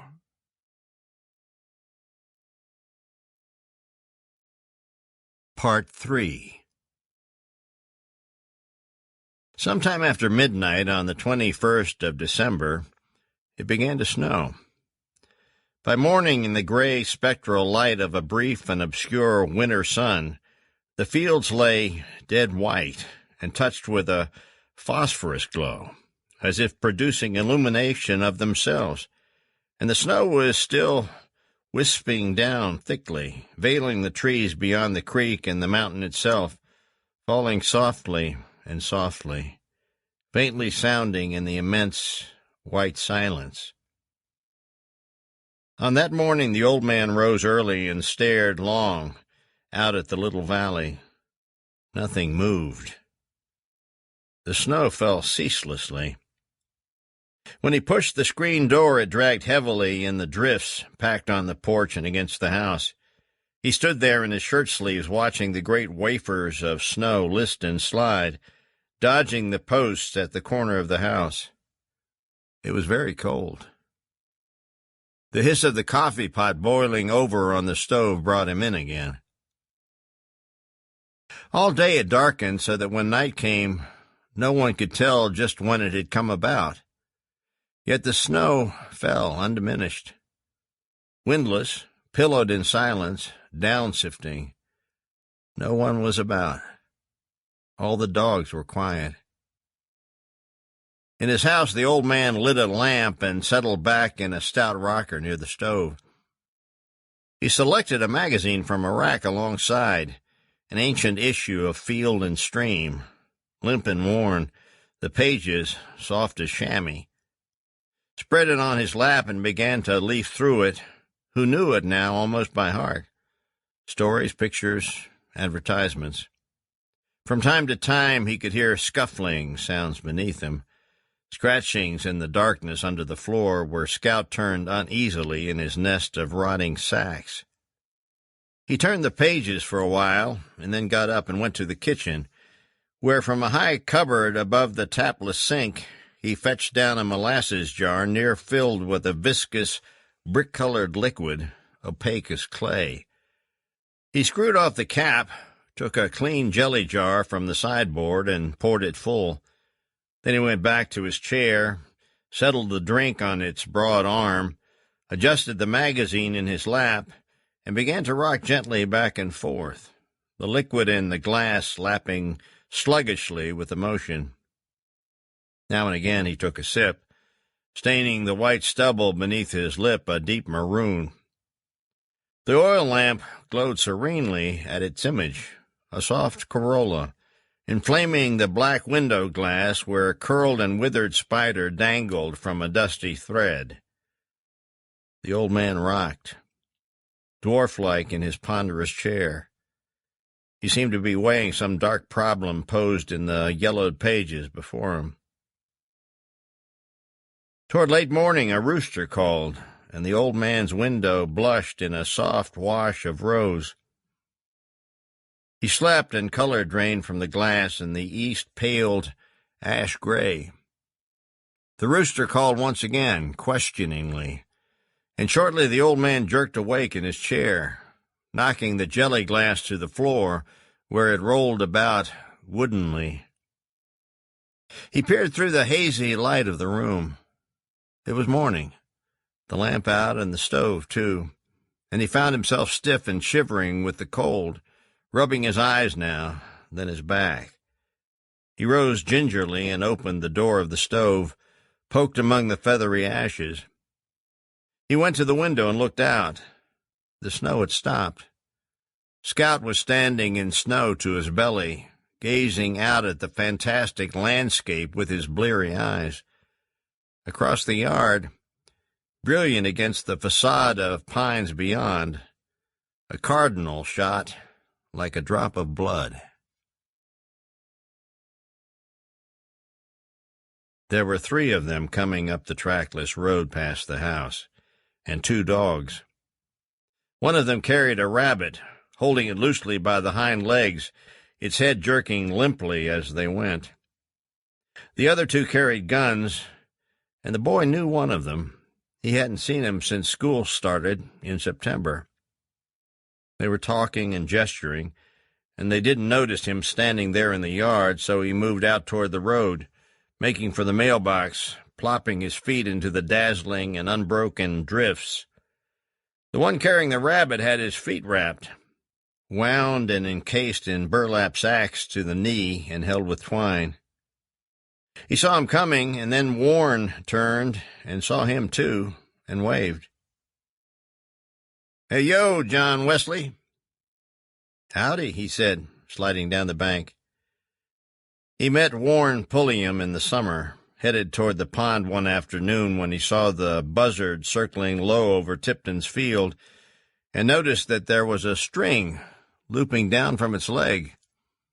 He came up through the field to the crest of the hill, and there was Warren holding the other end of the string while the buzzard soared with lazy unconcern above his head. "Howdy," Warren said. "Howdy." He was looking up at the buzzard. "What you doing?" Just flying the buzzard some. He can't get up lessen there's some wind. So when we get a little wind, I generally fly him some." "Where'd you get him?" he asked. The back of his neck was already beginning to ache from staring up at the wheeling bird. "Caught him in a steel trap. You want to see him?" "Sure." He pulled the bird out of the sky by main force, heaving on the cord against the huge and ungiving expanse of wing, lowering him circle by circle until he brought him to earth. There the buzzard flopped about on its one good leg and came to rest, eyeing them truculently, beady eyes unblinking in the naked and obscene-looking skull. "Turkey buzzard," Warren explained. "They's the ones got red heads." "Where do you keep 'em?" "Been keeping 'em in the smokehouse," he said. "Don't nobody care for you to keep 'em?" "Nah, The old lady set up a fuss, but I told her I was going to bring him in the house and learn him to set a table, and that calmed her down some. Here, don't get too close, or he'll puke on ye. He puked on Rock, and Rock like to never got over it. Stitt won't have nothing to do with him. Don't nobody think much of him, I reckon, but me. I like him 'cause he's about a mean son of a bitch and twice as ugly.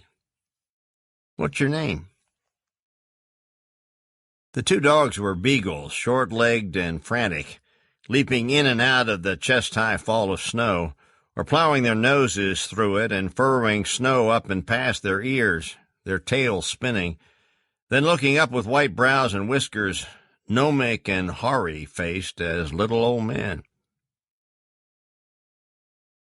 "Where are you all going?" he asked them.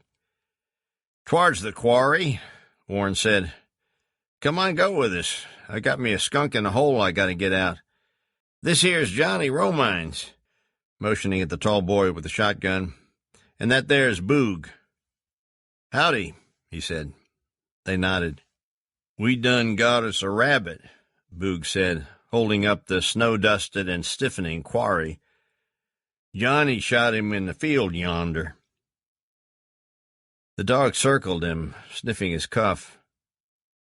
"Them's Johnny's dogs," Boog added. "Rabbit dogs. Bugles." "Beagles, idiot," Warren said.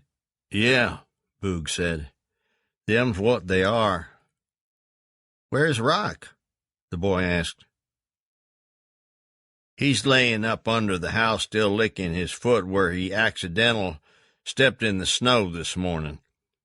Can't get him to stir a stump. Sides, he won't run rabbits no way. He's a bear dog." "I got me a dog now," he told them. "Half blue tick and half walker. Makes as good a tree dog as they is going." They were moving up the road, the beagles for outriders prancing and frisking. "You run him?" Boog asked. "No, he's just a pup. I've been keeping him with a feller over on Henderson Valley Road, raises dogs. He's the one give him to me." "You don't need no more excuse to run wild at night."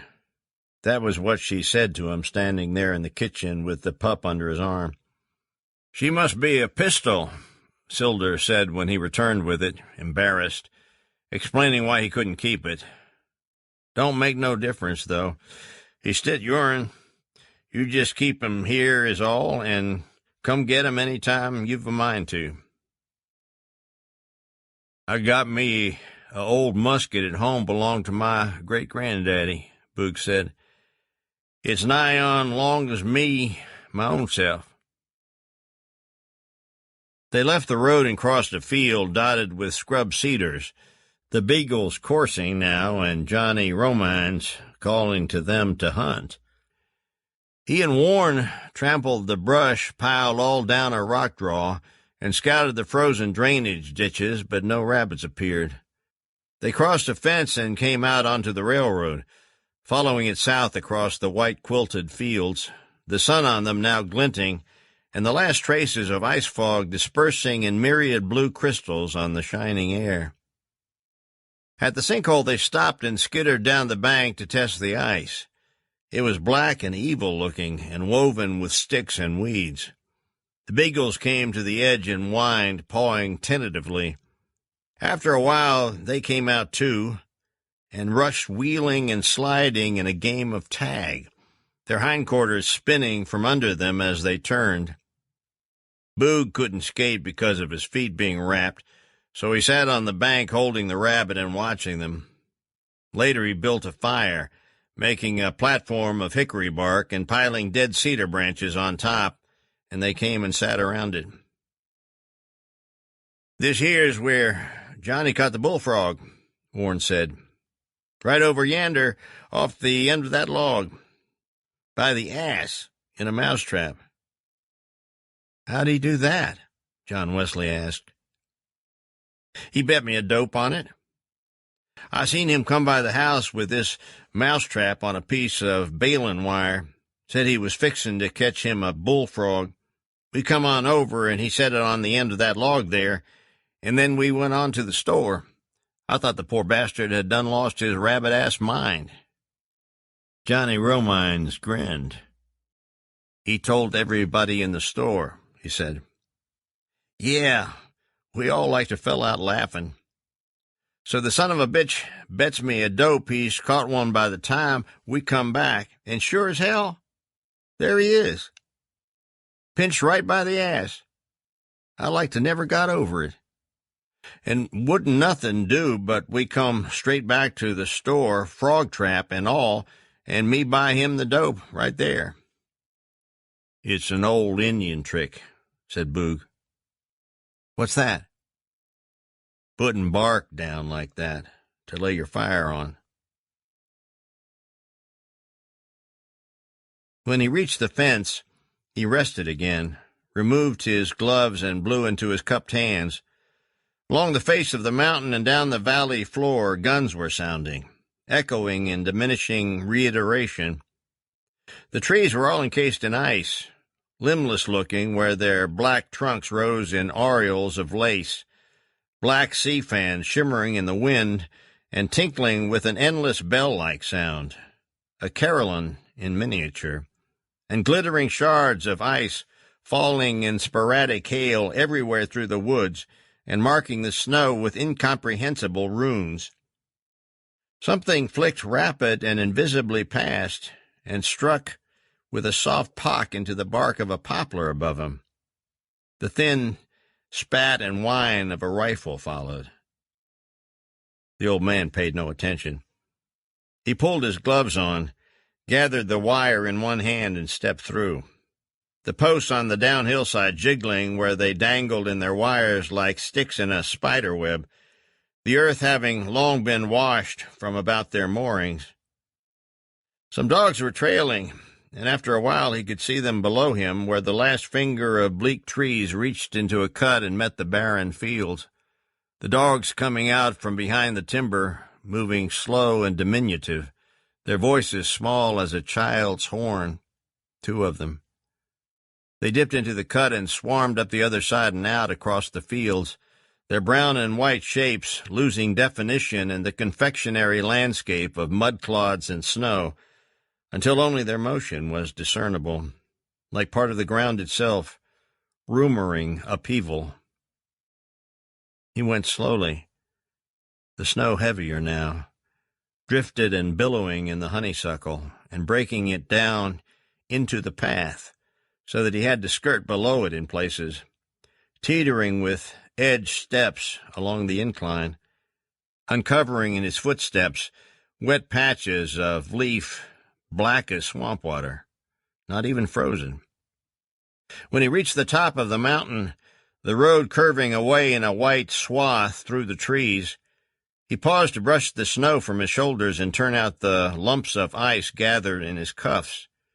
He plowed his way down the drifts some 100 yards and re-entered the woods to the other side, carrying in his hand now the huge, handleless knife forged from an old mill file, receding among the small trees in his stooped and shambling gait, apparitional, a strange, Yuletide assassin. A quarter hour later, he emerged back into the road again, still carrying the knife, and dragging behind him a small cedar tree. At the curve below the orchard, he stopped and looked back, then relegated the knife to some place in the folds of his coat and shouldered the tree. A little further on he entered the woods again, trace of a path or road leading off to the right. This time he was gone for only a few minutes. When he came back, unburdened of the tree now, he followed his tracks to where he had first come onto the road, and so disappeared once more into the woods, down the slope of the mountain, the way by which he came.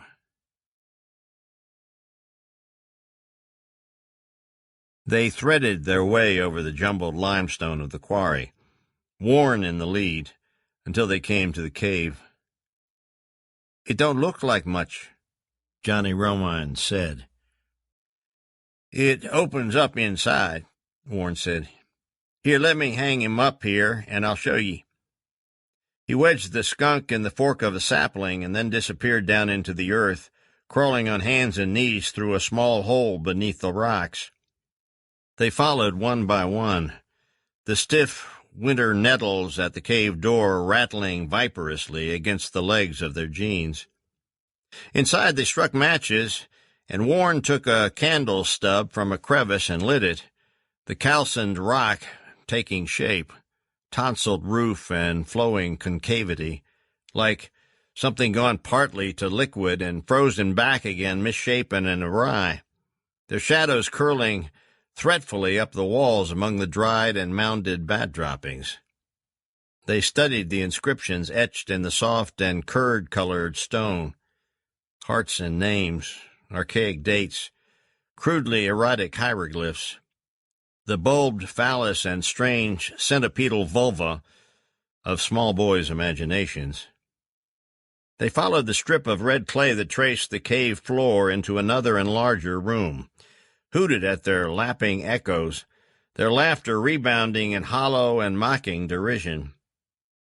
Water dripped ceaselessly, small ping and spatter on stone. The two dogs hung close to them, stepping nervously. "This in here's the biggest room," Warren said. "Then I got me a secret room on back, with a rock in front of it, so you can't see it. Then there's a tunnel goes back, but I ain't never been to the end of it. Ain't no telling where all it goes." Boog came up dragging a load of dead limbs, and presently they had a fire going in the center of the big room.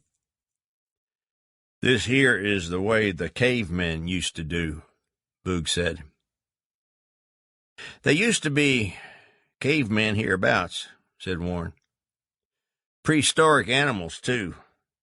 There's a tush over on the other side of the mountain sticking out of some rock what's long as your leg. Ain't no way to get to it less'n you had ropes or something." Johnny Romines took out a packet of tobacco and rolled a cigarette. Boog borrowed it and rolled one too, and they sat smoking in long, steady pulls. "Which should you rather be?" Boog asked John Wesley. "White or Indian?" "I don't know," the boy said. "White, I reckon. They always whip the Indians." Boog tipped the ash from his cigarette with his little finger. "That's so," he said. "That's a point I hadn't studied." "I got Indian in me," Johnny Romine said. "Boog's half nigger," said Warren. "I ain't done it," Boog said. "You said niggers was good as whites?" "I never. What I said was some niggers is good as some whites is what I said." "That what you said?" "Yeah." "I had a uncle was a whitecap," Johnny Romine said. "You ought to hear him on niggers. He claims they're kin to monkeys." John Wesley didn't say anything. He'd never met any niggers. "Tell John Wesley here about the time we dynamited the birds," Warren said.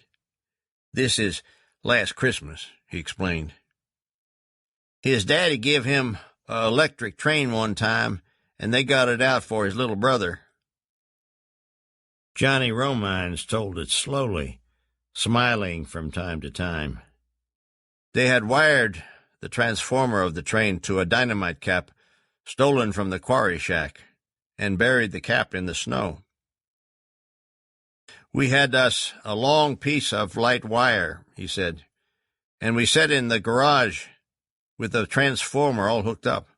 Warren here claimed it wouldn't work. Well, we'd sprinkled breadcrumbs all round over where the cap was buried out in the yard, and directly you couldn't see for the birds. I told Warren to throw the switch." "God damn, but it come a awful blast," said Warren. "I eased the switch on over, and then, baloom! There's a big hoop of snow jumped up in the yard like when you throw a flat rock in the pond, and birds going every which way, mostly straight up. I remember we run out, and you could see pieces of 'em strung all out in the yard and hanging off the trees, and feathers. God, I never seen the like of feathers. They was still falling next morning." "Lord," whispered Boog, "I'd have liked to have seen that." John Wesley had begun to cough. "Ain't it getting kind of smoky in here to you?" he asked. Above their heads, smoke roiled and lowered, and they noticed they could no longer see the walls of the cave. "Believe it is some," Warren said. He stood up and was closed from sight by the smoke. "Hell's bells," he said. "Let's get out of here." "This is the way the cavemen done it," Boog said. "Cavemen be damned. We're fixing to get barbecued." They crawled and stumbled to the mouth of the cave. A shifting patch of murky light, weaving beyond the smoke-combers, came red-eyed and weeping from their crypt, their jacket fronts encrusted with slick red mud. When they had dried their eyes and could see again, they were in some volcanic and infernal under-region, the whole of the quarry woods wrapped in haze and smoke, boiling up out of the rocky ground from every cleft and fissure. Mr. Eller stood at the counter and watched them come in, the clothes steaming on the backs of the men as they stomped off the slush from their shoes and stood about the stove making cigarettes with chilled fingers, the stove popping and whistling with the snow-wetted coal, the women excited with the cold, making their purchases with deliberation, some towing small children about in the folds of their skirts, leaving again, young boys with shotguns and rifles buying shells not by the box but by 4s and 6s, and lending to the bustle a purposeful and even militant air. He rang the money up in the cash register or marked it in his credit books. Odor of smoke and cold, wet clothing and meat cooking. The snow was falling again, and they watched it. "Lord," Mr. Eller said, "reckon it's ever going to quit." Boog and Johnny Romines came in with a rabbit, and they each got a dope. "Whereabouts you get him, Johnny?" Mr. Eller asked. "Over on the creek." "Warren Pulliam caught a skunk in a hole," Boog said. "That right? How's he smell?" "He don't smell too purty." The men laughed. "He's a fat 'un," one said, nodding toward the rabbit. "How's them pups run? Pretty good?" "Pretty good, little old rabbit dogs," Johnny said. "They jumped 2 more, but I never got a clear shot." "Them's beagles," said Boog. The old man came out on the pike road at the gap where the Green Fly Inn had stood. There was no trace of the inn now, but the black and limbless pine trunk that stood in the hollow. Snow had started again, dropping like a veil over the valley or riding the wind through the gap, stinging his face a little. He walked down until he came to the Twin Fork Road and took it into the hopper and homeward. From a light wire overhead, dangling head downward and hollowed to the weight of ashen feathers and fluted bones, a small owl hung in an attitude of forlorn exhortation, its wizened talons locked about the single strand of wire. It stared down from dark and empty sockets, penduluming softly in the bitter wind. At the head of the hollow there was a spring house, and they stopped to drink, the water green and pulsing up from the rocks where a scalloped fringe of ice jutted just above the waterline. "I figured to set here," Warren said, "but there's too many people come by, and you'd get your trap stole. Come on, I'll show you where I got my culvert set." He dipped up another mouthful of the numbing water, took the rifle and trap, and handed the skunk to the younger boy. "He don't smell so bad out in the air," he said. "The old lady'll pitch a hissy when she gets a whiff of me, though." They came out on the road and crossed to the other side where the creek ran. Warren got down on one knee and peered back through the culvert under the road where the spring run trickled through. "It don't never freeze in here," he said. "I done caught me one muskrat here, but what I'm looking for is a mink, see? I got the trap just back inside where nobody won't notice it." The boy peered into the dark tunnel, the water loping slowly down the corrugated metal and flaring where it passed over the trap. "I seen mink sign here back in the fall and some lately," Warren said. "They's mink on Stock Creek, too. Used to be some on Red Branch, but they ain't any more, is how come I don't trap it no more. You ready to go?" "See, they ain't been no cars in here yet," Warren said. "Ain't but just a few people live over here in the holler, and mostly they ain't got cars. You see that house up yonder?" He looked where Warren pointed. Set back off the road was a squat, saddle-roof structure with a thin wisp of smoke swirling and circling about the top of the chimney. "That's where Garland Ownby lives," he told him. "You mess around there, you get your ass shot off." "How come?" "On account of he makes whiskey," Warren said. "Him and his old lady. Here, I'll show you something directly." Beyond the curve of the road, there was an old frame church, and Warren pointed it out. "See that church? Well, that was a nigger church. They used to be a bunch of niggers lived in the holler, and they built this here church and commenced singing and hollering of a night till old man Ownby, he's dead now, he run 'em ever one off. He's been dead since before you and me was born, and they ain't none of 'em come back yet. That's how strong he was on niggers. They say F was even meaner'n the old man. He died right at the store back a few year ago. Just got out of Brushy Mountain. Garland, he's meaner'n hell, too. They raided him one time here back, and he give 'em the old lady to take off to jail. His own mama. That's how bad he is. Then they's Uncle Aether lives up here," nodding ahead of them. "He's a pretty good old fella." "Is he your uncle?" "Nah. Him and Granddaddy Pulliam worked together cutting sleepers for the KS&E, so the old man always called him Uncle. He's pretty old. Got a dog pretty near old as you and me both." "That's pretty old," the boy said. "How old is he, Uncle Aether? He must be 90 or better. He's older'n Granddaddy Pulliam, and Granddaddy Pulliam's daddy fought in the Civil War. He owned a lot of land in Knox County, and when the war was over, they took it away from him on account of him being a Confederate. Granddaddy Pulliam says they wouldn't even let nobody vote, excepting niggers and Yankees." "Why was that?" "On account of back then. This was the North, I reckon." Late in the afternoon, the old man was sweeping the snow from his front porch when he saw them coming up the road. Two small figures dark against the unbroken fall of snow, laboring through the drifts. One of them was carrying a dead skunk.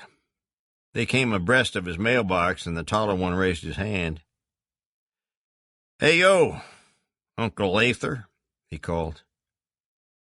The old man squinted his milk-blue eyes against the glare. Hiram Pulliam's grandson. He grinned and waved them up, and they came, toiling on the slope, bow-legged for a better grip in the snow. The Pulliam boy leaning on his rifle, and the other one sliding and waving the skunk about in the air. They sat around the stove with their shoes off, their socks steaming. The old man wrinkled his nose and laughed. "I believe you must have fit that there polecat hand to hand," he said. "Can you smell it?" Warren said. "I can't smell it myself." "He had to crawl back in a hole to get him out," John Wesley said. I crawled past where he was at, Warren said. I thought he was way on back, and then I come to see the wire, and it went off into a little side hole. But I was already past it then. I was all hunkered up down in there and couldn't hardly turn around. But directly I got to where I could poke my pine knot in the side hole there, and I seen his eyes. I got my rifle turned around and aimed the best way I could, and when I shot, it like to busted out my eardrums. We could hear him shoot, John Wesley said. It sounded like a little old pop gun or something from on the outside. Well, when I shot, he cut loose too. I mean, it really steamed things up in there. I come scooting out hind end first, and we waited a while, and then directly I went back and got hold of the wire and come dragging him out, and he shot between the eyes. The old man laughed. That puts me in mind of a coon hunt I was on one time, he said.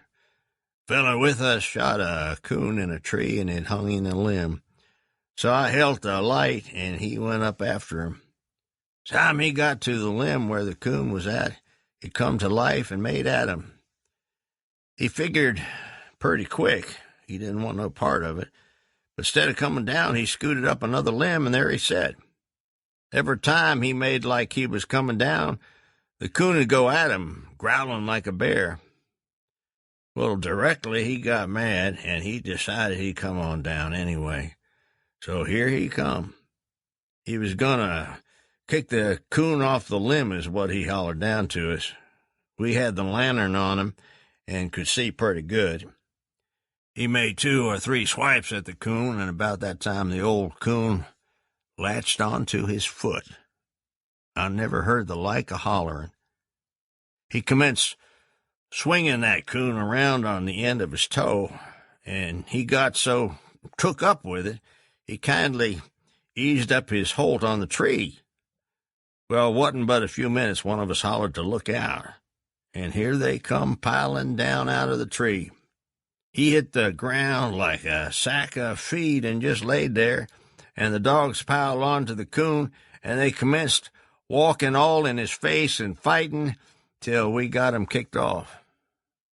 We thought he's dead, but directly he begun to breathe a little and his eyes to flitter some, and we seen he wasn't hurt, just the wind pooched out of him and scared pretty bad. We all laughed considerable, and he sat there and cussed us, but he was a pretty good old boy, and I reckon he never held it against us. I remember he used to tell it on his own self for years and years, and laugh just like anybody. The old man sighed. Used to be good coon hunting hereabouts, he said. What about painters? Warren asked. Was that a painter was hollering around here one time? The old man leaned back in his rocker, a wise grin settling among his sagging skin folds. Well, now, he said, sure, I remember that right well. Been about 10 years ago, I'd say. There followed a moment of silence in which he seemed to be contemplating with satiric pleasure some old deed. Then he crossed one knee over the other and leaned forward. Sure, he repeated. I heard it. Many's the time. Had folks stirred up and scared all of one summer. Yes, sir, stirred up a blue fog of speculating. What did it sound like? The boy asked. Oh, pretty fierce. Well, you reckon it was a painter? Nope, the old man said. After a minute, Warren said, What was it? The old man had begun to rock gently, a benign look upon his face, composed in wisdom, old hierophant savoring a favorite truth. He stopped and looked down at them.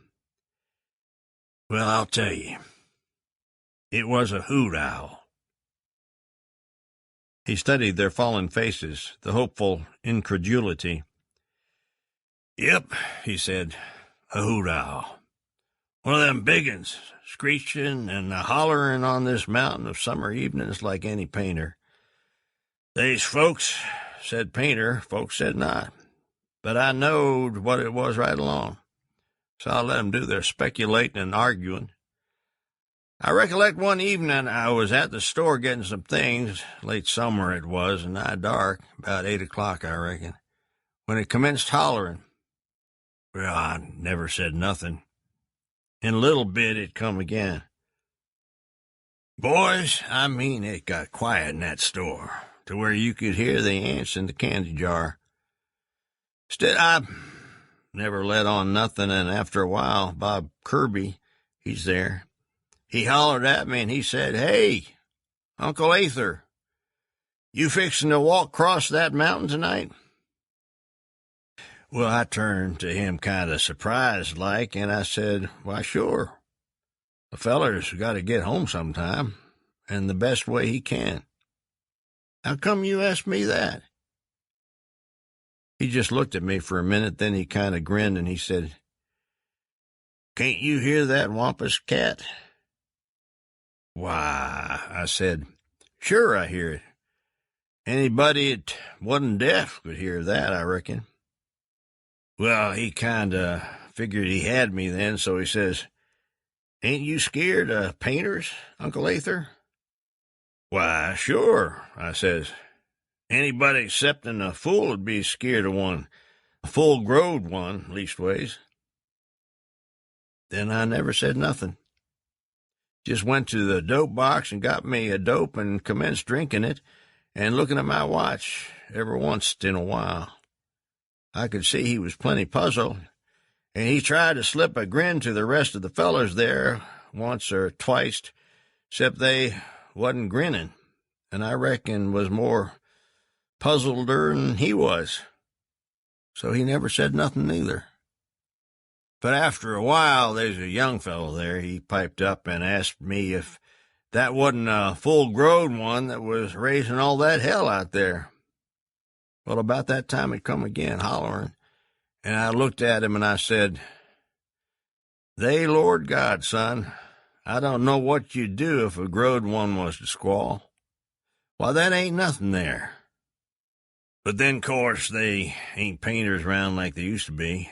Back 50, 60 years ago, they'd sing out back and forth across these mountains all night of a summer till you got to where you couldn't sleep less'n you did hear 'em.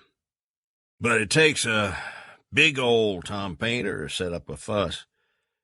That there ain't nothing." I told him that, and about that time, sure enough, that owl let out another screech couldn't have been 100 yards off, and I could see the hackles come up on his neck and on Bob Kirby's, too. I finished my dope and set it down and made like I was fixing to leave then, and Kirby, he says, still grinning kinda, "You mean, Uncle Ather, that you can tell one painter from another'n by its squall?" "Well," I said, "I don't reckon I can so good any more." He grinned right big at that. But I says, "Since I seen this t'other night, I guess it just don't worry me none." Well, they all jumped up with something to ask then, how big it was and all. I was already half out the door, but I figured to give 'em something to think about while they walked home. So I turned to 'em, and I says, "Why, it ain't more'n a kitten. It's right up here in the gap. Not even dusk dark t'other night I seen it scoot across the road. Old Scout was laying there on the concrete. Now he's fell off some of late, but used to be he come a good bit higher'n my knee, to where you jest could straddle him, and weighed better'n 100 pounds. So I looked around, and I seen him there, and I just pointed to him, and I said, 'Why, he ain't a whole lot bigger'n Scout here,' and said him a good night, and went on." Down the small panes of glass behind the old man's chair the sun lowered, casting his head in silhouette and illumining his white hair with a prophetic translucence. A little later he rose and went to the table and lit the lamp. "You boys care for some—here, just a minute." He excused himself and went flapping off to the kitchen, from where issued in a moment sounds of cupboards and glassware. When he came back, he was carrying 2 glasses and a cup, a mason jar of some dark red liquid. "Here," he said, handing them each a glass. He unscrewed the lid of the jar and poured their glasses. A heavy and evil-looking potion, the color of iodine. "Muscadine wine," he said. "Bet you all ain't never had none." It beaded black and sinister in the soft lamp glow. He settled himself in his rocker and filled his cup, watching them taste it. "Mighty fine," Warren said. "Yes, sir," said the boy. They sipped their wine with the solemnity of communicants, troglodytes gathered in some fire-lit cave. The lamp guttered in a draught of wind, and their shadows, ponderous and bear-like upon the wall, weaved in unison. "Uncle Ather," said the boy, "was they really painters back then?" Warren's face, a harlequin mask etched in black and orange by the lamplight, turned to the old man. "Tell him about that'n, Uncle Ather," he said. "That'n you had." Uncle Ather had already started. "Oh, yes," he said, allaying doubt with an upthrust of his chin. "Yes, they was, a long time back. When I was a young feller, working on the road crew at that time, I caught one." "Caught one?" "Yep." He smiled mysteriously. "Sure did. Caught him with my bare hands, and I got the scars to prove it." Here he extended a leathery thumb for inspection. The boy slid from his chair and bent studiously over it. "Right here," the old man said, pointing to a place on the inside just above the web. "See?" "Yes," he said. The skin was wrinkled like an old purse. In that myriad cross-hatching, any line could have been a scar. He sat back down, and the old man chuckled throatily. "Yes, sir," he said. "He was a vicious critter. Must have weighed all of 5 pound. Warren laughed softly. The boy raised his head. The old man sat complacent and mischievous in his rocker, his eyes dancing. "Well," he said, "this is what happened. There was a place called Goose Gap. It's up towards Ware's Valley. Well, it was when we was blasting in there. Bill Monroe, he's dead now, he went up right after, soon as rock quit falling, and then he hollered for me to come up and look-see. They stick lots of smoke and dust, and I couldn't see too good, but I got on up a little ways, and directly I seen he's holding up something. Looked like a groundhog or a little old dog. When I got to where he was at, I seen what it was. I hadn't never seen one before, and it was all tore up and bloody, but I knowed right off what it was. Bill, he couldn't make nothing out of it. What it was a painter kit. We started up through them rocks, and directly we come up on another. It wasn't tore up as bad, and Bill allowed as to how it must not have been blowed as fur, and so we was headed right. Anyway, it turned out he was right, and in a little bit we come up on the den hole. It was all blowed out in the front, and about 1.5 yards of bones laying all around. And back in the back, under some rocks, we found this'n, the third'n. He's alive and mewling just about like a house cat. Old Bill, he backed off some, said that old sheep painter might be around. Well, I was younger than him and likely didn't have as good sense, so in I goes and grabs the little feller up by the scruff of the neck. That's when he hung his tushes in my thumb here. I turned loose right fast, I'll tell you. Well, I figured a minute, and then I took off my shirt and scotched him up in that and brought him on home with me. Here the old man paused and helped himself to a chew of tobacco from a huge paper pouch. "I lived 5 miles this side of Sevierville then," he continued. You boys don't chew, do you?" "No. I had bought me a place off a man named Delosier. 20 acres, mostly side hill, and not much of a house neither. A old piece of a barn. I was married then, and that was my first place, so I reckon I was kindly what you might say proud of it. I kept some hogs and chickens, and later on I had me a cow and a wore-out mule, put me in some corn.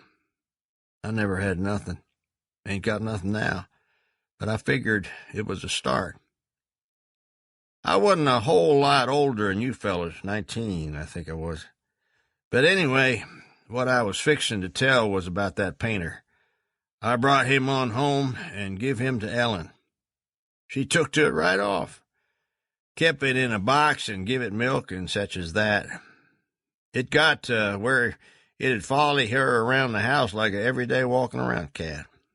It wasn't but about the size of a cat, too. I recollect he's speckled kindly like a bobcat. Well, they's even a fella come out from the newspaper and wrote it up about us having him. Folks come from pretty near everywhere to see him.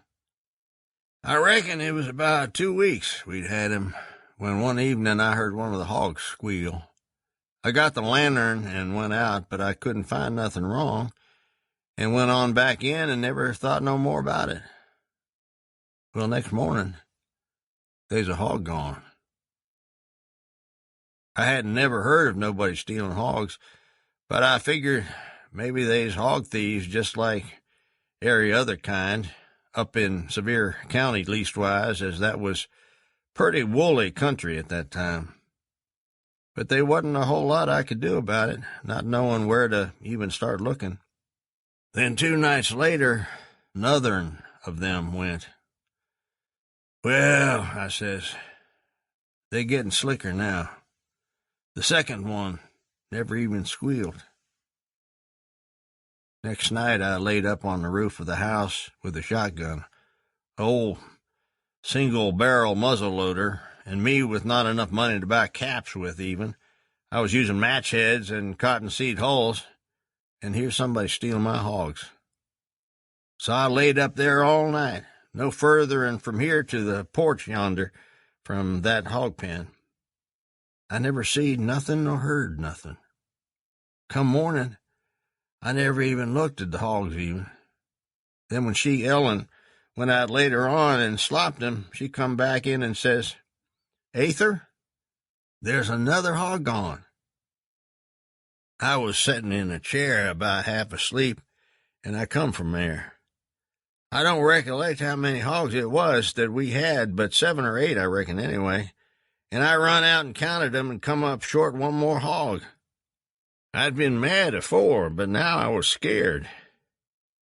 Here the old man found the cup of wine in his hand, and he regarded it for a moment with mild surprise, raised it, and took a drink. He closed his eyes for a moment. The high wagon and them coming up to the house, wagon and house both belonging to his uncle, and him owning nothing more than he could carry in his 2 hands, her things in an old leather trunk tied down behind the seat. "That her?" he asked. "Yes, sir." He walked around the wagon slowly, studying her as a man might a horse. Then he said, "Well, light." He got down, and she was still sitting there. "What's she? Gonna put the mule up?" "No, sir," he said. "Ellen, here." He took her hand, and she got down. "You go on with Uncle Whitney," he said. "I'll get the things." "Helen," he said. "It's Ellen," she said. The wagon moved away from behind her. "Ellen." "Daddy said he'd kill him," she said. "Ain't nobody gonna kill nobody," he said. "Here, watch the mud." She said something else. He watched them go in. What happened then, Uncle Ather? Warren said. Oh, well, I'd done lost 3 of them, I think it was then. That was 3 more'n I was willing to lose, and 2 more'n I thought I would lose without I caught somebody. Aside that, it looked like I would lose just as many as whoever I was losing them to was willing to take, which probably meant all of them. So I was mad scared. Ellen, she claimed I'd gone to sleep on the roof, but I knowed better. That was late of a summer. I was still on the road crew and working 12 and 14 hours a day, and here I got to come home nights and set up with a bunch of hogs. But we never lost no more for a week or better. Then one night Ellen went to the door to throw out a pan of water, and I heard her holler. I run out, and she grabbed onto me like she'd seen a haint or something. And I asked her what it was, but she just stood there and shook like she's freezing to death. I walked her back in and went out and looked, but I never seen nothing. So I got the pan and come on in. Something had scared her real bad, but she couldn't tell me what all it was. After a while, all she would say was, "I don't know," or I couldn't tell what it was. The old man paused again, arrested but for the rise and fall of his breathing, the slow mechanical rotation of his jaws, gazed upward. The image of the lamp flame on the ceiling, the split corona a doubling egg, like the parthenogenesis of primal light. He kept on for a week, coming back each night to the dark and empty house. Then he stopped going to work. That morning he took out the few things she had left, a housecoat, odds and ends, and put them on the bed. He sat and looked at them for a long time. When he got up, it was evening. He stayed for 5 more days, wandering about the house or sitting motionless, sleeping in chairs, eating whatever he happened to find until there wasn't any more, and then not eating anything. While the chickens grew thin and the stock screamed for water, while the hogs perished to the last shote. An outrageous stench settled over everything. A vile decay that hung in the air filled the house. On the 6th day, he went out and knocked a plank from the back of the barn with the pole of his axe, cut from it 2 boards. On one he carefully incised her name with the point of his knife. Then he chopped a stake point on the other board and nailed the 2 together in the form of a cross. He took it and took her clothes and a spade down to a corner of the lot, where he scooped a hole, buried the clothes, and with the shank of the spade pounded the cross into the ground. Then he walked straight through the house and out again across the yard to the road and toward Sevierville. He had gone half a mile before he noticed the shovel in his hand and pitched it into the weeds. "I know you can't," he said. "I ain't going back." "I'll go out tomorrow. Come on, you clean up and eat some." "What?" "And get some rest. Sleep. I'll go out tomorrow." "Well, you can. I ain't." "I was going out anyways. R.L. come by yesterday morning to see if you was coming back. You going back?" "I don't know. No, I ain't going back." "You aim to sell your place?" I don't care." "Well, I do." He looked at him for the first time, the older face, dark and hard as a walnut. "Why?" he asked. "Kinda you owe me $200 mainly." "Oh." He thought for a minute, then he said, "Yes, here. I gotta clean up." The old man was swaying slowly in his rocker, holding the cup before him in both hands like a ciborium. After a minute, Warren said, "Did you ever find out what it was?" The old man turned and spat into a coffee can. "That goddamned Bible drummer, wasn't it?" Don't say nothing else. Well, nobody never died from it. Don't say nothing else, I told you. Yes, sir, he said. It was the old sheep painter. Come after the little one. You boys care for some more wine? They still had some. The old man labored up from his rocker and went to the table where he had set the wine, refilled his cup. Yep, he said. That had to have been what she seen. Did you shoot it? The boy asked. Nope. Never even seen her. I lost one more hog, and then I give it up. I turned the little one loose, and that's the last I ever seen of it and the last hog I lost. You see, he said slowly, darkly, they's painters, and they's painters. Some of 'em is just that, and then others is right uncommon. That old sheep painter, she never left a track one. She wasn't no common kind of painter.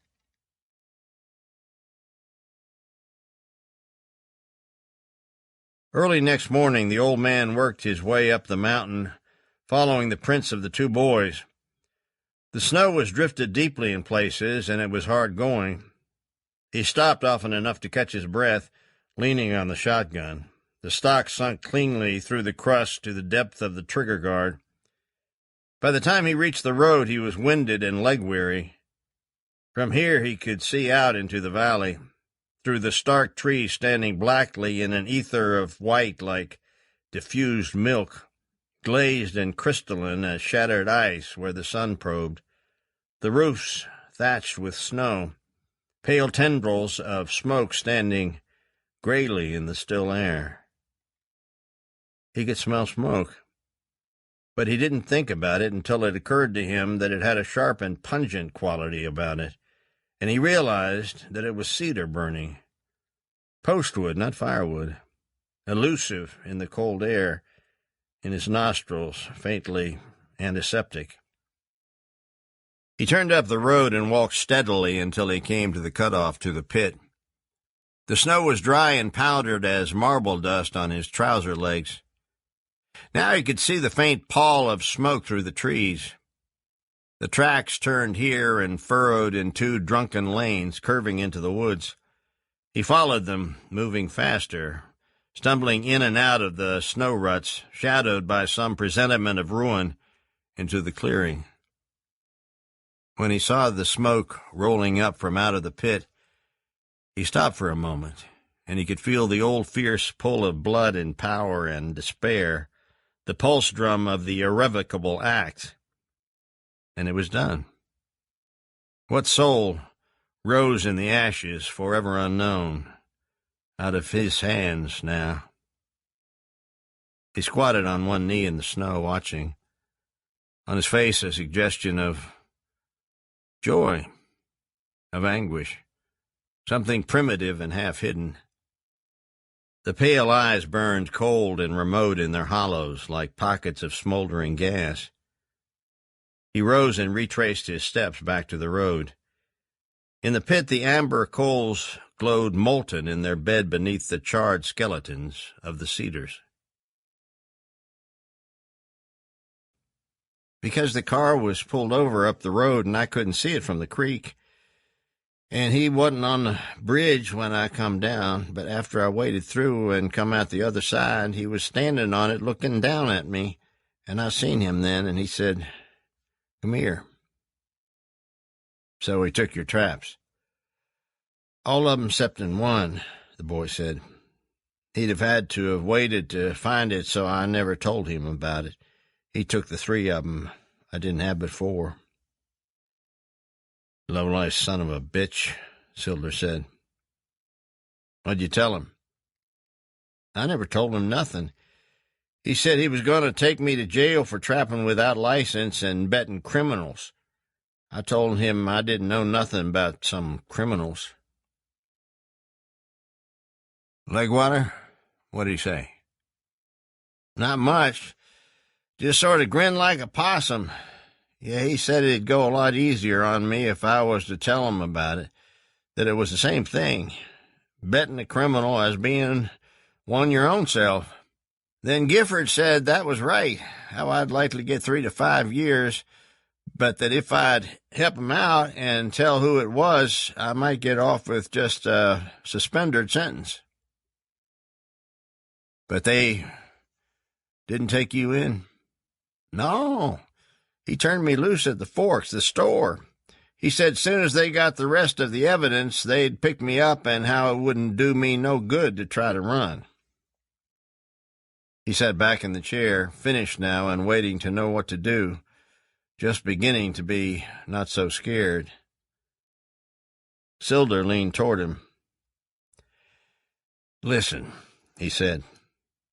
"You know that's all horseshit, don't you? You know what a ass it'd make him look to come dragging a 14-year-old boy in, even for helping a runner, let alone trapping without a license. He's just trying to scare you. I know him. He can't prove no way in the world you helped me, and if they caught me, I'd have to be with a load, in which case they wouldn't need nobody's testifying, let alone yours. And even if they did, I'd swear I never seen you before in my life, and you'd do the same thing, so they still couldn't bother you. It's all horse shit, trying to bluff and scare you into helping him poke his nose where it don't belong. He bothers you again, you tell him nothing. Tell him you'll get him for false arrest, except I don't think he's going to bother you no more." "He said he'd catch you anyway." "He couldn't catch cow shit in a wash tub. It ain't even his business. He ain't the ATU. Anyway, don't you let him bother you. I'll tend his apples for him my own self. He knowed you didn't have no daddy. Nobody to take up for you in the first place is the reason he figured he could jump on you. He's a low-life son of a bitch and cared to boot. Here, come take a look at your pup. He's fat as a butterball. Come on, I got him on the back porch on account of it being so cold." The pike had been cleared sometime in the afternoon, so that he didn't even need the chains after he came off the orchard road. Dark now, something after 6 o'clock. The rear end of the car heavy and swaying low over the wheels, even with the Lovejoys set up as far as they'd go.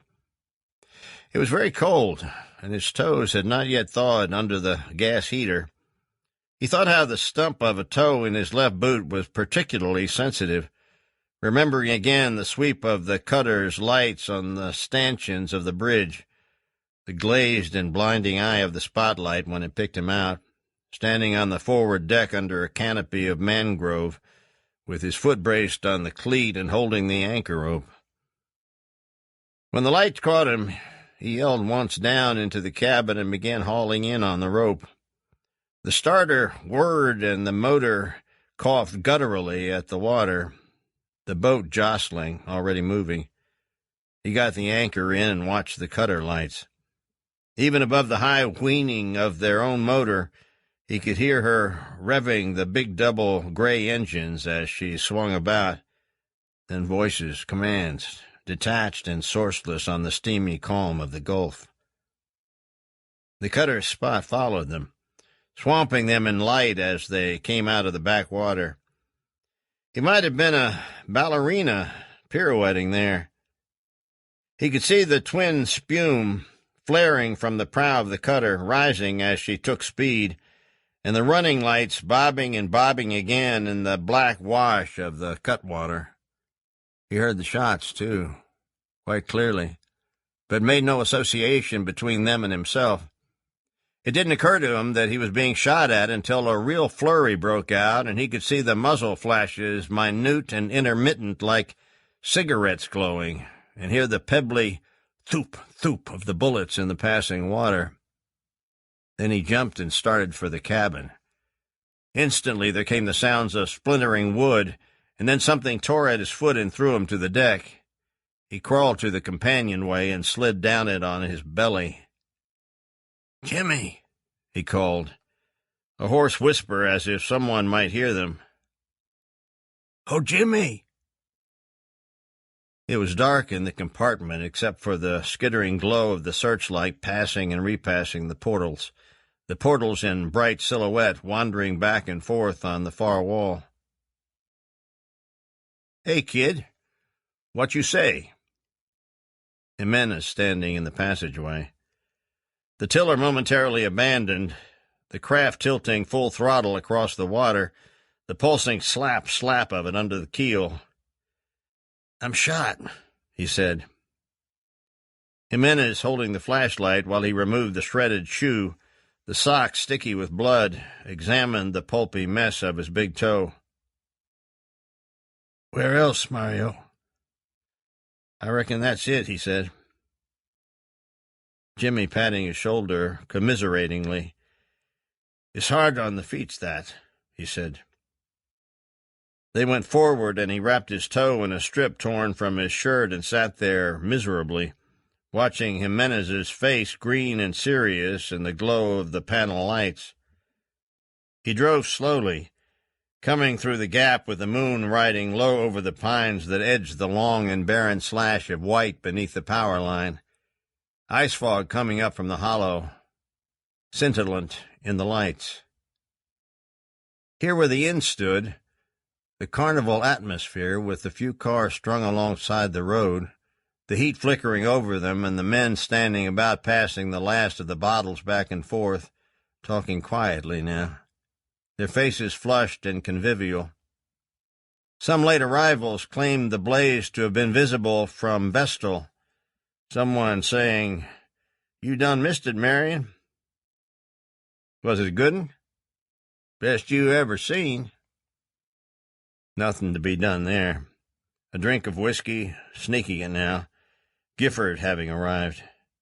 Gifford with a long pole poking steaming holes in the melt of glass. Gloop, gloop, vitreous tar. Damnedest thing I ever seen.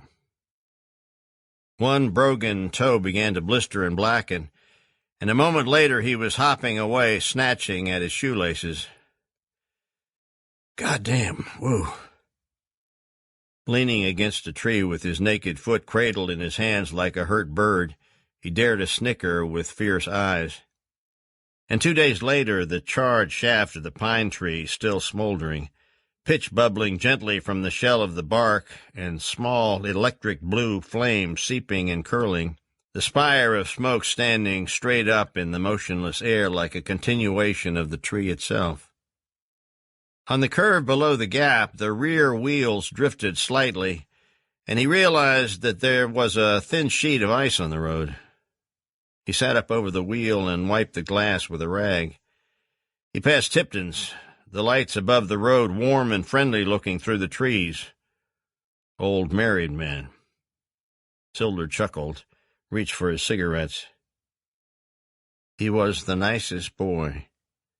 The rain peening steadily the tin roof of the church, obelisks of light slanting down from the high windows like buttresses. After the creak of the door, nothing but the huge, breathing silence, musty odor, the patient and quiet abandonment, chairs, benches, the pulpit, all orderly and still in their coats of dust, an air of mild surprise about them at this late visitation. Their steps ghostly on the warping boards, rousing an owl from the beams, passing over them on soundless wings, a shadow, ascending into the belfry like an ash, sucked up a flue, and as silently. She gripped his arm. Together to the mourner's bench. O Lord, witnessed by one night bird. Topping the hill above the creek, he came upon a half-ton truck with a horse on it, the long, bland face peering down at him over the slatted tailgate with eyes luminous and round as bottle bottoms in the car lights. The truck was laboring at the hill with beetle-like industry, the gears grinding out a low whine. He watched the snow swirling over the road behind it, serpentine, white wisps like smoke on glass, eased up the shift lever and passed them. The horse's off-eye rolling wildly past the cab, The driver, dimly lit within, puffing at a cigar, looking down at him once. "One side for the hooch man," Sylder said. "New Year's whiskey coming. Figure 10 headaches to the gallon makes 1,000. About 1,200 real hat stretchers. How about that, old man?" The old man puffed his cigar, receding rearward, dimmed his lights to one dull orange globe. He drove straight down Gay Street, halting obediently at the stoplights, gazing at the numbed traffic officers with insolent bemusement. "Howdy, Blue Boy. Care for a drink?" Out on the west side of town, he pulled into a drive and around behind an aged and ill-kept frame house. He backed the coupe up to the garage and got out, stretching a little. 2 men came from the house, the kitchen, where a small window was lit. Another man came to the door and stood there leaning against the jamb, his shirt tail out, smoking a cigarette and taking the air. A woman's voice, small and shrill somewhere in the house behind him. "Shut the door, idiot! You raised in a barn?" He didn't move. "Howdy, Sylder," the first man said, going past him to the garage, not even looking at him. "Howdy," Sylder said. The other one stopped. "How's a new car?" he asked. "All right." "Ward says it come out of Cosby." "Could be." "Ward says it's plenty fast. Says they blockaded the feller on the Newport Highway is the only way they ever come to catch him at all." "Let's go, Tiny," the other man called from the garage. Sylder went to the rear of the coupe and opened the deck lid. They began to unload, carrying the cases back into the garage, the car creaking and rising bit by bit until they had finished, and it stood with its rear end high in the air like a cat in heat. Sylder took a flashlight and wrench from the glove compartment, stooped by the rear wheels each in turn, and lowered the car. Then he undid the chains, got in and drove off them, came back and put them in the trunk. The motor was still running, and as he slid behind the wheel once more, Tiny came to lean on the door. "Don't she sound sweet, though?" he said. Sylder looked up at him. "That what Ward says?" Tiny grinned. "Nah," he said.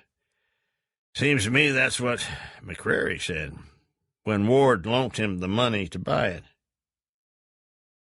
Tell Ward good cars cost good money, even at a government auction, or even if you done paid for 'em once." He set the gears and ran the motor up once, and Tiny stood up. "Come back," he said. Sylder was rolling up the glass. "We'll see you," he said, switched on the headlights and pulled away down the drive.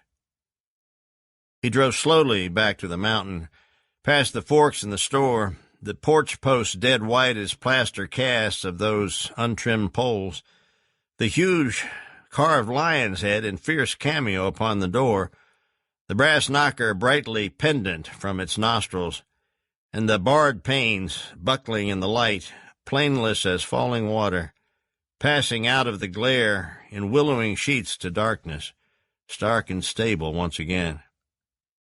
Past his own house, dark but for the light on the porch, and then across the mountain, still slowly, pulling the grades down under the wheels easily. The road was glazed with ice on the far side, and he amused himself by drifting the coupe from curve to curve like a boat tacking. At the foot of the mountain, he left Henderson Valley Road and turned right down Bay's Mountain Road, driving on gravel now, slowing to some 10 or 15 miles an hour, and finally switching off the headlights. He drove that way for half a mile, the coupe rolling ghostly over the road, black and silent against the snow. Then he turned the car around in a drive, pointing it back down the road, and got out. He walked up the road until he came to the next drive, and here he turned in, plodding through the snow to the lightless house where it brooded in a copse of trees, solitary above the empty fields. Over and around it, the naked branches tangled like ironwork. He walked around the house twice. No dogs barked. At the back again, he tested a window, lifted it, the weight slithering in the sashes, stepped through and inside. He found himself in an areaway off the kitchen, 2 doors in front of him, one leading to a large open room, the other one closed. "Hola, Jeffo," he called, whispered in mock and inaudible greeting. "Dorme?" On down-pointed cat's feet, he stepped the 3 steps to the closed door and folded his hand over the knob. "Oh, Jeffo," he whispered. "Es muy malo que no tengas un perro." Turned the knob and opened the door. There was one small high window in the room, a square of gray standing out of the blackness, and other than that he could see nothing. He stood at the door for a few minutes, listening to the rumbling breath of the man asleep. After a while he could make out the shape of the bed directly in front of him. It was warm in the room.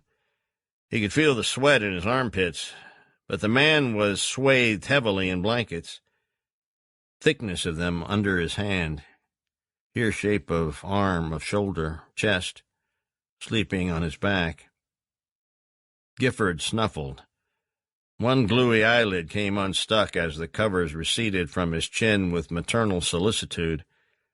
He even raised his head a little, wonderingly, sleep leaving him in slow, grudging waves, so that he seemed to be coming up to meet it, the shut fist rocketing down out of blackness and into his face with a pulpy sound like a thrown melon bursting.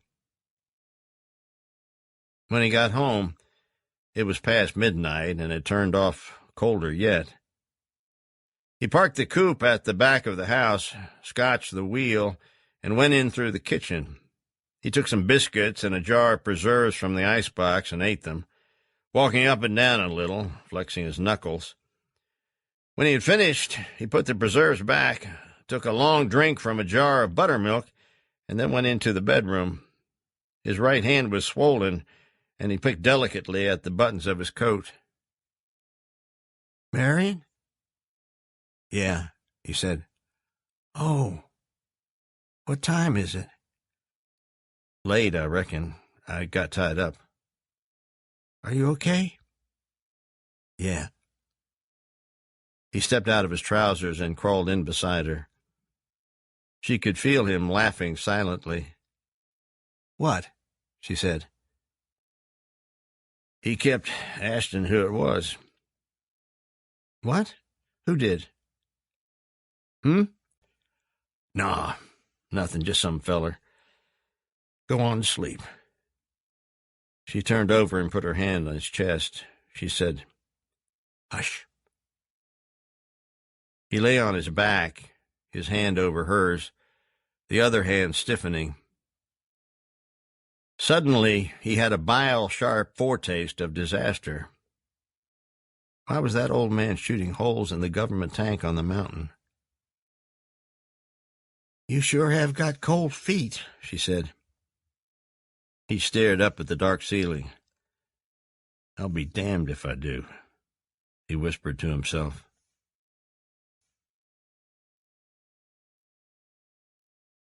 Part 4.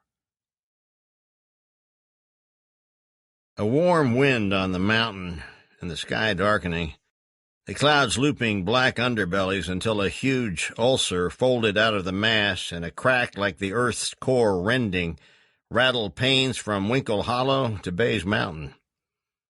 And the wind rising and gone colder until the trees bent as if borne forward on some violent acceleration of the earth's turning, and then that too ceased, and with a clatter and hiss, out of the still air, a plague of ice.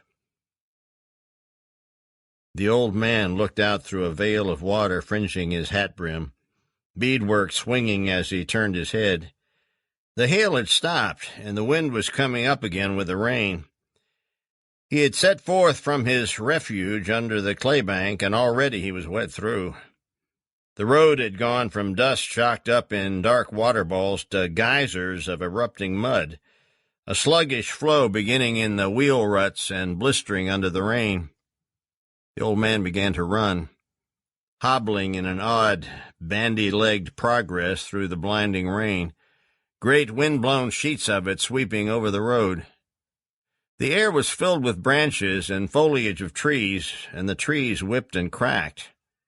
By the time he left the road and entered the woods, they were coming down, the dead and leafless trunks grasping with brittle gray fingers and going prone on the earth with the muffled thunder of their fall, half lost in the fulminations overhead. The old man kept to his course, over last year's leaves slick with water, hopping and dancing wildly among the maelstrom of riotous greenery like some rain sprite, burned out of the near darkness in antic configuration against the quick bloom of the lightning. As he passed it thus, a barren chestnut silver under the sluice of rain erupted to the heart and spewed out sawdust and scorched mice upon him. A slab fell away with a long hiss like a burning mast tilting seaward. He is down. A clash of shields rings and Valkyrie descend with cat's cries to bear him away. Already a rivulet is packing clay in one ragged cuff, and a quiff of white hair depending from his forelock reddens in the seeping mud. Rainwater seeped among the porous boards of the outhouse until the windrowed leaves in the cat's corner were black and lifeless, and the cat left through the leaning door to seek new shelter. Pools of black water stood in the path, swirling slowly their rack of straw and weeds. Armadillo beetles coiled round as shot and strangely buoyant. She skirted them on wincing feet, bore squeamishly the wet slide of last year's limp and slime-brown weeds.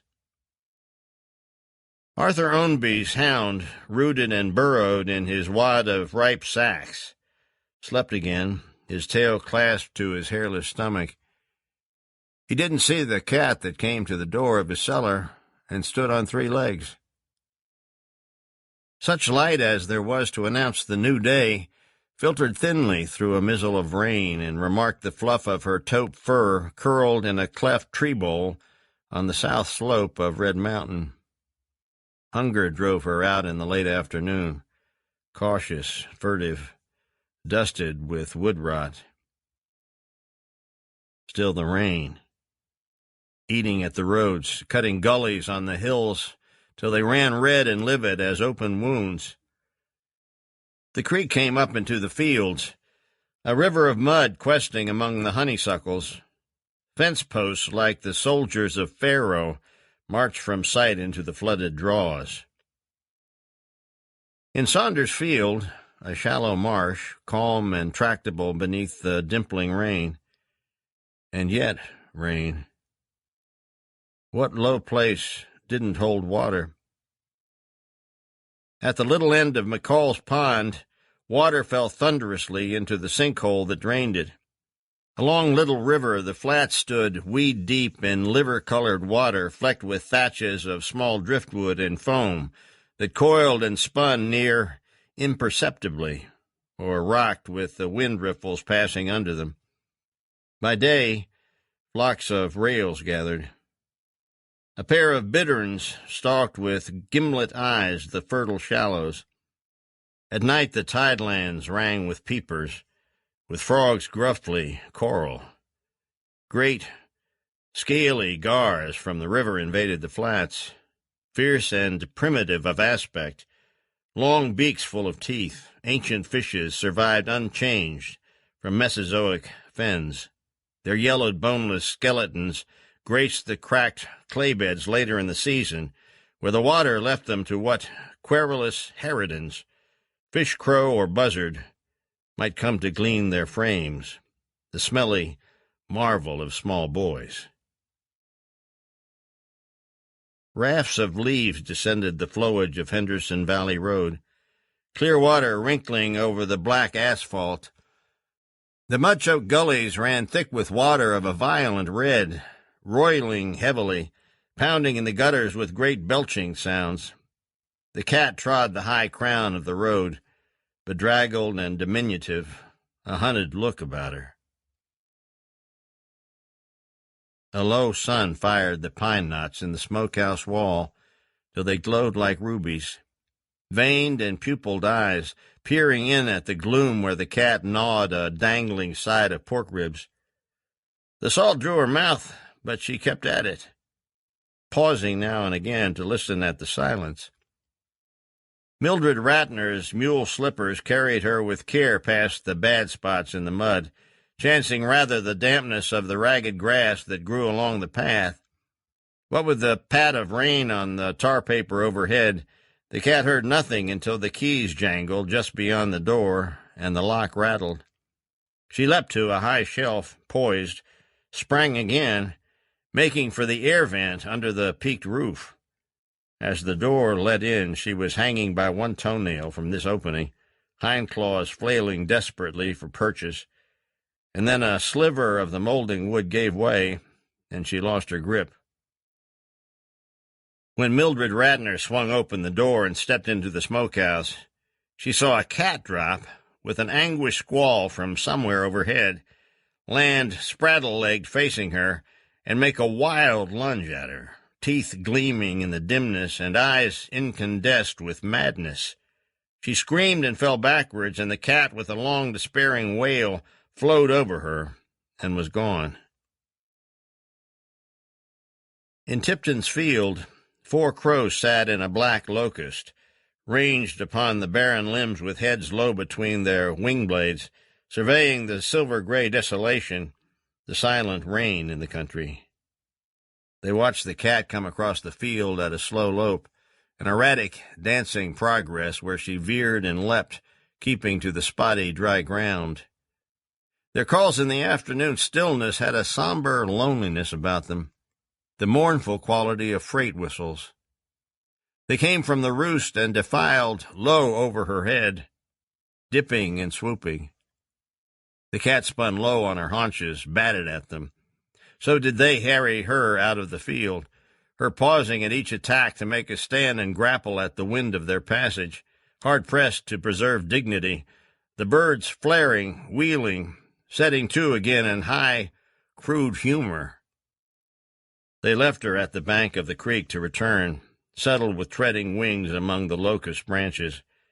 She marked them down. Her yellow eyes narrowed in contempt, turned downstream and followed the swollen creek to the bridge. Here she crossed and continued, taking the high wooded ground on the south bank, pausing here and there with random inquisitiveness at holes and hollow logs to smell, shake herself or lick the water from her chest, until a strong odor of mink musk brought her to the creek proper again. The mink was dead, swaying in the shore currents among the swamped and flaring grass. She crept to it on cocked legs, leapt to a mud hummock, and swatted it with a long reach downward. She stood up and watched it. It bobbed lifelessly. The chain was hung on a stub somewhere out in the water, and when she hooked her claws into the mink to pull it toward her, it didn't come. Finally, she ventured one foot into the water and bit into the neck of the animal. The grit impregnated in its fur set her teeth on edge, and she attacked it savagely, then stopped suddenly as if her attention had wandered or returned to something of importance which she had forgotten. She left the mink and set a course across the fields toward the Pike Road. The rain had plastered down her fur, and she looked very thin and forlorn. She gathered burdock and the curling purple leaves of rabbitweed as she went. A dead stalk of blackberry briar clung to her hind leg. Just short of the road she stopped, shivered her loose skin, ears flat against her head. She squalled once, hugging the ground with her belly, eyes turned upward at the colorless sky, the endless pelting rain. On the afternoon of the 3rd day, the rain slacked, and through the high pall of faint gray, blades of light swung like far beacons, cutting slowly the wisped cloud edges, lace tatter or swirl of sea mist. Dark fell early, and later, as he lay quilted and awake in his black loft, the rainless silence of the roof seemed to measure time, something lying in wait. He had already decided to go to the creek in the morning. The water might even have fallen some. So it was the morning of the fourth day before he went to his traps again, passing the pond and skirting the lower end where it flared out into the field with the weeds standing in the water like rice, then down along the limestone ledges, past the hail-shattered floats of water lilies, shoals of new green leaves, on across the field and out to the road.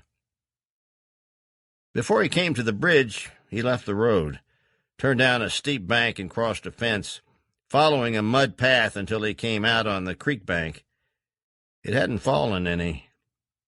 Troughs of clayey water rocked through the shallow field on the far side, seething in the matted honeysuckle, the tops of milkweeds and willow shoots quivering in the pull of it. The creek itself was a royally misshapen flume, more like solid earth in motion than any liquid, cutting past him. Each dip and riffle, eddy, glide, uncurling rope coil fixed and changeless, and only the slight, oily tremor of the water and the rush of noise testifying to motion at all.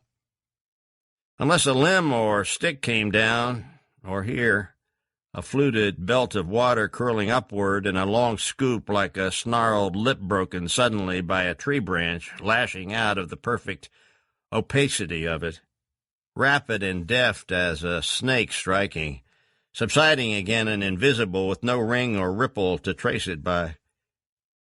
He sat down for a few minutes and watched it all. A kingfisher came up the creek, tacking back and forth, saw the boy and flared, veered away over the watery fields, trailing in the morning quiet his high staccato call. He got up and started along the path over the shelf of woods between the creek and the mountain, by hickories feathered in mist, by cottonwoods still coldly skeletal for all the new green of the spring. He began to climb, his approach forewarned by the patter of nutholes, a dipping branch, scrabble of small feet on bark. He crossed the spine of the ridge and started down, seeing the horseshoe bend of the creek below him distended with blisters of brown water spread out into the fields. Down the slope to the creek again, a shortcut he took, who measured only horizontal travel. He couldn't find it. The creek was none that he had ever seen before, and when he turned his back to it at what looked like a place he knew, he was surprised to see a draw, a fence corner, a stand of locust oddly mislocated. He passed the place and came back. He had been too far down. He hurried along upstream for another 50 yards and then stopped short. The rock where his trap had been was submerged, but a dome of water rose over it, and now he saw the wire reaching up to the sapling on the opposite bank. Just above here the creek narrowed. It was the place where he usually crossed on a long and mossy pier of stone. That, too, lost now, beneath the floodwaters. In the narrows the current leaped in a slick chute, plummeted into the pool below, churning a chocolate-dark foam and spreading again, a hissing sheet of flecks and bubbles, small twigs, bark, and debris. A naked and swollen young bird turned up its round white belly briefly, rolled and folded into the thick brown liquid like a slowly closing eye. And below the rock something roiled darkly to the surface, sank again as if struggling with some unseen assailant. He watched. A moment later it flared again, and he could make it out better, the hair floating undulant as black grass racked in the eddies. He looked along the bank until he found a stick, came back and leaned on tiptoes out over the water, poking. He found the ledge of rock, tested along it with his stick, and then stepped out, panicky for a moment as his foot sank. Then he was straddle-legged, with one foot on the bank and the other in the creek, the water boiling between his legs, ribboning high on his calf. He got the other foot down and turned, carefully, facing upstream, standing with the thin brown wings of water flying over his shins with a slicing sound, standing so in an illusion of fantastic motion. He worked his way crabwise to within a yard of the other bank, to the channel where the rocks terminated, launched out wildly across the remaining stretch of water. He went in nearly to his waist, his feet chopping rapidly at the slick and steep-pitched mud, flailing mightily with his stick before he could get a proper foothold. Then he was across, pulling himself up the bank by what roots or weeds would hold his weight, cold and mud-slavered. He hobbled down to where the sapling was, and slid down the bank to it, catching himself with one foot against the slender trunk, took hold of the wire and undid it, the wire humming electrically in his hand, took a good grip on it and climbed the bank again, pulling it after him. When he got to the top and turned around, he could see his catch floating in the grass, and even before he pulled it up to him, he could see the white places on it like hanging leeches. Then he had it in his hand, feeling the fur gritty with mud, the cusped bone end jutting from the foreleg, wrecked between the jaws of the trap, the white bib smeared with clay and the fine yellow teeth bared in a fierce grin. And turning it slowly in his hand, studying dumbly the clean, ugly slits, white and livid, wounds, but like naked eyelids or dead mouths gaping. He took it from the trap and put it in his pocket, wound the wire around the trap and put that in the other pocket. The sun was well up, but already the promised light was drowned in a sweep of wet clouds rolling and building darkly to the southeast. He didn't recross the creek, but headed out into the field. Before he reached the woods, the first drops of rain had already spattered his shoulder. When he got to the road, it was black and slick with water, and he hunched his shoulders forward against the mounting downpour, shivering a little. Sheets of spray gusted over the smoking road and over the swamped land, the houses standing bleak and gray. A final desolation seemed to come. As if on the tail of the earth's last winter, a well of water were rising slowly up through the very universe itself. It had been raining for 6 days steady when Marion Sylder finally left the house. He came down the drive sideways, slewing sheets of mud from under the cavorting wheels, got straightened out on the road and drove to the forks. A small pond had formed in front of the store, and customers were obliged to tread a plank walk to get to the porch. The rain had settled into a patient drizzle, and the people of Red Branch sat around their stoves, looked out from time to time at the gray-wet country, and shook their heads. Sylder backed his car up to the gas pump and got out, sloshing the mud from his boots in the puddle, waded to the porch and went in. There was a mesh of welding rod over the front windows now, and he smiled a little at that. Mr. Eller looked up from his chair by the meat block. "Well," he said, "ain't seen you for a while. Bring some money with you?"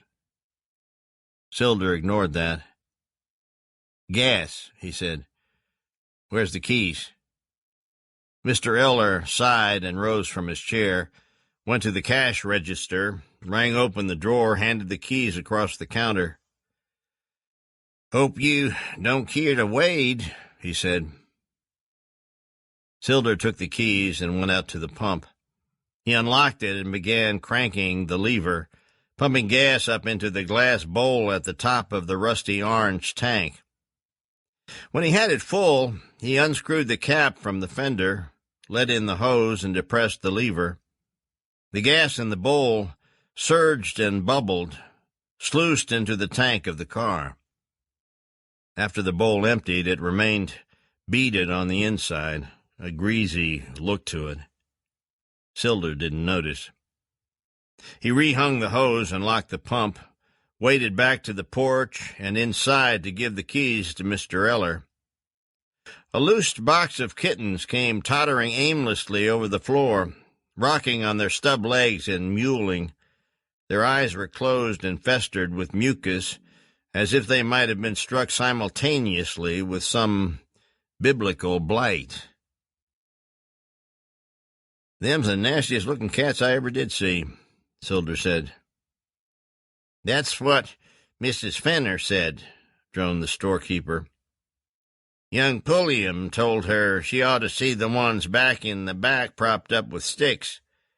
He picked the keys up off the counter and rang them back in the cash drawer again.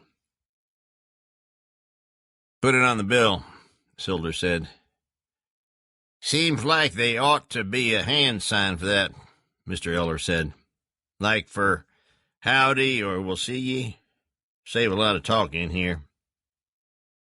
If I had your money, I'd retire for life. It'd pay about the same." "Sure it would," Sylder said. "Seems to me like—" Mr. Eller began. "Never mind," Sylder said. "I got to get on. Poor folks don't have time to stand around jawing all day." He waved and went out, stopped at the door a minute and looked back. "Say," he called. "What's that?" "A Christian'd have drowned them." "What's that?" Mr. Eller asked again. Leaning in the door and grinning, Sylder pointed at the kittens bobbing over the floor like blown lint. Mr. Eller shooed his hand at him, and he left. The storekeeper drummed his nails on the marble ledge of the cash register for a minute. Then he turned and went back to his chair. He had been resting for only a short time when the clock among the canned goods began a laborious unwinding sound, as if about to expire violently in a jangle of wheels and leaping springs, stopped, told off 4 doom-like gongs, evocative of some oriental call to temple, then hushed altogether. Mr. Eller stirred from his chair, went to the clock and wound it with a key hanging down from a string. It made a loud, ratcheting noise. Then he seized it from the shelf and slammed it back. It set up once more a low wooden ticking. One of the cats had wandered behind the meat block, and on his return to the chair he stepped over it carefully. It went by in a drunken reel, caromed off the meat case, continued. Lost, they wandered about the floor, passing and repassing each other, unseeing. One staggered past a coffee can set next to the stove, slipped, fell in the puddle of tobacco spittle surrounding it. He struggled to his feet again, back and side brown-slimed and sticky, tottered across to the wall where he stood with blind and suppurant eyes, and offered up to the world his thin wails. Mr. Eller dozed, and his head rocked in small increments down his shoulder onto his chest. After a while, a little girl in a thin and dirty dress came through the door behind the counter and gathered up all the kittens, now wailing louder and in broken chorus, carried them out again, talking to them in low remonstrances. Mr. Eller dozed. The clock ticked.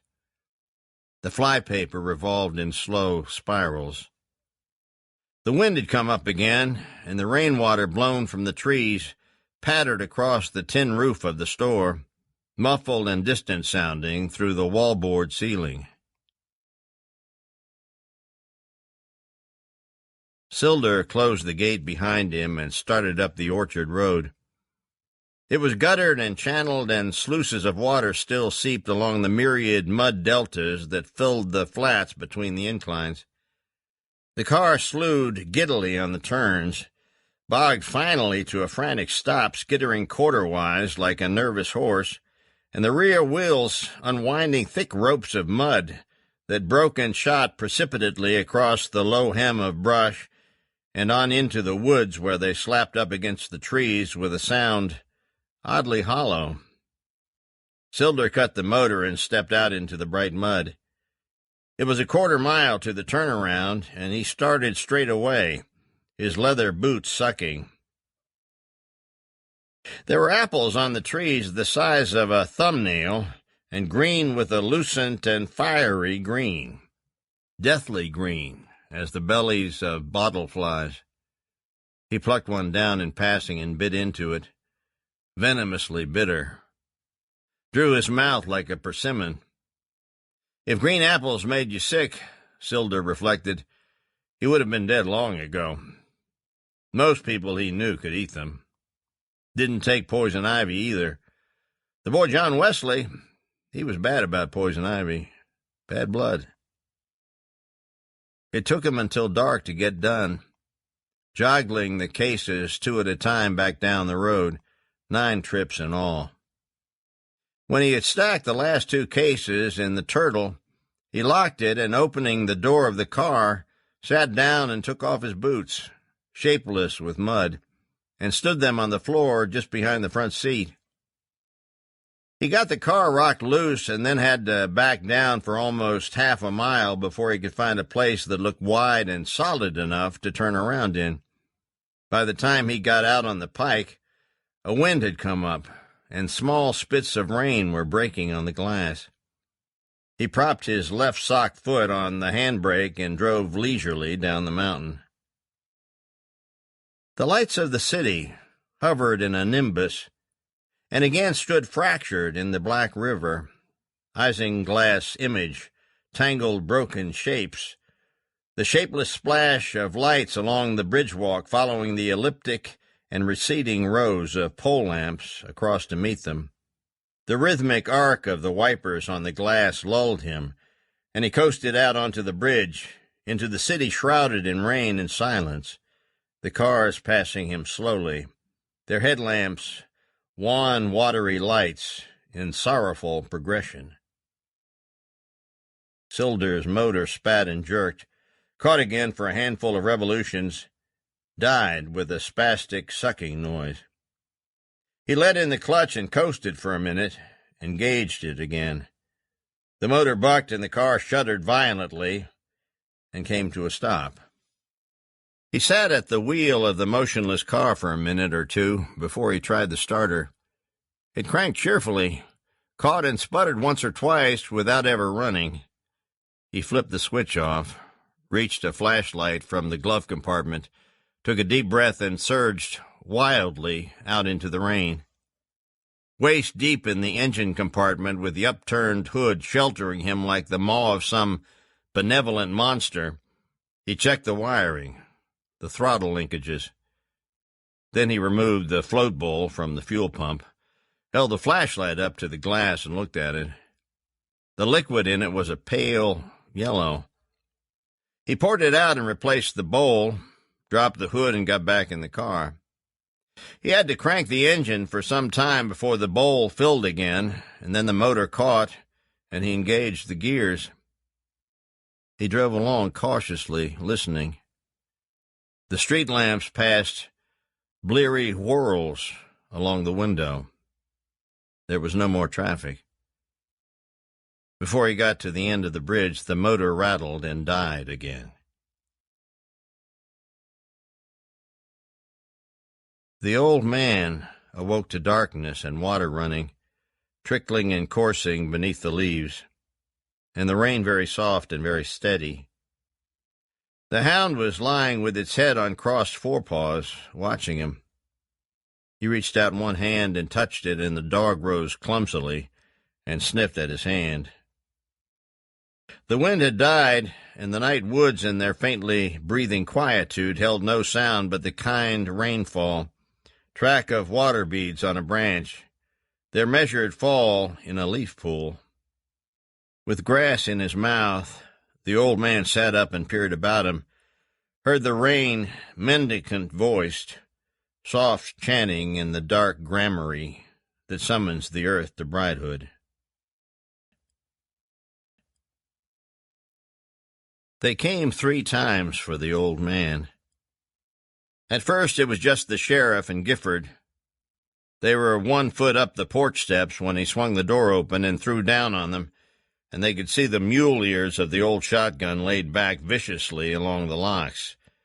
They turned and went back down the yard, not saying anything or even looking back, and the old man closed the door behind them. The second time they pulled up in the curve of the road with 3 deputies and a county officer. The old man watched them from his window, darting and skulking among the bushes, slipping from tree to tree like boys playing Indians. After a while, when everyone was set, the sheriff called from his place under the bank of the road. "Come out with your hands up, Ownby. We got you surrounded." The old man never even turned his head. He was in the kitchen with the shotgun propped over the back of the chair, and he was watching one of the deputies hunkered up under a lilac bush in the west corner of the lot.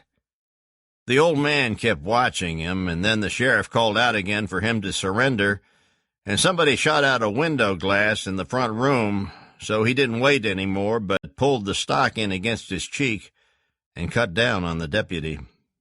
The man came up out of the bushes like a rabbit and hopped away toward the road with a curious loping gait, holding the side of his leg. He'd expected the man to yell, and he didn't. But then the old man remembered that he hadn't yelled either. The kitchen glass exploded in on him then, and he got behind the stove. There was a cannonade of shots from the woods, and he sat there on the floor listening to it and to the spat-spat of the bullets passing through the house. Little blooms of yellow wood kept popping out on the planks, and almost simultaneously would be the sound of the bullet in the boards on the other side of the room. They didn't whine as they passed through. The old man sat very still on the floor. One shot struck the stove behind him and leaped off with an angry spang, taking the glass out of the table lamp. It was like being in a room full of invisible and malevolent spirits. He had the shotgun across his knees, broken, still holding the empty shell in his hand. The firing died in a few minutes, and he crawled along the cupboard and got his shells off the table and came back and reloaded the empty chamber. Then he rolled a cigarette. He could hear them calling to one another. Someone wanted to know if anyone was hurt. Then the sheriff told them to hold up a minute, that the old bastard hadn't shot since the first time, and hollered loud, as if a person couldn't hear him anyway, wanting to know if Ownby was ready to come out now. The old man lit a cigarette and took a deep pull. Outside all was silence. "Ownby," the sheriff called. "Come out if you're able." There was more silence, and finally he heard some voices, and after that they fired a few more rounds. The stick propping up the glassless window leaped out on the floor, and the window dropped shut. He could hear the bits of lead hopping about in the front room, chopping up the furniture and scuttling off through the walls and rafters like vermin. They stopped, and the sheriff was talking again. "Spread out," he was saying. "Keep under cover as much as you can, and remember, everybody goes together."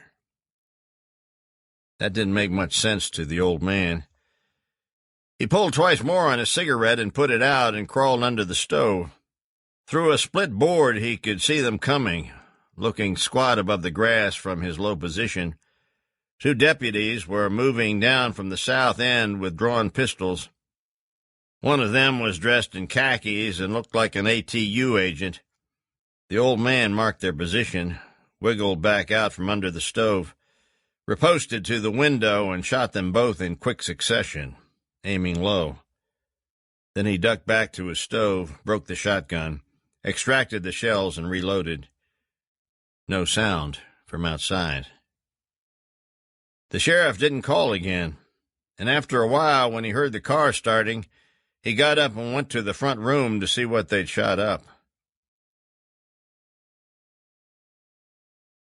Toward late afternoon, it began to rain again, but the old man couldn't wait any longer.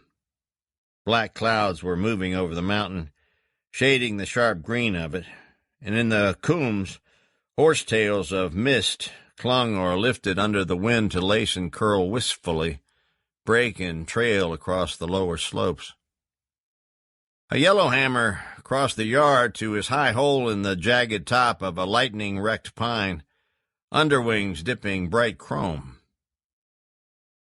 The old man carried out the last of his things and piled them on the sledge, buckled them down with the harness straps he had nailed under the sides. He went back in one more time and looked around, some last thing he could save. He came out at length with a small hooked rug, shook the dust from it, and put it over the top of the sledge. He took up the rope and pulled the sledge to the road and called for Scout. The old dog came from under the porch, peering with blue, rheumy eyes at his indistinct world of shapes. The old man called again, and the dog started for the road, hobbling stiffly, and they set out together, south along the road, until they were faint and pale shapes in the rain. So when they came for the old man the third time, he wasn't there. They lobbed tear gas bombs through the windows and stormed the ruined house from three sides, and the house jerked and quivered visibly under their gunfire. A county officer was wounded in the neck. He sat on the muddy ground with the blood running down his shirt front, crying, and calling out to the others to get the dirty son of a bitch. When they came back out of the house, no one would look at him. Finally, the sheriff and another man came to where he was and helped him up and took him to the car. No, the sheriff said. He got away. Got away? How could he get away? The man asked 2 or 3 times, but the sheriff just shook his head, and after that the man didn't ask any more. They left in a spray of mud, 4 cars of them with sirens going. When the old man came out upon the railroad, the rain had moved off the mountain, and in the last light under the brim of the clouds he could see the long, sharp ridges like lean, burning hounds racing down the land to the land's end westward, hard upon the veering sun. He turned his back to them, going east on the rail bed, the sledge rocking over the moldering ties. It was still raining, and dark was coming on fast. From time to time he stopped to check his load and cinch the harness straps up. For 2 hours he followed the tracks, down out of the darkening fields, through cuts where night fell on the high banks and fell upon the honeysuckle, drawing shadow forms there, grotesques, shapes of creatures mythical or extinct, and silently noting his passage. The old man bent east along the tracks, leaning into the rope, into the rich, purple dusk. By full dark he had left the tracks and turned into the woods to the south, feeling out the path with his feet, shivering a little now in his wet clothes. They came past the old quarry, the tiered and graceless monoliths of rock alienated up out of the earth and blasted into ponderous symmetry, leaning, their fluted faces pale and recumbent among the trees, like old temple ruins. They went silently along over the trace of the quarry road, the sledge whispering, the gaunt dog padding, past the quarry hole with its vaporous green waters and into the woods again. The limestone white against the dark earth, a populace of monstrous slugs dormant in a carbon forest. Groups of trees turned slowly like masted carousels, blending shadows and parting in darkness and wonder. The rain stopped falling. They passed, leaving a trail of foxfire shuffled up out of the wet leaves like stars plowed in a ship's wake. Morning found them on the south slope of Chilhowie Mountain. The dog buckled down on top of the sledge now, and the old man pulling them tree by tree up the steep and final rise. From his high place on the slope he could see the first straw-colored light, sourceless beyond the earth's curve. The horizon warped in a glaucous haze. An hour later, and they had gained the crest of the mountain and stood in a field of broom sedge, bright as wheat, treeless but for a broken chestnut, the color of stone. The sun was up by then, and the old man rested, leaning against the tree. After a while he fell asleep, the sledge's painter still wrapped in his blistered hand. The dog stretched out in the sun, too, wrinkling his ragged hide at the flies. Far below them, shades of cloud moved up the valley floor like water flowing. Darkened the quilted purlieu, moved on, the brushed land gone green and umber once again. The clouds broke against the mountain, coral-edged and bent to the blue curve of the sky. A butterfly struggled down through shells of light, down to the gold and sea-green tree-tips. The old man came awake late in the afternoon and ate some cold cornbread, sharing it with the hound. He didn't eat much, and the cornbread was enough. Then he started down the mountain, trucking behind him his sorry chattel, picking a course through the small trees and laurel jungles. Sometime after midnight he came out on a road and turned south along it, crossed a wooden bridge, a purling, clear-water stream, climbed with the road into the mountains again, the sledge drifting easily behind him, and the hound plodding. The light at the house the old man came to that morning, he could see a good while before he got to it. He caught glimpses of it once or twice somewhere on the ridge above him as he was coming through a mountain meadow, a huge pool in the darkness, swept with the passing shadows of night birds. But he had no way of knowing that the road would take him there. He didn't see the light again until he topped the hill where the house stood and where a section of road was banded out of the night in a tunnel of car lights. Some men were talking, and he could hear the sound of the motor running. He kept on into the light. The voices stopped. The old man looked up at them. Two men leaning against the side of the automobile, another seated inside. He didn't stop. They faded behind the glare of the headlights, reappeared filmily, not moving, watching him. With the lights out of his eyes, the old man stopped and nodded to them. "Howdy," he said. "You ain't lost, are you?" "Don't reckon," he said. One of them said something. The car eased down the drive, the two men walking alongside. The man in the car leaned out toward him. "This road don't go through," he said. "It just loops and comes on back." "How fur is it to the Hurricane?" the old man wanted to know. The man turned out the lights. The other two had come up now and said howdy, each in turn. Scout clambered up onto the sledge and eyed them balefully. "Wants to know how fur it is to the Hurricane," the driver said. "What fur?" The other one stepped forward and eyed the old man with bland curiosity. The sledge heaped with his worthless paraphernalia and topped by the prone and wasted hound. "You can't hardly get there from here," he said. "You ought to have come through Sunshine, crossed the river there. It ain't easy to get to from nowhere, but that there'd have been a nigher cut. What you aim to do in there, cut timber?" "No," said the old man. "Just fixin' to put up some kind of a piece of a house and kindly settle there." "In the Hurricane?" "Yes, sir." "Where are you from?" the man in the car wanted to know. "From towards Knoxville." The man in the car was silent for a minute. Then he said, "I'm going into Sevierville here in just a minute. I can carry you that fur if you don't care to ride in a old beat-up car such as it is."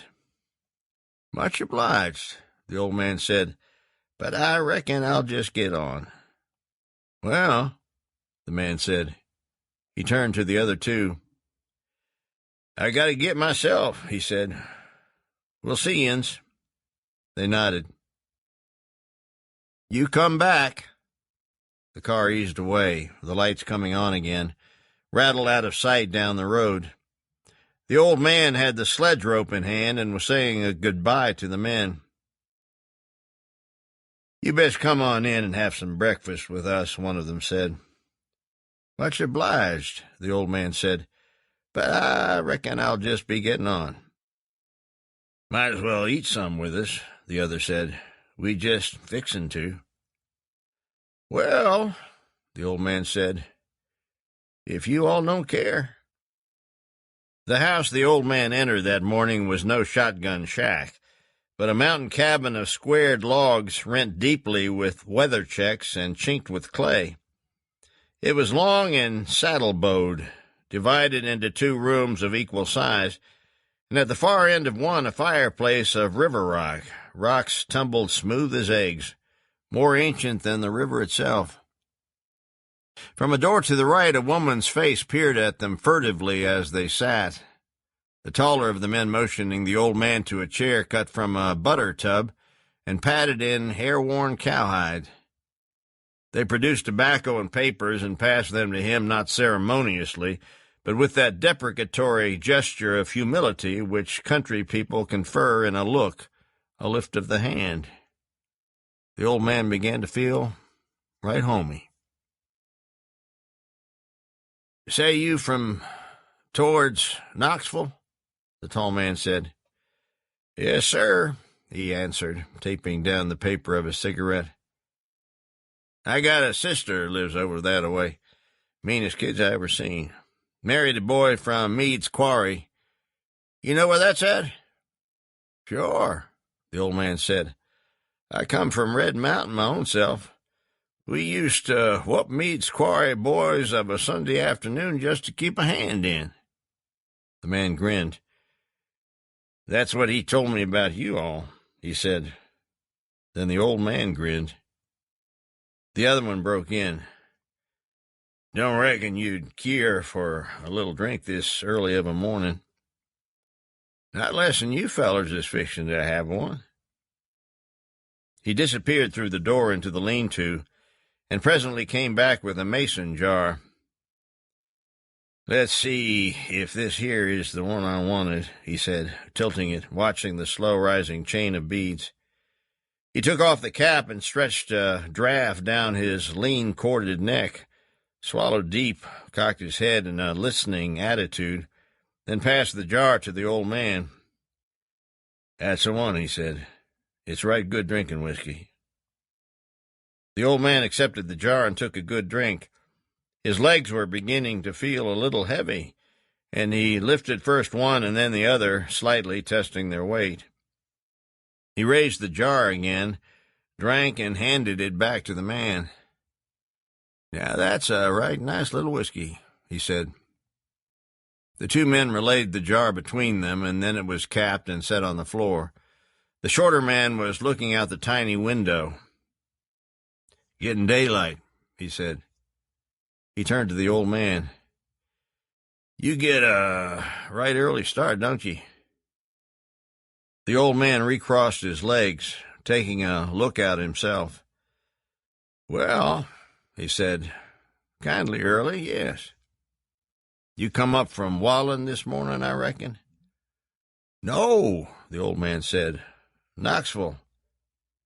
I mean, on foot coming up the mountain. I come straight across," the old man said.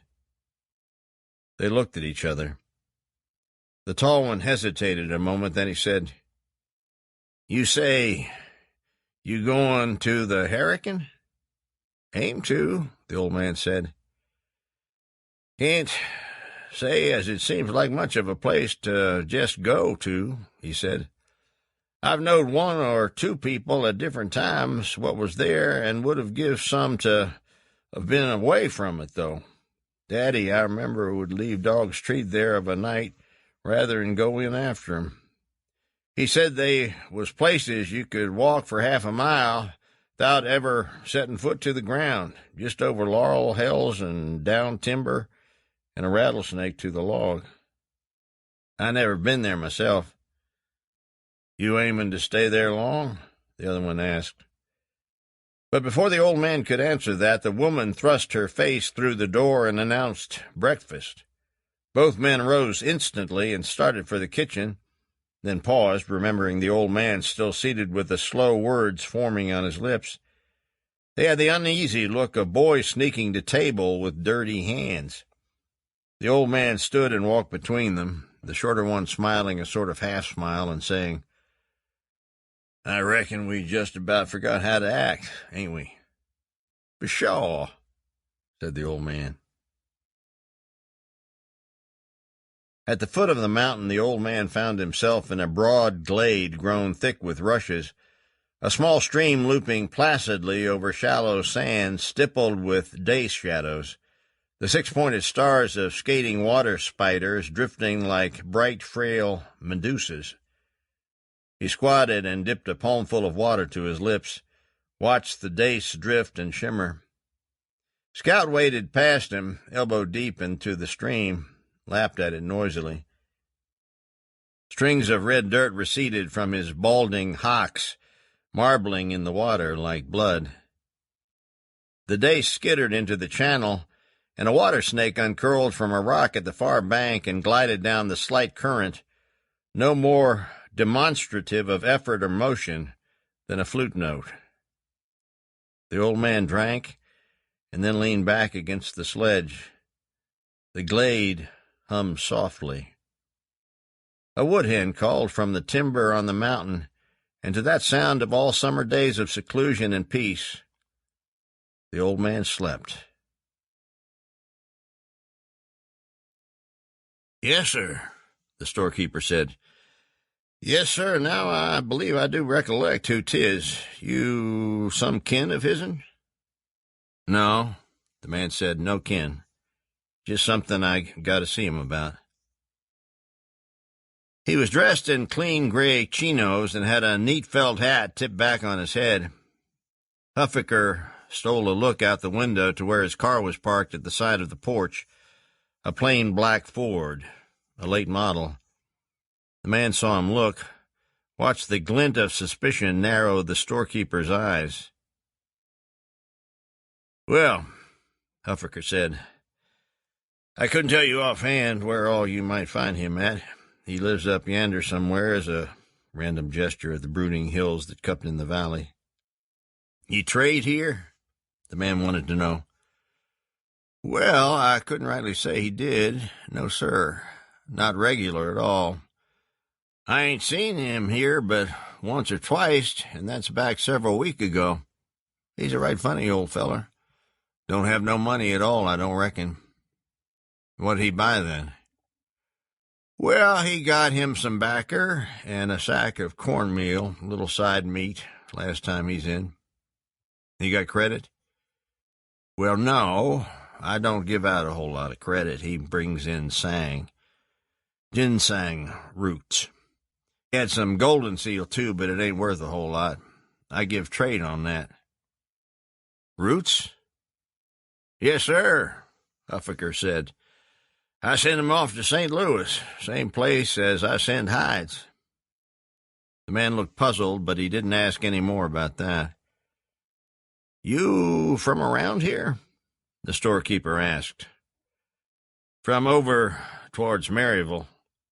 "Oh," Huffaker said, "I got kin over there myself." "He still got that dog?" "Who's that?" "The old feller, the one—" "Oh, yes, sir. Did have one with him. Old Redbone looked like he'd been drug half to death or washed in lye one. Didn't have no hair hardly at all. Right pitiful looking like." "Well," the man said, "you say you don't know where all he lives at?" "No, sir, I sure don't." "Well, much obliged." "Yes, sir, you come back." He did. He came every day for 7 days. He was there next morning early among the unchurched Sunday idlers, hovering on the edge of the circle they formed about the fireless stove, their conviviality so broken by his presence that they took on the look of refugees grimly awaiting bulletins of some current disaster, the news of flood or fire or plague. From time to time he got a drink from the box and stood sipping it, hand on hip, gazing up at the phantasmagoria of merchandise hung about the ceiling beams, or peered solemnly out the window, beyond the river and the narrow bridge to where a broad green hollow rose and rose into the mountains. Monday, when Huffaker came down, he wasn't there yet, but half an hour later, when he went out to unlock the gas pump, the car was parked on the gravel ramp approaching the store, and the man was perched upon the fender in the same creased and tireless clothes, sipping coffee from a paper cup. The sun was coming up behind him, and to the west fog was breaking, lifting off the slopes to leave the laurel balds burning with the fierce green light of morning. The man was watching again, the peaks across the river, as if with those slate-gray eyes he might mark out an old man and a hound, somewhere on the face of a mountain not less than 4 miles distant. When Huffaker let the door to, the man turned. He lifted a palm in greeting, and the man nodded. He went down to the pump and undid the lock. "Looks like another purty day, don't it?" he called. "Does it that?" the man said. He drained the coffee and pitched the cup away, got down from the fender and took a few steps up and down the gravel, stretching himself. Huffaker returned to the store. Around 11 o'clock he came in, nodding once again to the proprietor. He bought a box of soda crackers and some cheese, looked for a long time at the cake rack, and finally took a moon pie. He laid his lunch on the counter, and Huffaker began to total it laboriously on a scratch pad, adding the figures aloud. "And a quart of sweet milk," the man said. He put that down, then went to the cooler and brought back the milk in a quart mason jar. The man looked at it, turned it around on the counter. "That's Mrs. Walker's milk," he reassured the man. "It's good as ever you drunk, guarantee you." The man nodded and pulled a clip of bills from his pocket. 45 cents, Huffaker said. He paid it and went out on the porch, where he sat back against a post and ate his lunch. After he had finished, he squatted there a long time, smoking cigarettes. Then he brought the jar back inside and set it on the counter. Huffaker took it out again and washed it under the tap at the side of the building. Some customers were coming up toward the store, and he waved at them and went in. Later on in the afternoon, the man came in again and drank a Coca-Cola. Before he went back out to his car, he asked Huffaker what time it was that the old man usually came in. "The old feller?" "The one I was asking you about." "Oh, well, times he come in, it was generally of a morning, but then he don't come regular enough for me to say when a fella be most likely to expect him." Light gained on the high peaks, and in the dawn quiet first bird calls fell like water on stone. In the wood, mist like old gray spirits paled and scattered. By moss coverlets the dark earth stirred, and night-furled wildflowers unbent their withered fronds all down the path where came the derelict hound, shambling along in an aureole of its own incredibility. The old man picking his steps over the schist and quartz chines, his hex cane bobbing lightly on his shoulder, carrying a limp and greasy paper bag of the curious twisted roots with which he bartered. They crossed a broad rock slide, emblazoned with sun and threaded by a trickle of water in a rock channel rusted copper dark. The old man paused to scale a slate down into the gorge, where trees lay tossed and broken. The dog peered down, looked at the old man inquisitively, studied the empty gorge again, and then moved on, the old man taking up his cane and following. The sole of his brogan was all but off now, and he limped, favoring the odd shoe to save the binder twine with which he had tied it together. Crossing the slide, they entered the deep woods once more. The sun winnowed in tall fans among the spiring trunks, green, gold, and black vermiculated on the forest floor. With his cane, the old man felled regiments of Indian pipe, poked the green puffballs to see the smoke erupt in a poisonous, verdant cloud. The woods were damp with the early morning, and now and again he could hear the swish of a limb where a squirrel jumped and the beaded patter of water drops in the leaves. Twice they flushed mountain pheasants, Scout sidestepping nervously as they roared up out of the laurel. The path the old man took was a fire trail that had been built by the CCC. From the glade in which he now made his home, he had to climb nearly 1,000 feet to reach it. But once on the trail, the walking was easy, and excepting the injured shoe, he would have swung along at a good pace. It was 6 miles to the river where he crossed and came to the highway, and the same ubiquitous crossroads store with the drunken porch, the huge and rock-battered knee-high signs, the weather-curled laths, the paintless stone-colored wood. But the old man had taken an early start. Through a gap in the trees he could see the valley far below him, where the river ran, a cauldron in the mountain's shadow where smoke and spume seethed like the old disturbance of the earth erupting once again. Black mist languid in the cuts and trenches as flowing lava in the palisades of rock rising in the high-shored rim beyond the valley, and beyond the valley, circling the distant hoary cupolas now standing into morning, the sun, reaching to the slope where the old man rested, speared mist motes emblematic as snowflakes and broke them down in spangled and regimental disorder, reached the trees and banded them in light, struck weftwork in the slow uncurling ferns. The sun, in its long lightfall, recoined again in leaf water. Brogan and cane and cracked pad clatter and slide on the shelly rocks, and stop where a snake lies curled belly up to the silent fold and dip of a petal burst of butterflies fanning his flat and dead-white underside. Scout smells cautiously at the snake, the butterflies in slow riot over his head, flowery benediction of their veined and harlequin wings. With his cane the old man turns the snake, remarking the dusty carpet pattern of its dull skin, the black clot of blood where the rattles have been cut away. They go on. Steps soft now in the rank, humus earth, or where carapaced with lichens the texture of old green velvet, or wet and spongy earth tenoned with roots, the lecherous ganglia of things growing, coming down, pursuing the shadow line into the smoking river valley.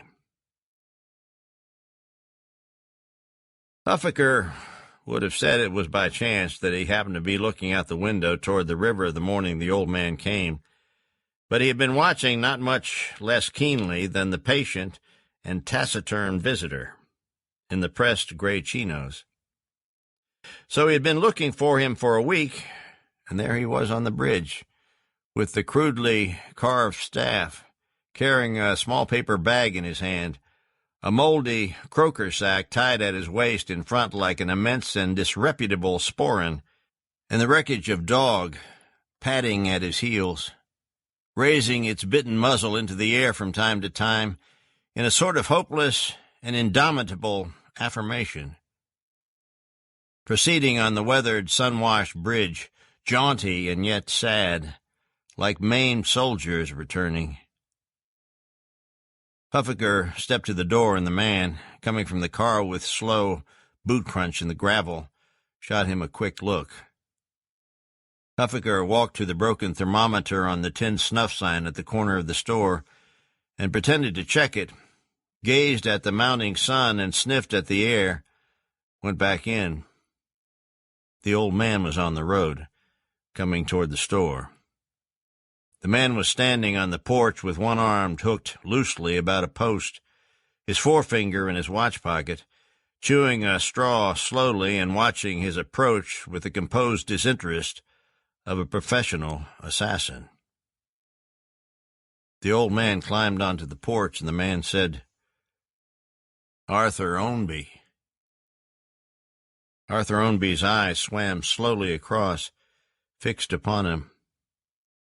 "Yes, sir," he said. "Get in that car over yonder. Let's go." The old man had stopped. He was looking at the man, and then he was looking past him, eyes milk blue and serene, studying the dipping passage of a dove, and beyond, across the canted fields of grass to the green mountain, and to the thin blue peaks rising into the distant sky with no crest line of shape or color to stop them, ascending forever. "You here?" The old man turned. "You don't care if I trade first, do you?" he said. "You're under arrest. You don't need to trade nothing." The old man turned back toward the store with an empty gesture, holding the sack of ginseng in his hand. "Let's go," the man said again. So he started down off the porch with a forlorn air, and the dog, bland, patient, turning behind him with myopic and near-senseless habituation until, led by the man in the starched and rattling clothes, they reached the car. The man swung the door open, and the old man fumbled and climbed his way onto the front seat. As the door was closing, it began to occur to him that the dog was still out and apparently not under arrest, as he was, and he flailed violently at the glass and upholstery swinging toward him and checked it. The man looked at him questioningly. He didn't know how to begin, so he sat there for a part of a minute with his jaw going up and down, as if he couldn't breathe. And the man said, "Well, what now?" The old man nodded his head to where in the gravel the ancient hound stood gazing up at the machine before him with a baffled look. "What about him?" the old man said. "What about him?" "Well, you don't care if he rides, do you?" "You're resisting arrest, Ownby. Now get on in there." He slammed the door, but the old man's cane was hanging over the running board, and in mutual defeat the door rocked open again as the cane cracked. The old man pulled it in the car with him and studied the lower part of it, stooping to examine the whiskers of wood standing up from the brake. The man slapped the door again, and it bounded in snugly upon the old man, and all but took his breath. The man was coming around the car, and he hadn't much more time, so he pulled at the handles and got the right one and opened the door again, and leaned out and called to the dog, standing off a few feet now and rocking back and forth in consternation. "Hi, you scout," the old man whispered. "Come on, get in here." "Hey," the man called. "What in the hell you think you're up to now?" The dog started, backed away. The man paused midway in his passage from door to door, returned. The old man straightened up and watched him come. "I told you once," the man said, coming up fast and reaching for the door. The old man recoiled, waiting for it to buffet shut against him, but instead it wrenched outward, and the man's face jutted in and stared at him in a mask of classic anger. "You trying to escape?" he wanted to know. "No, sir," the old man said. "I was just getting my dog in—" "Just what? Dog?" He turned and seemed to see the hound for the first time. "They said you was crazy. Dog's ass. You can't take no dog. He can't shift for himself," the old man said. "He's too old." "I ain't no dog catcher, and this ain't no kennel," the man said. and I wasn't sent here to haul no broken-down sooner around. Now get in the goddamn car and stay put." He said it very slowly and evenly, and the old man really began to worry. But he suffered the door close to once more, and didn't mention it again until the man came around and got in beside him. "It wouldn't hurt nothing for him to ride," he said. "I can't hardly leave him just a-standing there." "Old-timer," the man said, "I advise you just to set still and hush up, 'cause you in plenty of trouble already." He cranked the engine and slid the gear shift upward, and the old man felt himself rocketed backward violently, with a welter of dust boiling and receding before him, and the dog standing there in the drive with the gravel dancing about him, and then they cut one long rattling curve and were on the road and leaving, and the old man, clutching his cane, holding the dirty little sack between his knees, looked back at the dog still standing there like some atavistic symbol or brute herald of all questions ever pressed upon humanity and beyond understanding, until the dog raised his head to clear the folds above his milky eyes and set out behind them at a staggering trot.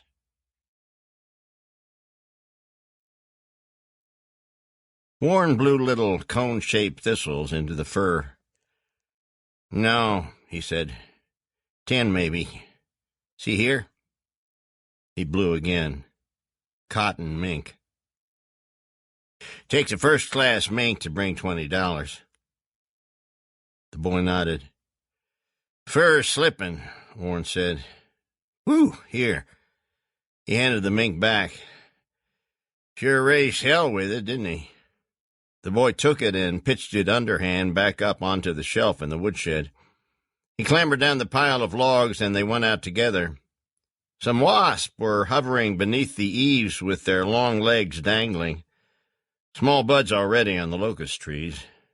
It would soon be nothing but bones, but he wouldn't come to see, like when he dug up the flying squirrel he had buried in a jar and found only bones with bits of fur rolling around inside the glass like bed lint.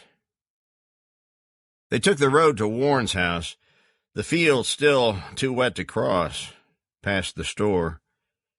"You got any money?" Warren asked him. "No," he said. "I ain't sold my hides yet. You?" "Nah, I sold my hides, but I ain't got nothing left. I blow it in quick as I get it. Got me some new shoes for school is about all." "What you get for 'em?" "For the hides? I don't know. $2 on most of 'em. That big rat got 3, I think it was, and some of 'em the man said was kits, and they didn't bring but $1. I had 18 hides, and I think it come to $31.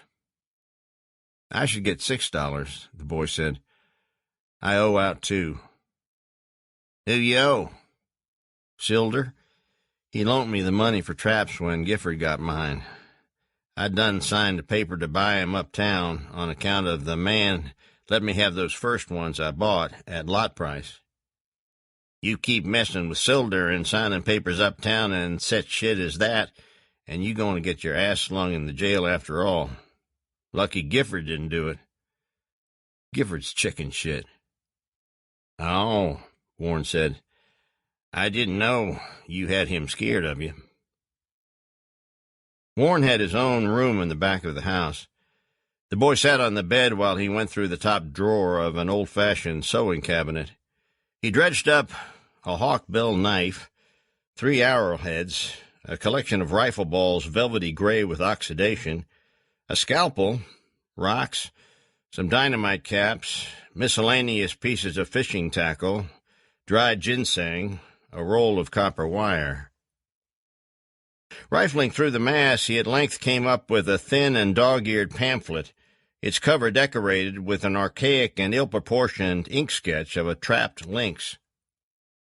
Across the top, in black script, was the title, "Trapping the Fur Bearers of North America." Warren handled the treasure reverently.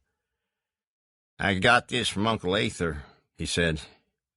"It'll have something in it." Under a section entitled Lynx and Bobcat Sets, they found a plan of such devious cunning as appealed to their minds. The bait was to be suspended from a limb and overhanging a stump. The trap would be set on top of the stump, so that when the victim stood, the illustration depicted a great hairy lynx sniffing at the bait on hind legs, his paw would come to rest on the stump and so into the trap, also illustrated in broken line, straining beneath a handful of leaves. Warren nodded in solemn approval. "That's the one," he said. The boys studied the set carefully, and then Warren tucked the book away in the sewing cabinet. "You reckon it really was a bobcat?" "I don't know what all else it could have been," Warren said. "Ain't nothing else around here got sharp claws that I know of." "I sure could have used that $10, the boy said. The desk sergeant studied Marion Sylder's angular frame with a hurt look, as if he were being put upon. Sylder looked back at him with a suggestion of good humor. The desk sergeant rebent his head to his papers, his lips working in patient disgust. He pondered for some minutes, replaced a folder in the filing drawer of the desk, and reached for a pen. "Name?" he said, gazing at the inkstand with weary boredom. "Fred Long." "Marion Paris Sylder. Occupation?" "Iron and steel." "None." "Married?" "No." "Married. Address?" "Red Mountain, Tennessee." "Route 9, Knoxville. Age?" 20. 8. Previous convictions? Silence. "Previous convictions?" The sergeant looked up at Sylder as if surprised to see him there. "Previous convictions," he said again, slowly. Again a moment or two of silence. Far to the rear of the building, a remote clanking sound. The sergeant waited. Then he nodded wearily to the patrolman sitting in the chair by the door. The man rose and sauntered over to the prisoner, something of the laconical about him. Sylder turned to look at him.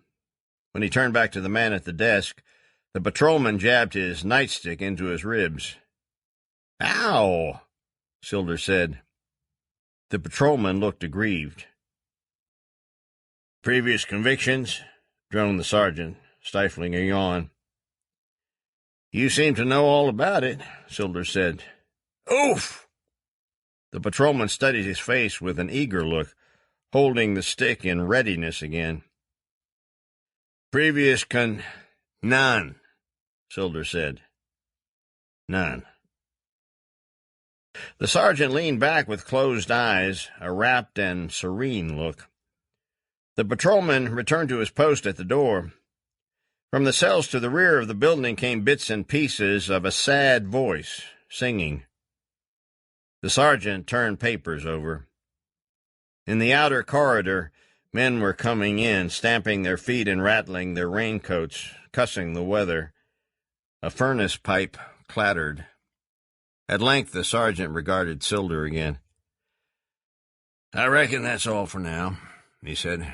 "You're booked on illegal possession, untaxed.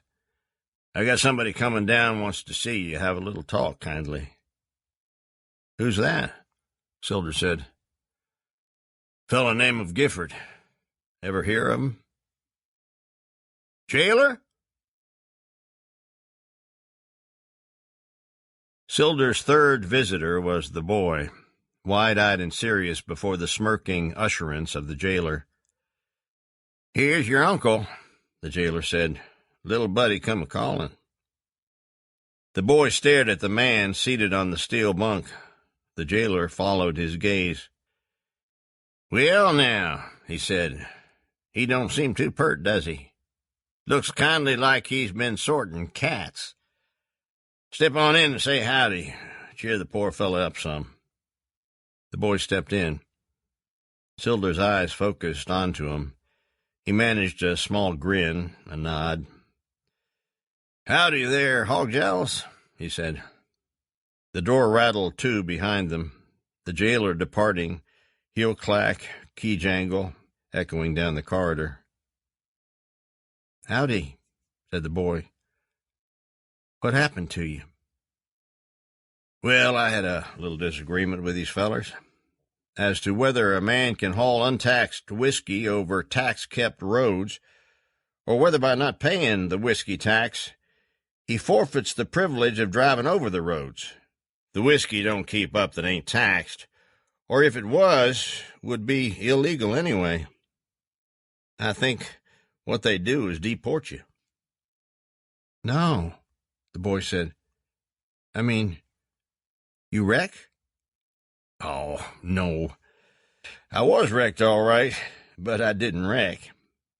He fingered sorely the party-colored swellings on his cheek and forehead. "Kindly, bang-up job, ain't it? Mutual acquaintance helped out with the decorating, the Deacon Gifford, with 2 buddies to hold me. Wasn't even much spirited about it until I kicked him in the nuts. Now they got to worry about getting me unswole so as I can appear in court. I got some busted ribs, too, that they don't know about yet. I'm sort of holding them for an ace.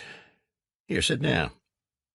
He grimaced and dropped his feet down off the bed to clear a seat. The boy hadn't said anything else. He lowered himself onto the bunk, still staring at Sylder. Then he said, "That son of a bitch." "Ah," said Sylder. "How'd they... You said you never wrecked. How did they... catch me?" "It wasn't hard. I had my choice, though. I could have jumped off the bridge. They live ever once in a while." "What?" "Water in the gas. A little too much rain, I reckon. Too much for old Eller's leaky-ass tank, leastways. There's one bill the son of a bitch will play hell collecting. It quit in the middle of Henley Street Bridge." "Oh." Sylder had leaned back against the concrete wall and was tapping a cigarette from its package. "Ain't that a hell of a note?" he said. "I'll get him." "Hmm?" "I'm going to get the son of a bitch." "What? That old fart? Why, I'll be dipped in..." Then he said, "Oh." "That's right," the boy said. "The deacon." The smile had fallen from Sylder's face. "Wait a minute," he said. "You don't get nobody." "Him," the boy said. "No," Sylder said. He was looking very hard at the boy, but the boy knew he was in the right. "Why?" he said. "You just stay away from Jefferson Gifford, that's all. You hear?" "You just think I'll get in trouble," the boy said. "That I..." "Stubborn little bastard, ain't you? Look." Sylder paused. He seemed to be trying to think of something, a word, perhaps. "Look," he said. "What's between him and me is between him and me. It don't need nobody else. So I thank you kindly, but no thank you. You don't owe me nothing, and I ain't crippled. I'll tend to my own Giffords, all right?" The boy didn't answer. Didn't seem to be listening. Sylder lit the cigarette and watched him.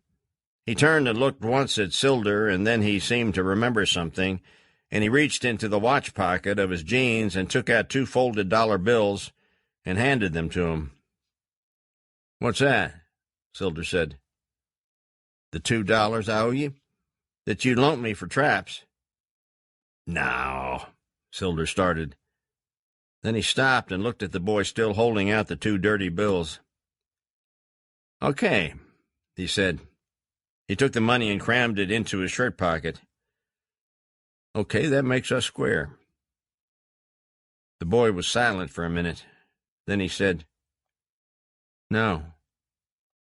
No what? No, it don't make us square. Because maybe I lost the traps on your account, but that's okay. And I earned them back and paid for them, and that's okay. But you got beat up on my account, and maybe in jail, too, and that's why it ain't square yet. That part of it not square. Sylder started to reach for the money, thought better of it, and sat up, grinding the cigarette out beneath his heel. Then he looked at the boy. Square be damned, he said. I asked you to stay away from Gifford, that's all. Will you? The boy didn't say anything. Swear it? Sylder said. No. Sylder watched him, the still childish face set with truculent purpose. Look, he said, you're fixing to get me in worse trouble than I already am. I won't get no. Wait a damn minute. He did. They sat looking at each other, the man's face misshapen as if bee-stung, him leaning forward gaunt and huge, and the boy perched delicately on the edge of the metal pallet, as if loath to sit too easily where so many had lain in such hard rest. Look, Sylder said, taking a long breath. You want to talk about square? All right. Me and Giff are square. The boy looked at him curiously. Yes, he said. I busted him and he busted me. That's fair, ain't it? The boy was still silent, calmly incredulous. No, Sylder went on. I ain't forgetting about jail. You think because he arrested me that throws it off again, I reckon? I don't. It's his job. It's what he gets paid for, to arrest people that break the law. And I didn't just break the law. I made a living at it. He leaned forward and looked the boy in the face. More money in 3 hours than a working man makes in a week. Why is that? Because it's harder work? No. Because a man who makes a living doing something that has to get him in jail sooner or later has to be paid for the jail. Has to be paid in advance. Not just for his time breaking the law, but for the time he has to build when he gets caught at it. So I've been paid. Gifford's been paid. Nobody owes nobody. If it wasn't for Gifford, the law, I wouldn't have had the job I had blockading. And if it wasn't for me blockading, Gifford wouldn't have had his job arresting blockaders. Now who owes who? His voice was beginning to rise, and he had about him a look almost furious. But you, he went on, you want to be some kind of a goddamn hero. Well, I'll tell you, there ain't no more heroes. The boy seemed to shrink, his face flushing. You understand that? Sylder said. I never claimed I wanted to be no hero, the boy said sullenly. Nobody ever claimed it, Sylder said. Anyway, I never done nothing on your account like you said. I don't do nothing I don't want to. You want to do me a favor? Just stay away from Gifford. Stay away from me, too. You ought not to have come here. You'll get me charged with delinquency to a minor. Go on now. He leaned back against the wall and stared at the emptiness before him. After a while, the boy got up and went to the door and tried it, and Sylder, not looking up or speaking to the boy, called for the jailer. He heard him come and the clank of keys, the cell door grating open. Then quiet. He looked up. The boy was standing in the doorway, half turned, looking at him with a wan smile, puzzled, like one who aspires to disbelief in the face of immutable fact. Sylder lifted one hand in farewell. Then the door clanged to. He sat up, half rose from the cot. We called him back to say that's not true what I said. It was a damned lie every word.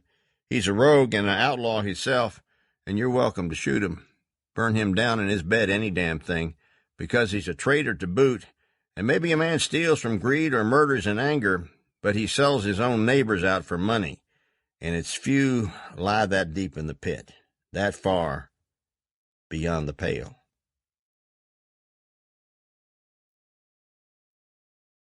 Softly and with slow grace her leathered footpads fell, hind tracking fore with a precision profoundly feline, a silken movement where her shoulders rolled, haunches swayed, belly swaying slightly too, lean but pendulous, head low and divorced of all but linear motion, as if fixed along an unseen rail. A faint musty odor still clung to her, odor of the outhouse where she had slept all day, restless in the heat and languishing among the dusty leaves in the corner, listening to the dry scratch and slither of roaches, the intestinal boring of wood beetles. Now she came down the patch obscure with parched weeds, shedding thin blooms of sifting dust where she brushed them. At dusk, dark from her degenerate habitation, emerging to make her way down the narrow patch, as cats go. She passed through the honeysuckles by a dark tunnel where the earth still held moisture, down the bank to a culvert by which she crossed beneath the road, and came into a field and into a dry gully, the cracked and curling clay like a paving of potsherds, and turned up an artery of the wash, grown here with milkweed and burdock, following a faint aura of vole or shrew, until she came to a small burrow in the grasses. She scratched at the matted whorl, caved it in and trotted down, moved on across the field, crickets scuttling, grasshoppers springing from their weed stems and whirring away. A shadow passed soundlessly overhead, perhaps a flock of late-returning birds. Near the center of the field was a single walnut tree bedded in a crop of limestone, which had so far fended it against axe and plowshare. Among these rocks she nosed, in their small labyrinths, undulant as a ferret, odor of walnuts and ground squirrels. But she found nothing. When she left the rocks, was clear of the overreaching branches of the tree, there grew about her a shadow in the darkness, like pulled ink spreading. A soft hissing feathered sound, which ceased even as she half turned, saw unbelieving the immense span of wings cupped downward, turned again, already squalling when the owl struck her back like a falling rock. Mr. Eller closed the lion-headed door behind him and rattled the latch to see that it was secure. Then he checked the plated fob on the note-case in his hip pocket, adjusted his straw hat, and started up the road toward the house. At the mailbox he was arrested by the high, thin wail of a cat coming apparently from straight overhead. He looked up, but there were no trees there. He shook his head and went on, stepping carefully in the gutted drive. The squall sounded once more, this time more distant and to the ridge of pines behind the house. He continued on, to the porch where a yellow bulb held forth its dull, steadfast light, to a place of surcease. A young social worker recently retained by the Knox County Welfare Bureau, having been notified through his office of the detention of one aged and impecunious gentleman at the county jail pending hearing of his case, charges ranging from destruction of government property to assault with intent to kill, proceeded to make such investigation as would determine whether the gentleman had relatives, and if not, to what department or agency he might properly be assigned as ward. The agent, having been admitted into the cell where the elderly gentleman was confined, addressed him, "Mr. Ownby?" "Yes, sir." "I represent the Welfare Bureau for the county." Welfare? "Yes, you see, we help people." The old man turned that over in his mind. He didn't seem to be paying much attention to the thin young man standing just inside the door. He scratched his jaw, and then he said, "Well, I ain't got nothing. I don't reckon I can help yous any." The agent made a fleeting effort at comprehension, passed it over. "All we need," he said, "is some information." The old man turned and looked at him. "You another policeman?" he asked. "No," said the agent. "I represent the Welfare Bureau for... I have been asked to see you, to see if perhaps we can help you in any way." "Well," the old man said, "I kindly doubt it. I'm what you might call brushy bound." "Yes," said the agent. "I mean, you see, Mr. Ownby, there are certain benefits to which you may be entitled. You seem to have been overlooked by our department for some time, and we would like to have a record of your case for our records, you see. And so I have some forms here that I need your help in filling out." The old man said. "Do you mind answering a few questions?" "Don't reckon," the old man said. "Here, sit down." "Thank you," said the agent. He lowered himself gingerly onto the cot and began to unstrap his briefcase.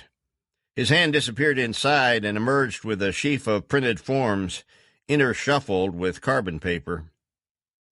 "Now," he said comfortably, "first of all, your age." "Well, I don't rightly know." "Yes, I beg your pardon?" "Don't know for sure, that is. There's a part of it I don't remember too good." "Well, could you tell us when you were born?" The old man eyed him curiously. "If I knowed that," he said patiently, "I could figure how old I was, and tell us that." The agent smiled weakly. "Yes, of course. Well, could you estimate your age, then? You are over 65. "Considerable."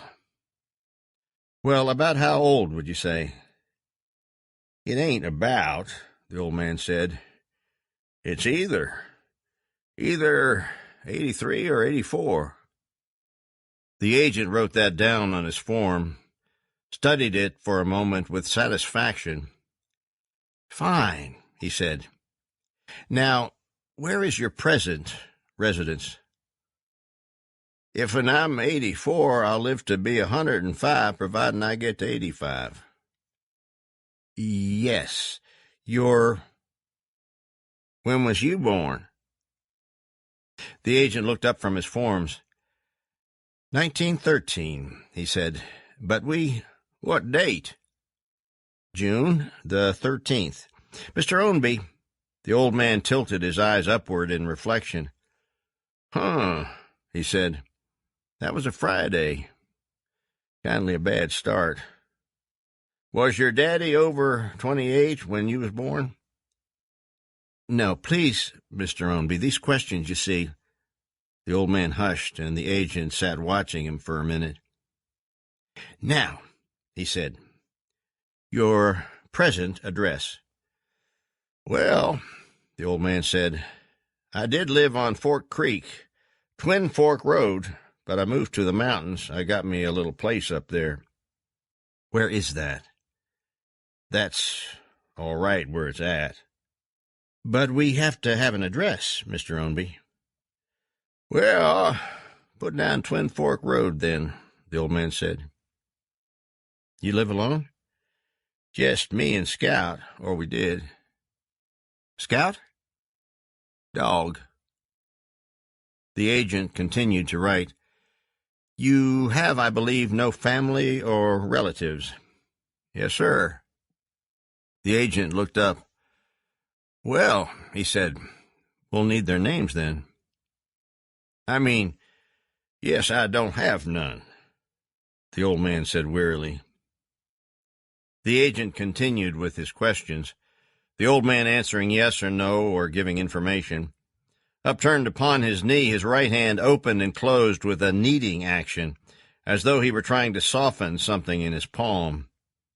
Until at length it stopped, and the old man sat upright, fist clenched and quivering, and the veins, like old blue thread imprinted in the paper skin, sat erect and cut the agent off with a question of his own. "Why don't you say what you come here to say? Why not just up and ask me?" "I beg your pardon?" said the agent. "Why, I done it. Rung shells and shot your hootenanny all to hell. Where are you from, hey? You talk like a goddamn Yankee. What you do for a living? Ask questions?" "Mr. Ownby." "Mr. Ownby's ass. I could tell you why, and you still wouldn't know." "That's all right." "You can sit and ask a bunch of idiot questions, but not knowing a thing ain't never made it not so. Well, I'm an old man, and I've seen some hard times, so I don't reckon Brushy Mountain'll be the worst place I was ever in." "Mr. Ownby, I'm sure you're upset, and I assure you—" "Ah," said the old man. "Mr. Ownby, there are only a few more questions. If you'd like, I could come back another time. We at the agency feel—" "I reckon you could," the old man said. "I ain't going nowhere." He leaned back against the wall and passed one hand across his eyes as if to wipe away some image.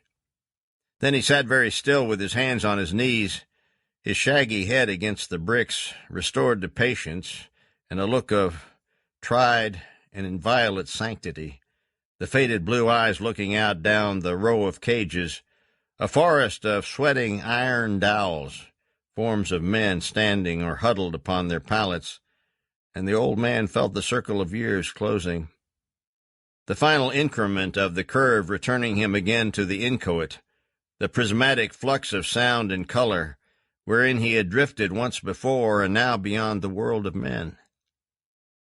By the time the agent had gathered his forms and tucked them once again into his briefcase, the old man had closed his eyes, and the agent called quietly for the jailer and left him.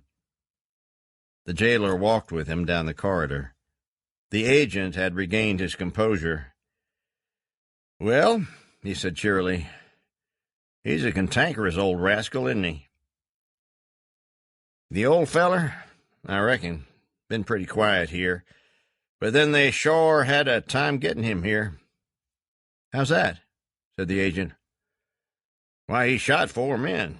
Luther Boyd stood hopping around on crutches." "Did he kill anyone?" the agent asked. "No, but it wasn't from not trying. That old man's ornery enough." "Yes," the agent said, musing. "Definitely an anomic type." "Mean as a snake," said the jailer. "Here, watch the door." The agent thanked the desk sergeant as he passed through the outer room. He swung the briefcase to his left hand and dabbled his handkerchief upon his forehead. Over the worn runner on the flagged hall floor, his steps were soundless, and he moved with a slender grace of carriage, delicate and feline.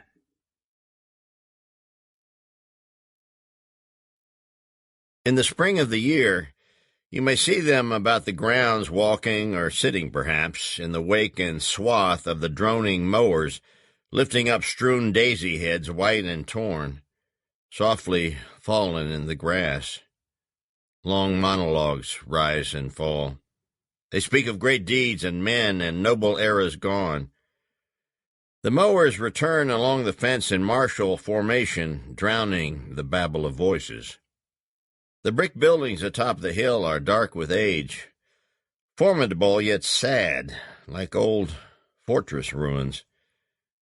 Families come from the reception room into the pale sun, moving slowly, talking, grieving their silent griefs. The unvisited amble hurriedly about the grounds like questing setters, gesticulant and aimless.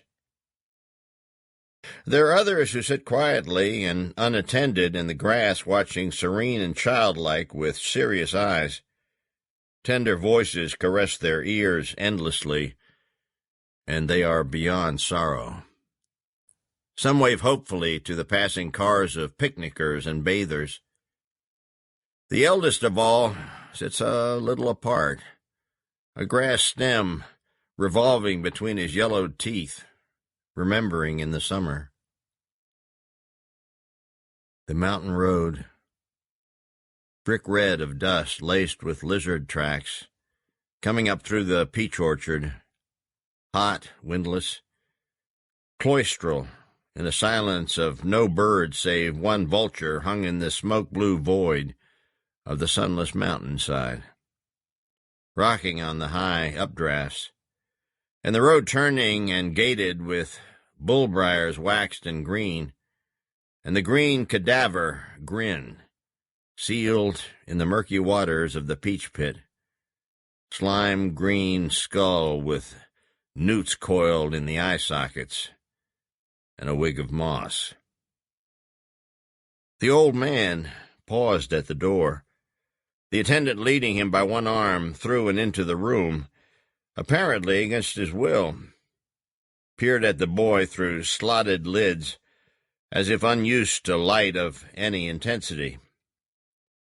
He looked older than the boy remembered him. The attendant pulled him into the room, him shuffling in the old brogans with the paper-thin soles, a rasping sound on the concrete floor. They came over to where the boy sat. "Here's your nephew," the attendant said loudly into the old man's ear. "You remember him?" The old man flashed a glint of blue eyes from deep beneath the closing lids. "I reckon," he said. The attendant pushed him down into the wicker chair next to the boy and left them, going back through the door, high squeak of crepe diminishing in the corridor. The old man sat in his chair, staring across at the unrelieved expanse of whitewashed plaster. "Uncle Aether?" He turned. The boy was holding at him a huge bag of chewing tobacco. "I brought you some tobacco," he said. "Beechnut, like you like." The old man took it from him slowly and slid it inside his shirt front. "Thank you, son," he said. "I'm much obliged." They sat quietly.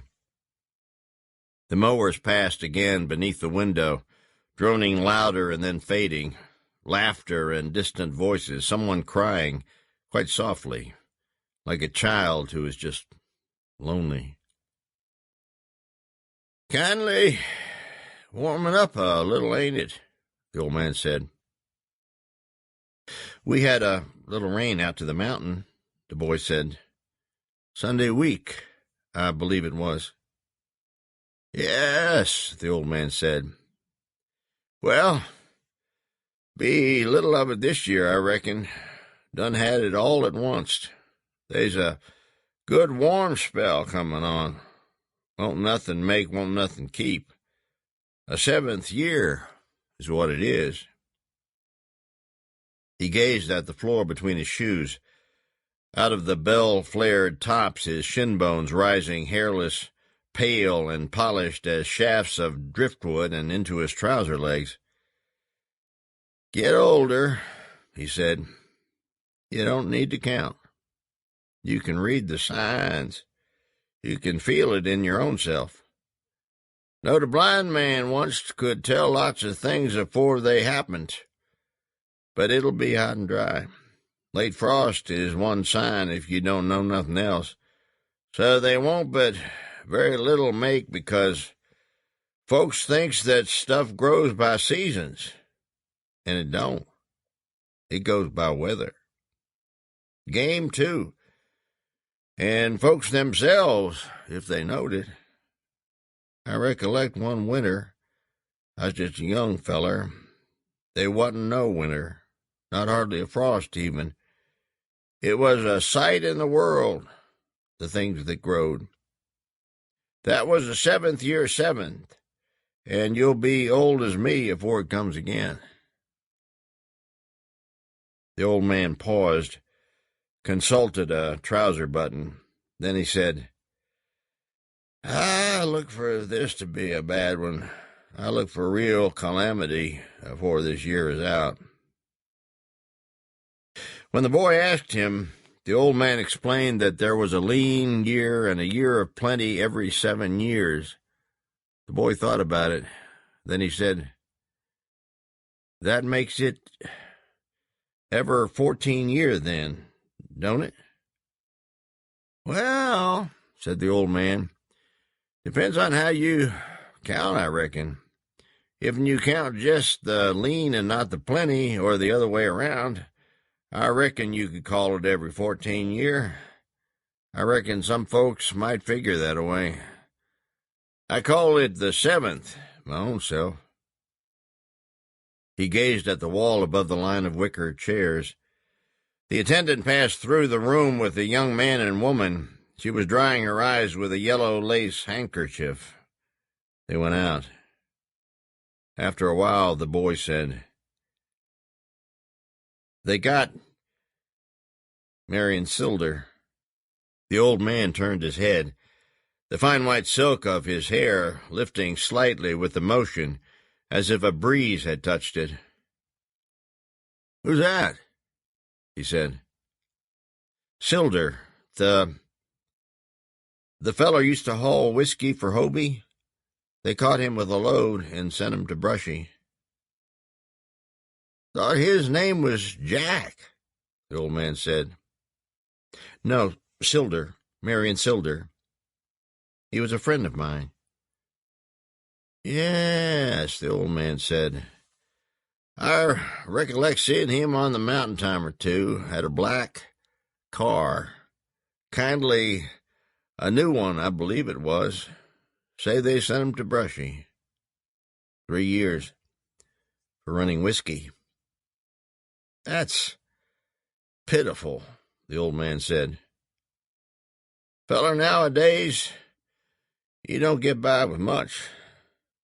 Yes, I recollect the boy. Don't know as I ever did meet him. Well, I hope he fares better than me. I can't get used to all these here people. The old man looked like he might be going to say more, but he stopped, and he looked at the boy. His wiry and tufted brows bunched, whether in pain or anger, and eyes blanched with age a china blue, but fierce, a visage hoary and peregrine. How long do you have to stay in? Here? He said, looking about him. Likely a good while, son. They never said what I was charged with, nor nothing, but I suspicion they think me light in the head, is what it is. I reckon you knowed this was a place for crazy people. What they tend to do with me when they come to find out I ain't crazy, I couldn't speculate. He patted the front of his shirt where he had put the tobacco. How's young Pulliam? He said. He's gone up in the country to stay with his grandma, the boy said. Ain't nobody much left around no more. No, the old man said. You ever catch him a mink? No. I caught one, though. Did, eh? What did it bring?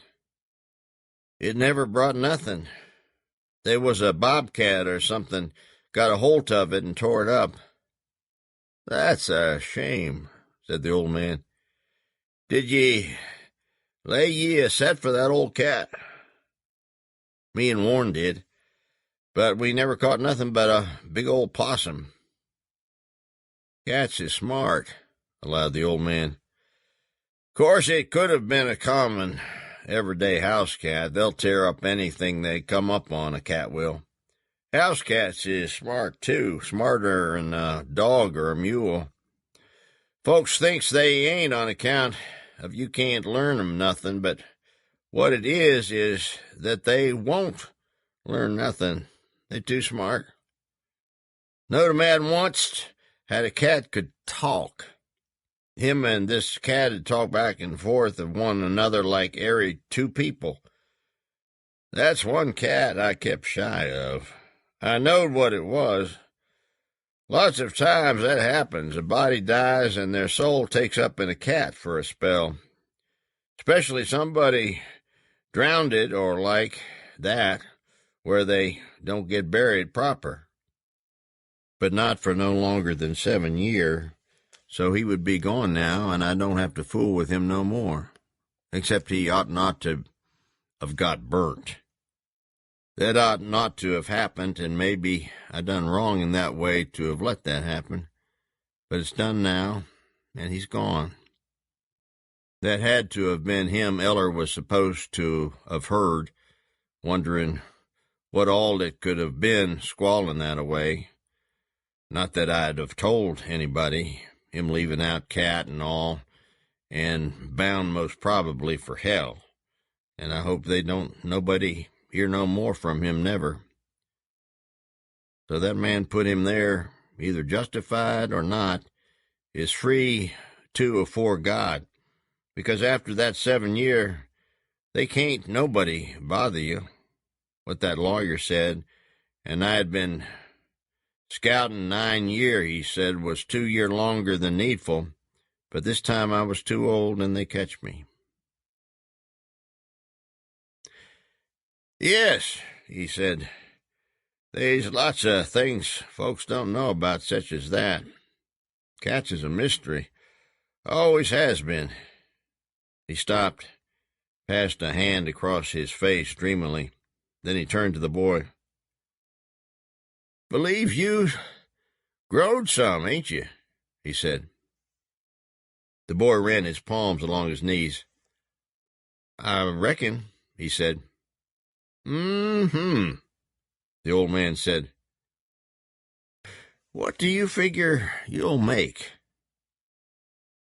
I don't know, he said. Not much of nothing. Well, the old man said, it's always hard for a young feller to get a start. Does seem like there's any number of ways to get money nowadays, not like when I was growing up cash money was right hard to come by. There's even a bounty on finding dead bodies. Man over to Knoxville does pretty good grapple hooking them when they jump off of the bridge like they do there all the time. They tell me he gets out fast enough to beat anybody else to 'em, only not so fast as they might still be a-breathing. So they tell it, leastways. But I never done it to benefit myself, because I knowed I'd have to scout the bushes if they found I'd done it, as I allowed they would. And if I did have my reasons, still they can't a man say I done it to benefit myself. A man gets older, he said. He finds there's lots of things he can do just as well without, and so he don't have to worry about this and that the way a young feller will. I worked near all my life and never had nothing.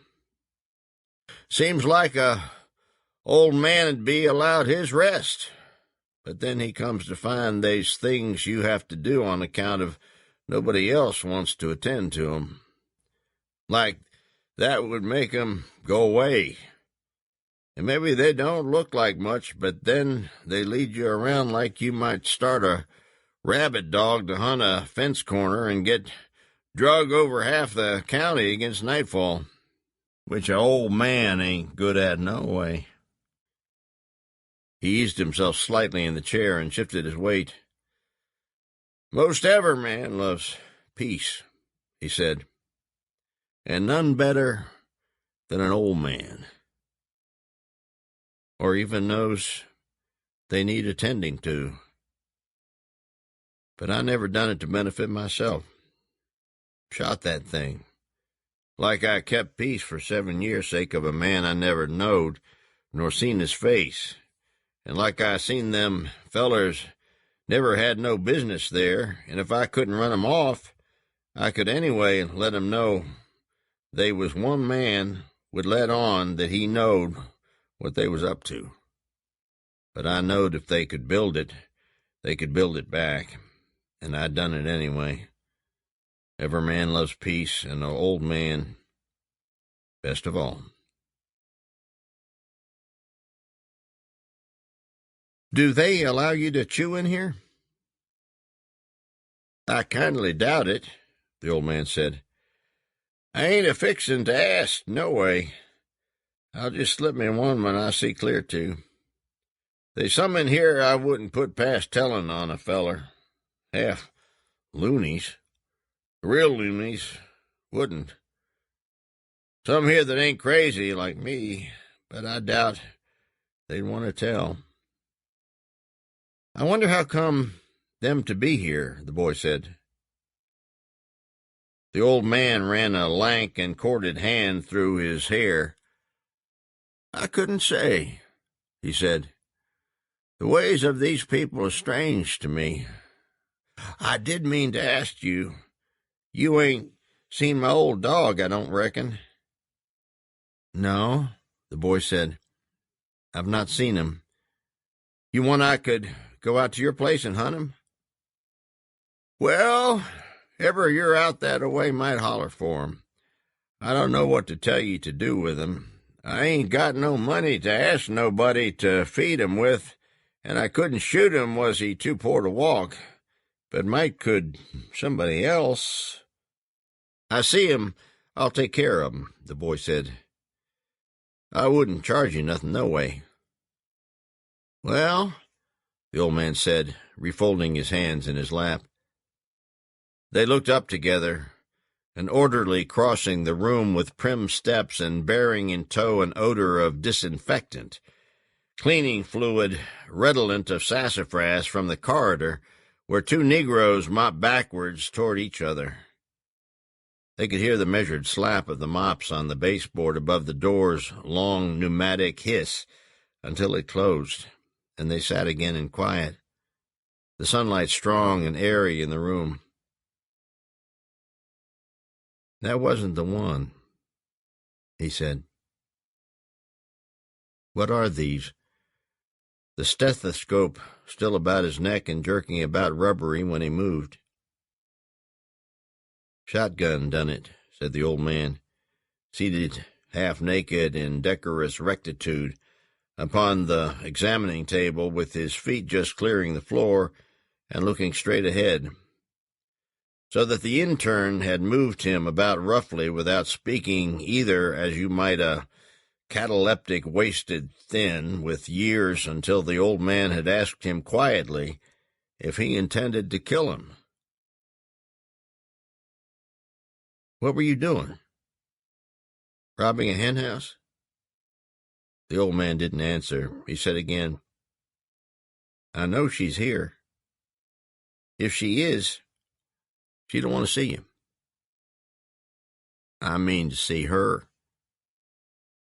Then the barrel of the gun shortening and withdrawing in the cup of his shoulder, and his face bent to the stock and him walking into it, the black plume of smoke forming soundlessly about the muzzle, and the shot popping into his leg, audible and painless in his flesh, and him taking another step with the same leg and pitching forward as if he had stepped in a hole, and then he could hear the shot.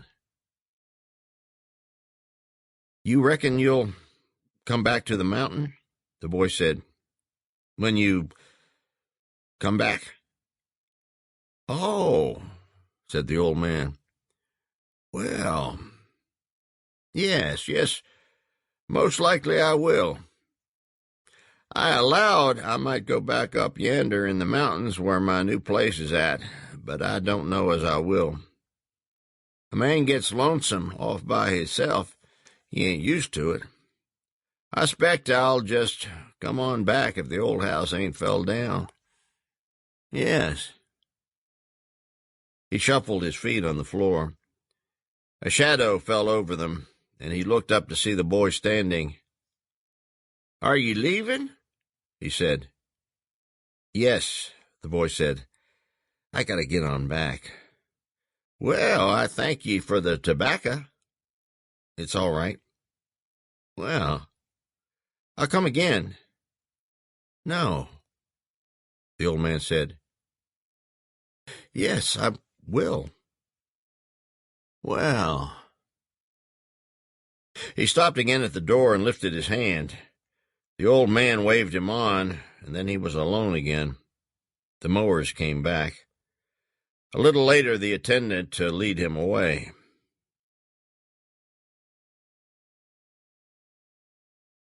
He stood in front of the courthouse again. Again the heat and the sulphurous haze in fixed and breathless canopy above the traffic. He took the dollar from his pocket and pressed out the creases between his palms. It would leave him $2 and what was left of the 50 cents, since he had gotten 5.5 for the hides of which he had paid the 2 to Sylder, and now this dollar, which he hadn't even known that he owed. Then he climbed the walk, the dollar in his hand, past the arch and past the tireless bronze soldier, and under the new shade of the Buckeyes. He mounted the gritty, foot-worn steps upward in a rush into the hall, turning left and coming again to the long counter with the desks behind it. There was only one woman there, not the one he had traded with before. She was at a typewriter, the machine clacking loudly in the empty room. He stood at the counter watching her. After a while, he coughed. She stopped and looked up.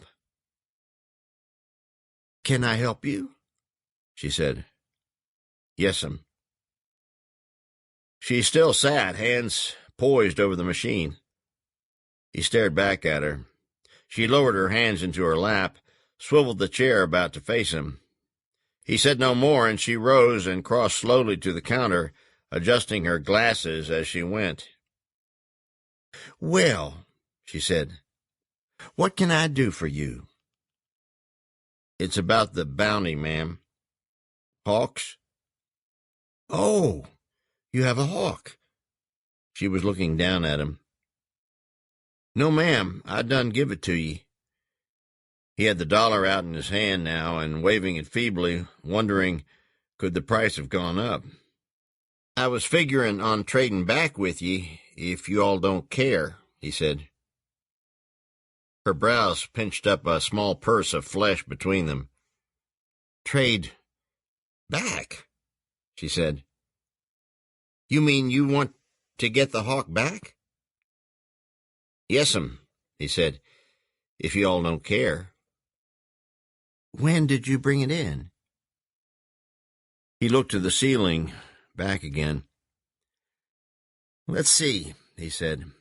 "I believe it was around in August, but it could have been early in September, I reckon." "They Lord God, son," the woman said. "It wouldn't still be here. Last August? Why, what all do you do with them?" he asked, somehow figuring still that they must be kept, must have some value or use commensurate with a dollar other than the fact of their demise. "Burn 'em in the furnace, I would reckon," she said. "They sure can't keep 'em around here. They might get a little strong after a while, mightn't they?" "Burn 'em?" he said. "They burn 'em?"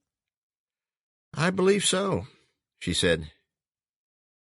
He looked about him vaguely, back to her, still not leaning on or touching the counter.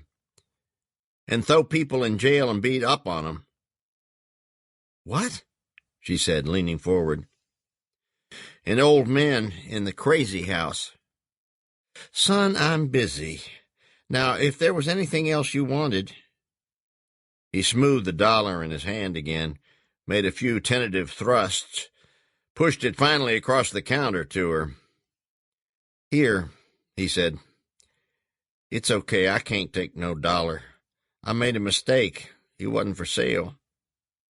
He turned and started for the door. "You!" she called.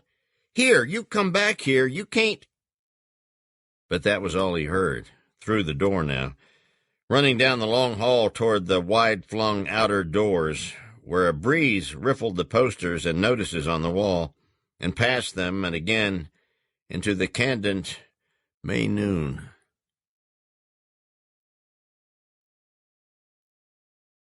The boy had already gone when they came from Knoxville. 7 years now after the burial and 7 months after the cremation, and sifted the ashes, since whipped to a broth by the rains of that spring and now dried again, caked and crusted, sifted them, and there found the chalk sticks and shards of bone, gray-white and brittle as ash themselves. And the skull, worm-riddled, vermiculate with the tracery of them, and hollowed and fired to the weight and tensile cohesiveness of parched cardboard, the carried teeth rattling in their sockets. And a zipper of brass, fused shapeless, thick-coated with a dull green paste. That was all.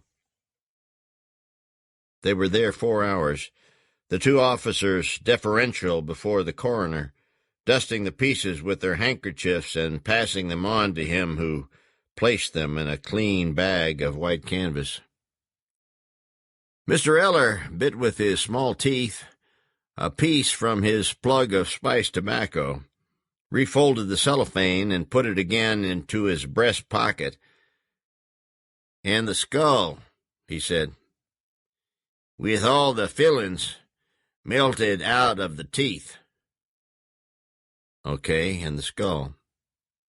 Johnny Romine stopped, the cigarette half rolled in his left hand and leaking as he gestured with it. "So," he said, "what I want to know is, did the boy know about it or not? And would he know, was it his daddy?" "I don't know," Mr. Eller said. "If he did, I never heard it. Besides, he's been gone off now since May or June, and this is the 4th day of August. They just now getting up there. I figure maybe the old man was the only one that knowed." "Old man Ownby? Was he the one done it?" "No," Mr. Eller said. "Course they liable to throw it off on him to save hunting somebody else. But he was the one told it?" "Near as I can find out, he was." Johnny Romines passed the paper across his tongue and folded it shut. "Well, do you reckon it was him?" he said. "His daddy, you mean?" "Room for speculating there, too, I reckon. Ms. Rattner claims that it was, and that the boy has gone off to hunt whoever it was put him there. She says it all come to her in a dream. A vision, she called it." "Wonder if she had a vision about him being wanted in 3 states, Gifford said. Mr. Eller turned on the constable. "No," he said, "I doubt she has. I don't reckon she needs any such either. She's a good Christian woman. Don't matter who all she might have been married to and not knowed no better." The constable looked at the storekeeper. "Or the boy either," Mr. Eller added. "Never you mind about the boy," Gifford said. "Me and him is due for a nice little talk anyway." "Well, you'll have to find him first." "Wonder who it was," Johnny Romine said. "That put him in there, I mean. Reckon it was somebody from around here?" "I doubt it was somebody from New York City," the constable said. He turned to Mr. Eller. "And what about that fancy plate he was supposed to have in his head from the war?" "What about it?" "Well, they wasn't none." "How's she account for that?" I don't reckon she ever thought to ask about it. She just never would have doubted or wondered about it in the first place, about whether he had one, if he said he did, or about whether that was him in that ditty bag, if she had decided that it was either one. Mr. Eller rolled his cheeks and spat soundlessly across the constable's bow and into a coffee can. "Seems like you ought to tell your sidekick about it, though," he said. "Who's that?" "Legwater." "He ain't my sidekick," Gifford said, "and I don't have to tell nobody nothing except as I see fit." Mr. Eller studied a passing fly, apparently ruminating on some obscure problem in the dynamics of flight. "Well," he said agreeably, "I reckon you're right. Keep him out of mischief, anyhow." Gifford's eyes narrowed suspiciously. "What? What will?" "Camping up on the mountain with his shovel and his window screen." Some coughs went their rounds. A milk case settled floorward creakily. "Humph," said Gifford, unleaning from the counter with studied ease. He fingered cigarettes deftly from one straining pocket, then, "What's he doing up there?" Mr. Eller waited while the match rocketed across the counter. Then he said, "Hunting platinum, I reckon. Less'n he's sifting them ashes for to make soap."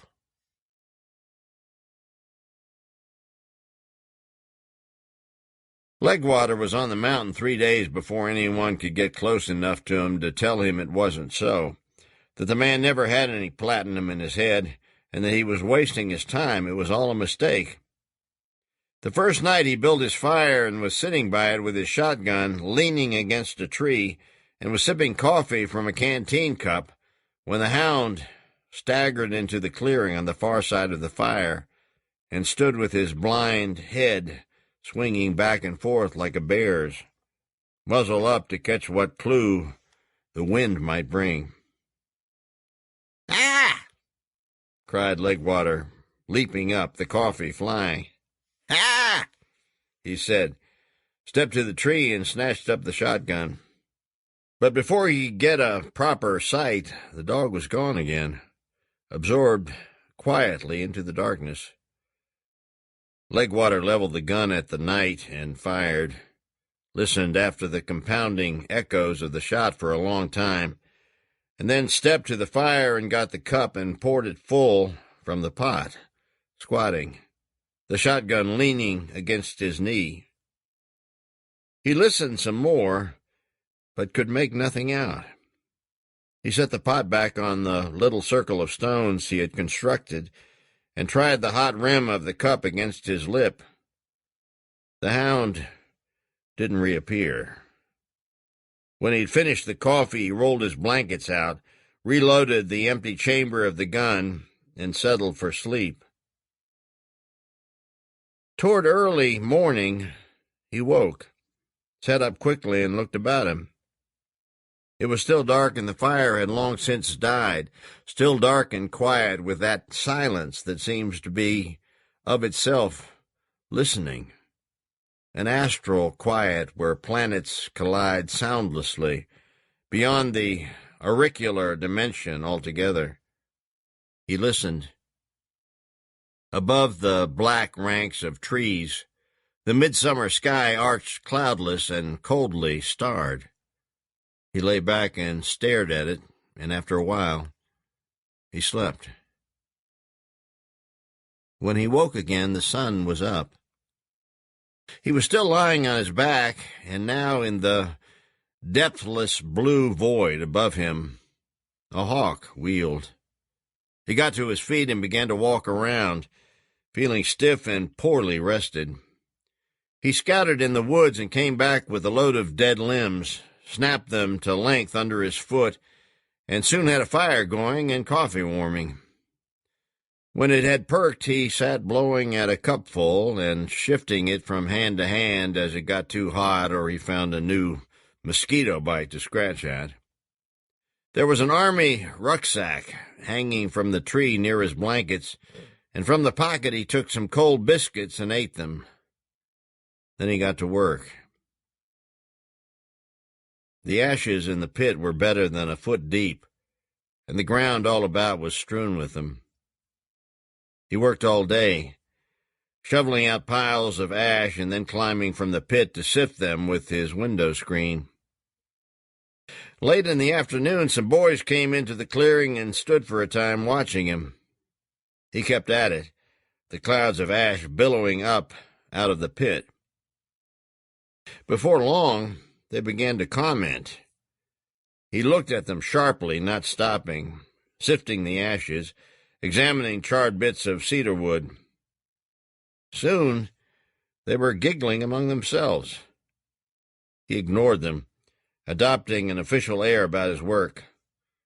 It was no good. "Might be gold teeth, too," one of them sang out. A flurry of titters surged and died.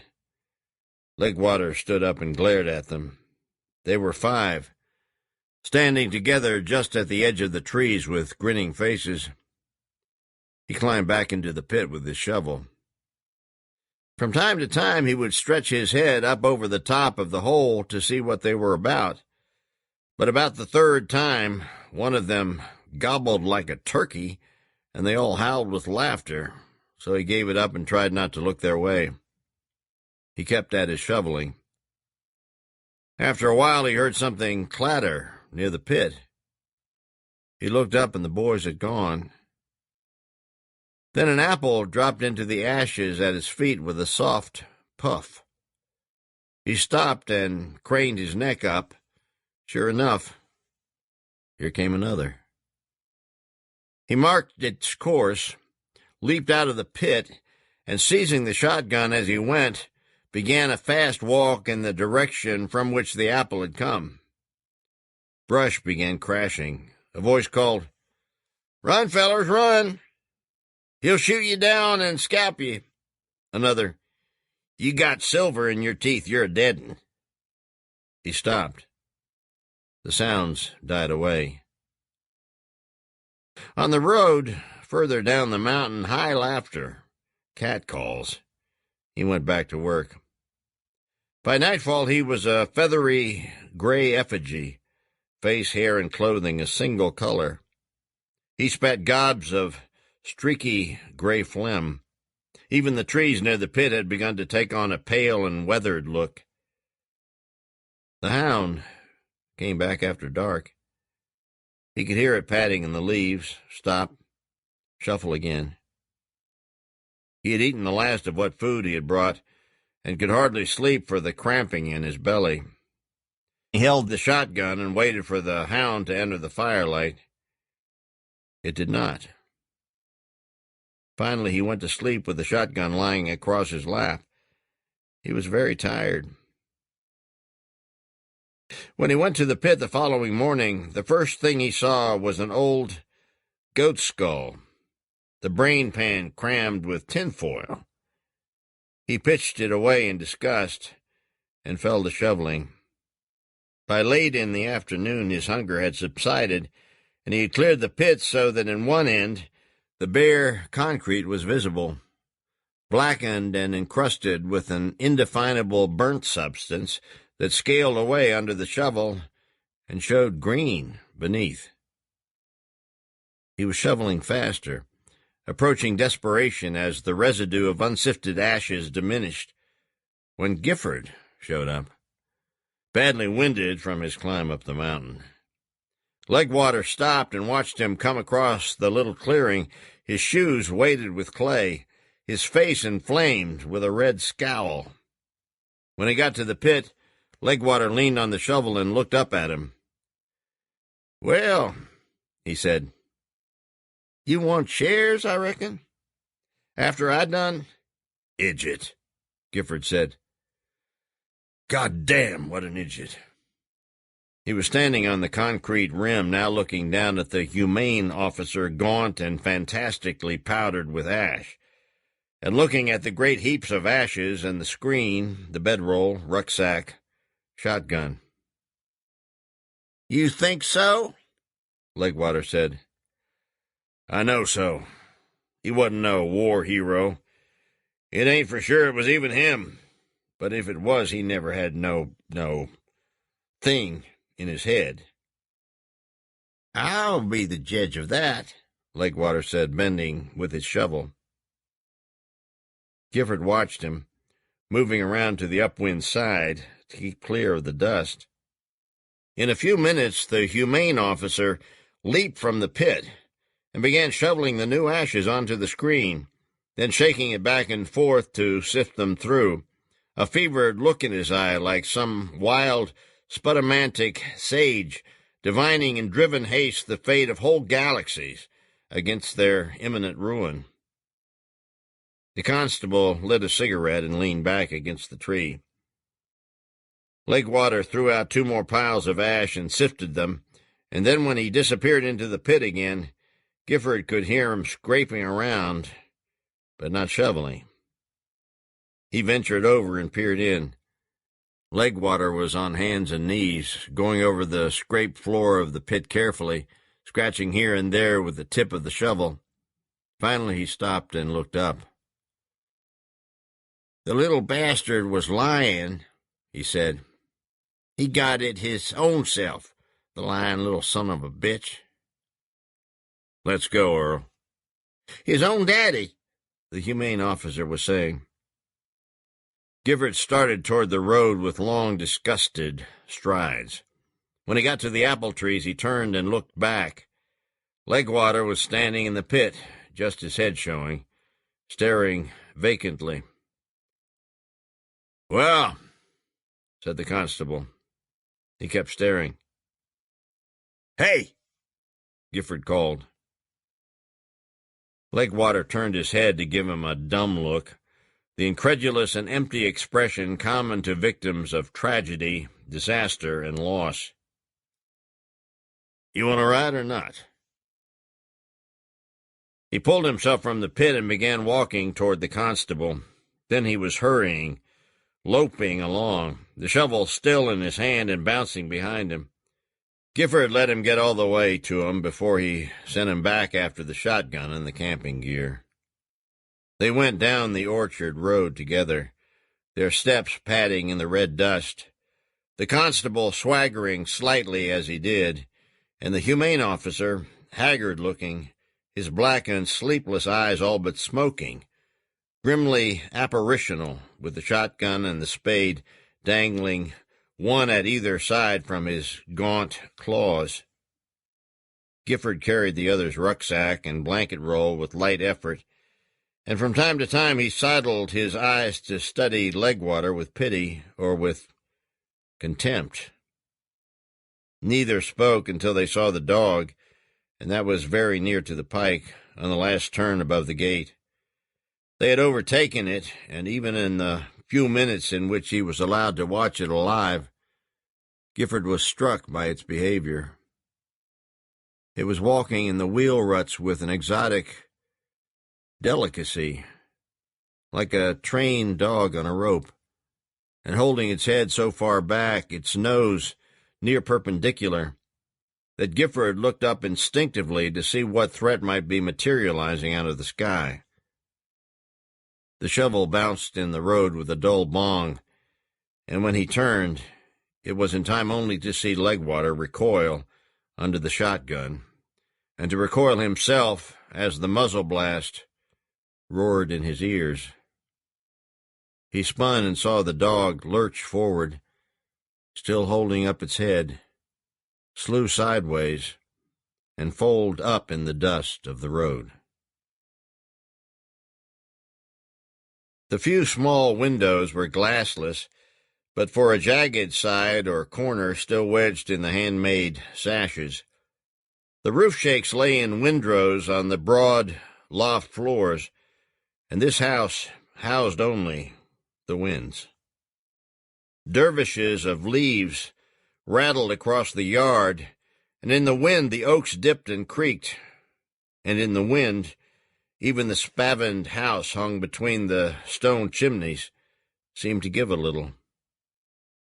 The door stood open, and wind scurried in the parlor, riffled the drift leaves on the kitchen floor, and stirred the cobwebbed window corners. He didn't go to the loft. The lower rooms were dusty and barren, and but for some half-familiar rags of clothes altogether strange. He came back into the yard and sat quietly for a while beneath one of the trees, watched a water bird skim beneath the shadow line of the mountain, cupped wings catching the slant light of the sun, then holding the wide curve in a wing-set sweep low over the trees to the pond, homing to the warm, black waters. He watched it down. What caught his ear? The high, thin wicker of a feather, a shadow passing. Nothing. Light was breaking in thin reefs through the clouds shelved darkly up the west. Old dry leaves rattled frail and withered as old voices, trailed stiffly down, rocking like thin-worn shells downward through the seawater, or spun, curling ancient parchments on which no message at all appeared. Young Rattner finished his cigarette and went back out to the road. An aged Negro passed high on the seat of a wagon, dozing to the chop of the half-shod mule hooves on the buckled asphalt. About him the tall wheels veered and dished in the erratic parabolas of spun coins, unspinning, as if not attached to the wagon at all, but merely rolling there in that quadratic symmetry by pure chance. He crossed the road to give them leeway, and they swung by slowly, laboriously, as if under the weight of some singular and unreasonable gravity. The ruined and ragged mule, the wagon, the man. Up the road they wobbled, rattle and squeak of the fellies climbing loose over the spokes, shimmered in waves of heat rising from the road, dissolved in a pale and broken image. He followed along behind, going toward the forks. Once at the top of the hill he paused and looked back, and he could see the roof of the house deep green with moss, or gaping black where patches had caved through. But it was never his house anyway. Evening. The dead, sheathed in the earth's crust, and turning the slow diurnal of the earth's wheel, at peace with eclipse, asteroid, the dusty novae, their bones brindled with mold and the celled marrow going to frail stone, turning, their fingers laced with roots, at one with Tut and Agamemnon, with the seed and the unborn. It was like having your name in the paper, he thought, reading the inscription. Mildred Yearwood Rattner, 1906 to 1945. If thou afflict them in any wise, and they cry at all unto me, I will surely hear their cry. Exodus. The stone arrogating to itself in these 3 short years, already a gray and timeless aspect, glazed with lichens and nets of small brown runners, the ring of rusted wire leaning awry against it, with its stained and crumpled rags of foliage. He reached out and patted the stone softly, a gesture, as if perhaps to conjure up some image, evoke again some allegiance with a name, a place, hallucinated recollections in which faces merged inextricably, and yet true and fixed. Touched it. A carved stone, less real than the smell of wood smoke or the taste of an old man's wine, and he no longer cared to tell which were things done and which dreamt. His trouser legs were wet and clammy against his ankles. Sitting on the small square of marble, he removed one shoe, testing the sock for dampness, resting as any traveler might. From across the tall grass and beyond the ruins of the spiked iron fence came the click of the light box at the intersection. A car emerged from the trees at his right and rolled to a stop. There were a man and a woman. She looked at him across the man's shoulder, then turned to the man. They both looked. The box clicked. He waved to them, and the man turned, saw the green light, and pulled away, the white oval of the woman's face still watching him. So he waved again to her just as the car slid from sight behind a hedgerow, the wheels whisking up a fine spray from the road. He sat there for a while, rubbing his foot abstractedly, whistling softly to himself. To the west, a solid sheet of overcast sped the evening on. Already fireflies were about. He put on his shoe and rose, and began moving toward the fence through the wet grass. The workers had gone, leaving behind their wood dust and chips, the white face of the stump pooling the last light out of the gathering dusk. The sun broke through the final shelf of clouds and bathed for a moment the dripping trees with blood, tinted the stones a diaphanous wash of color, as if the very air had gone to wine. He passed through the gap in the fence, past the torn iron palings, and out to the western road, the rain still mizzling softly, and the darkening headlands drawing off the day, heraldic, pennoned in flame, the fleeing minions scattering their shadows in the wake of the sun. They are gone now, fled, banished in death or exile, lost, undone. Over the land, sun and wind still moved to burn and sway the trees, the grasses. No avatar, no scion, no vestige of that people remains. On the lips of the strange race that now dwells there, their names are myth, legend, dust.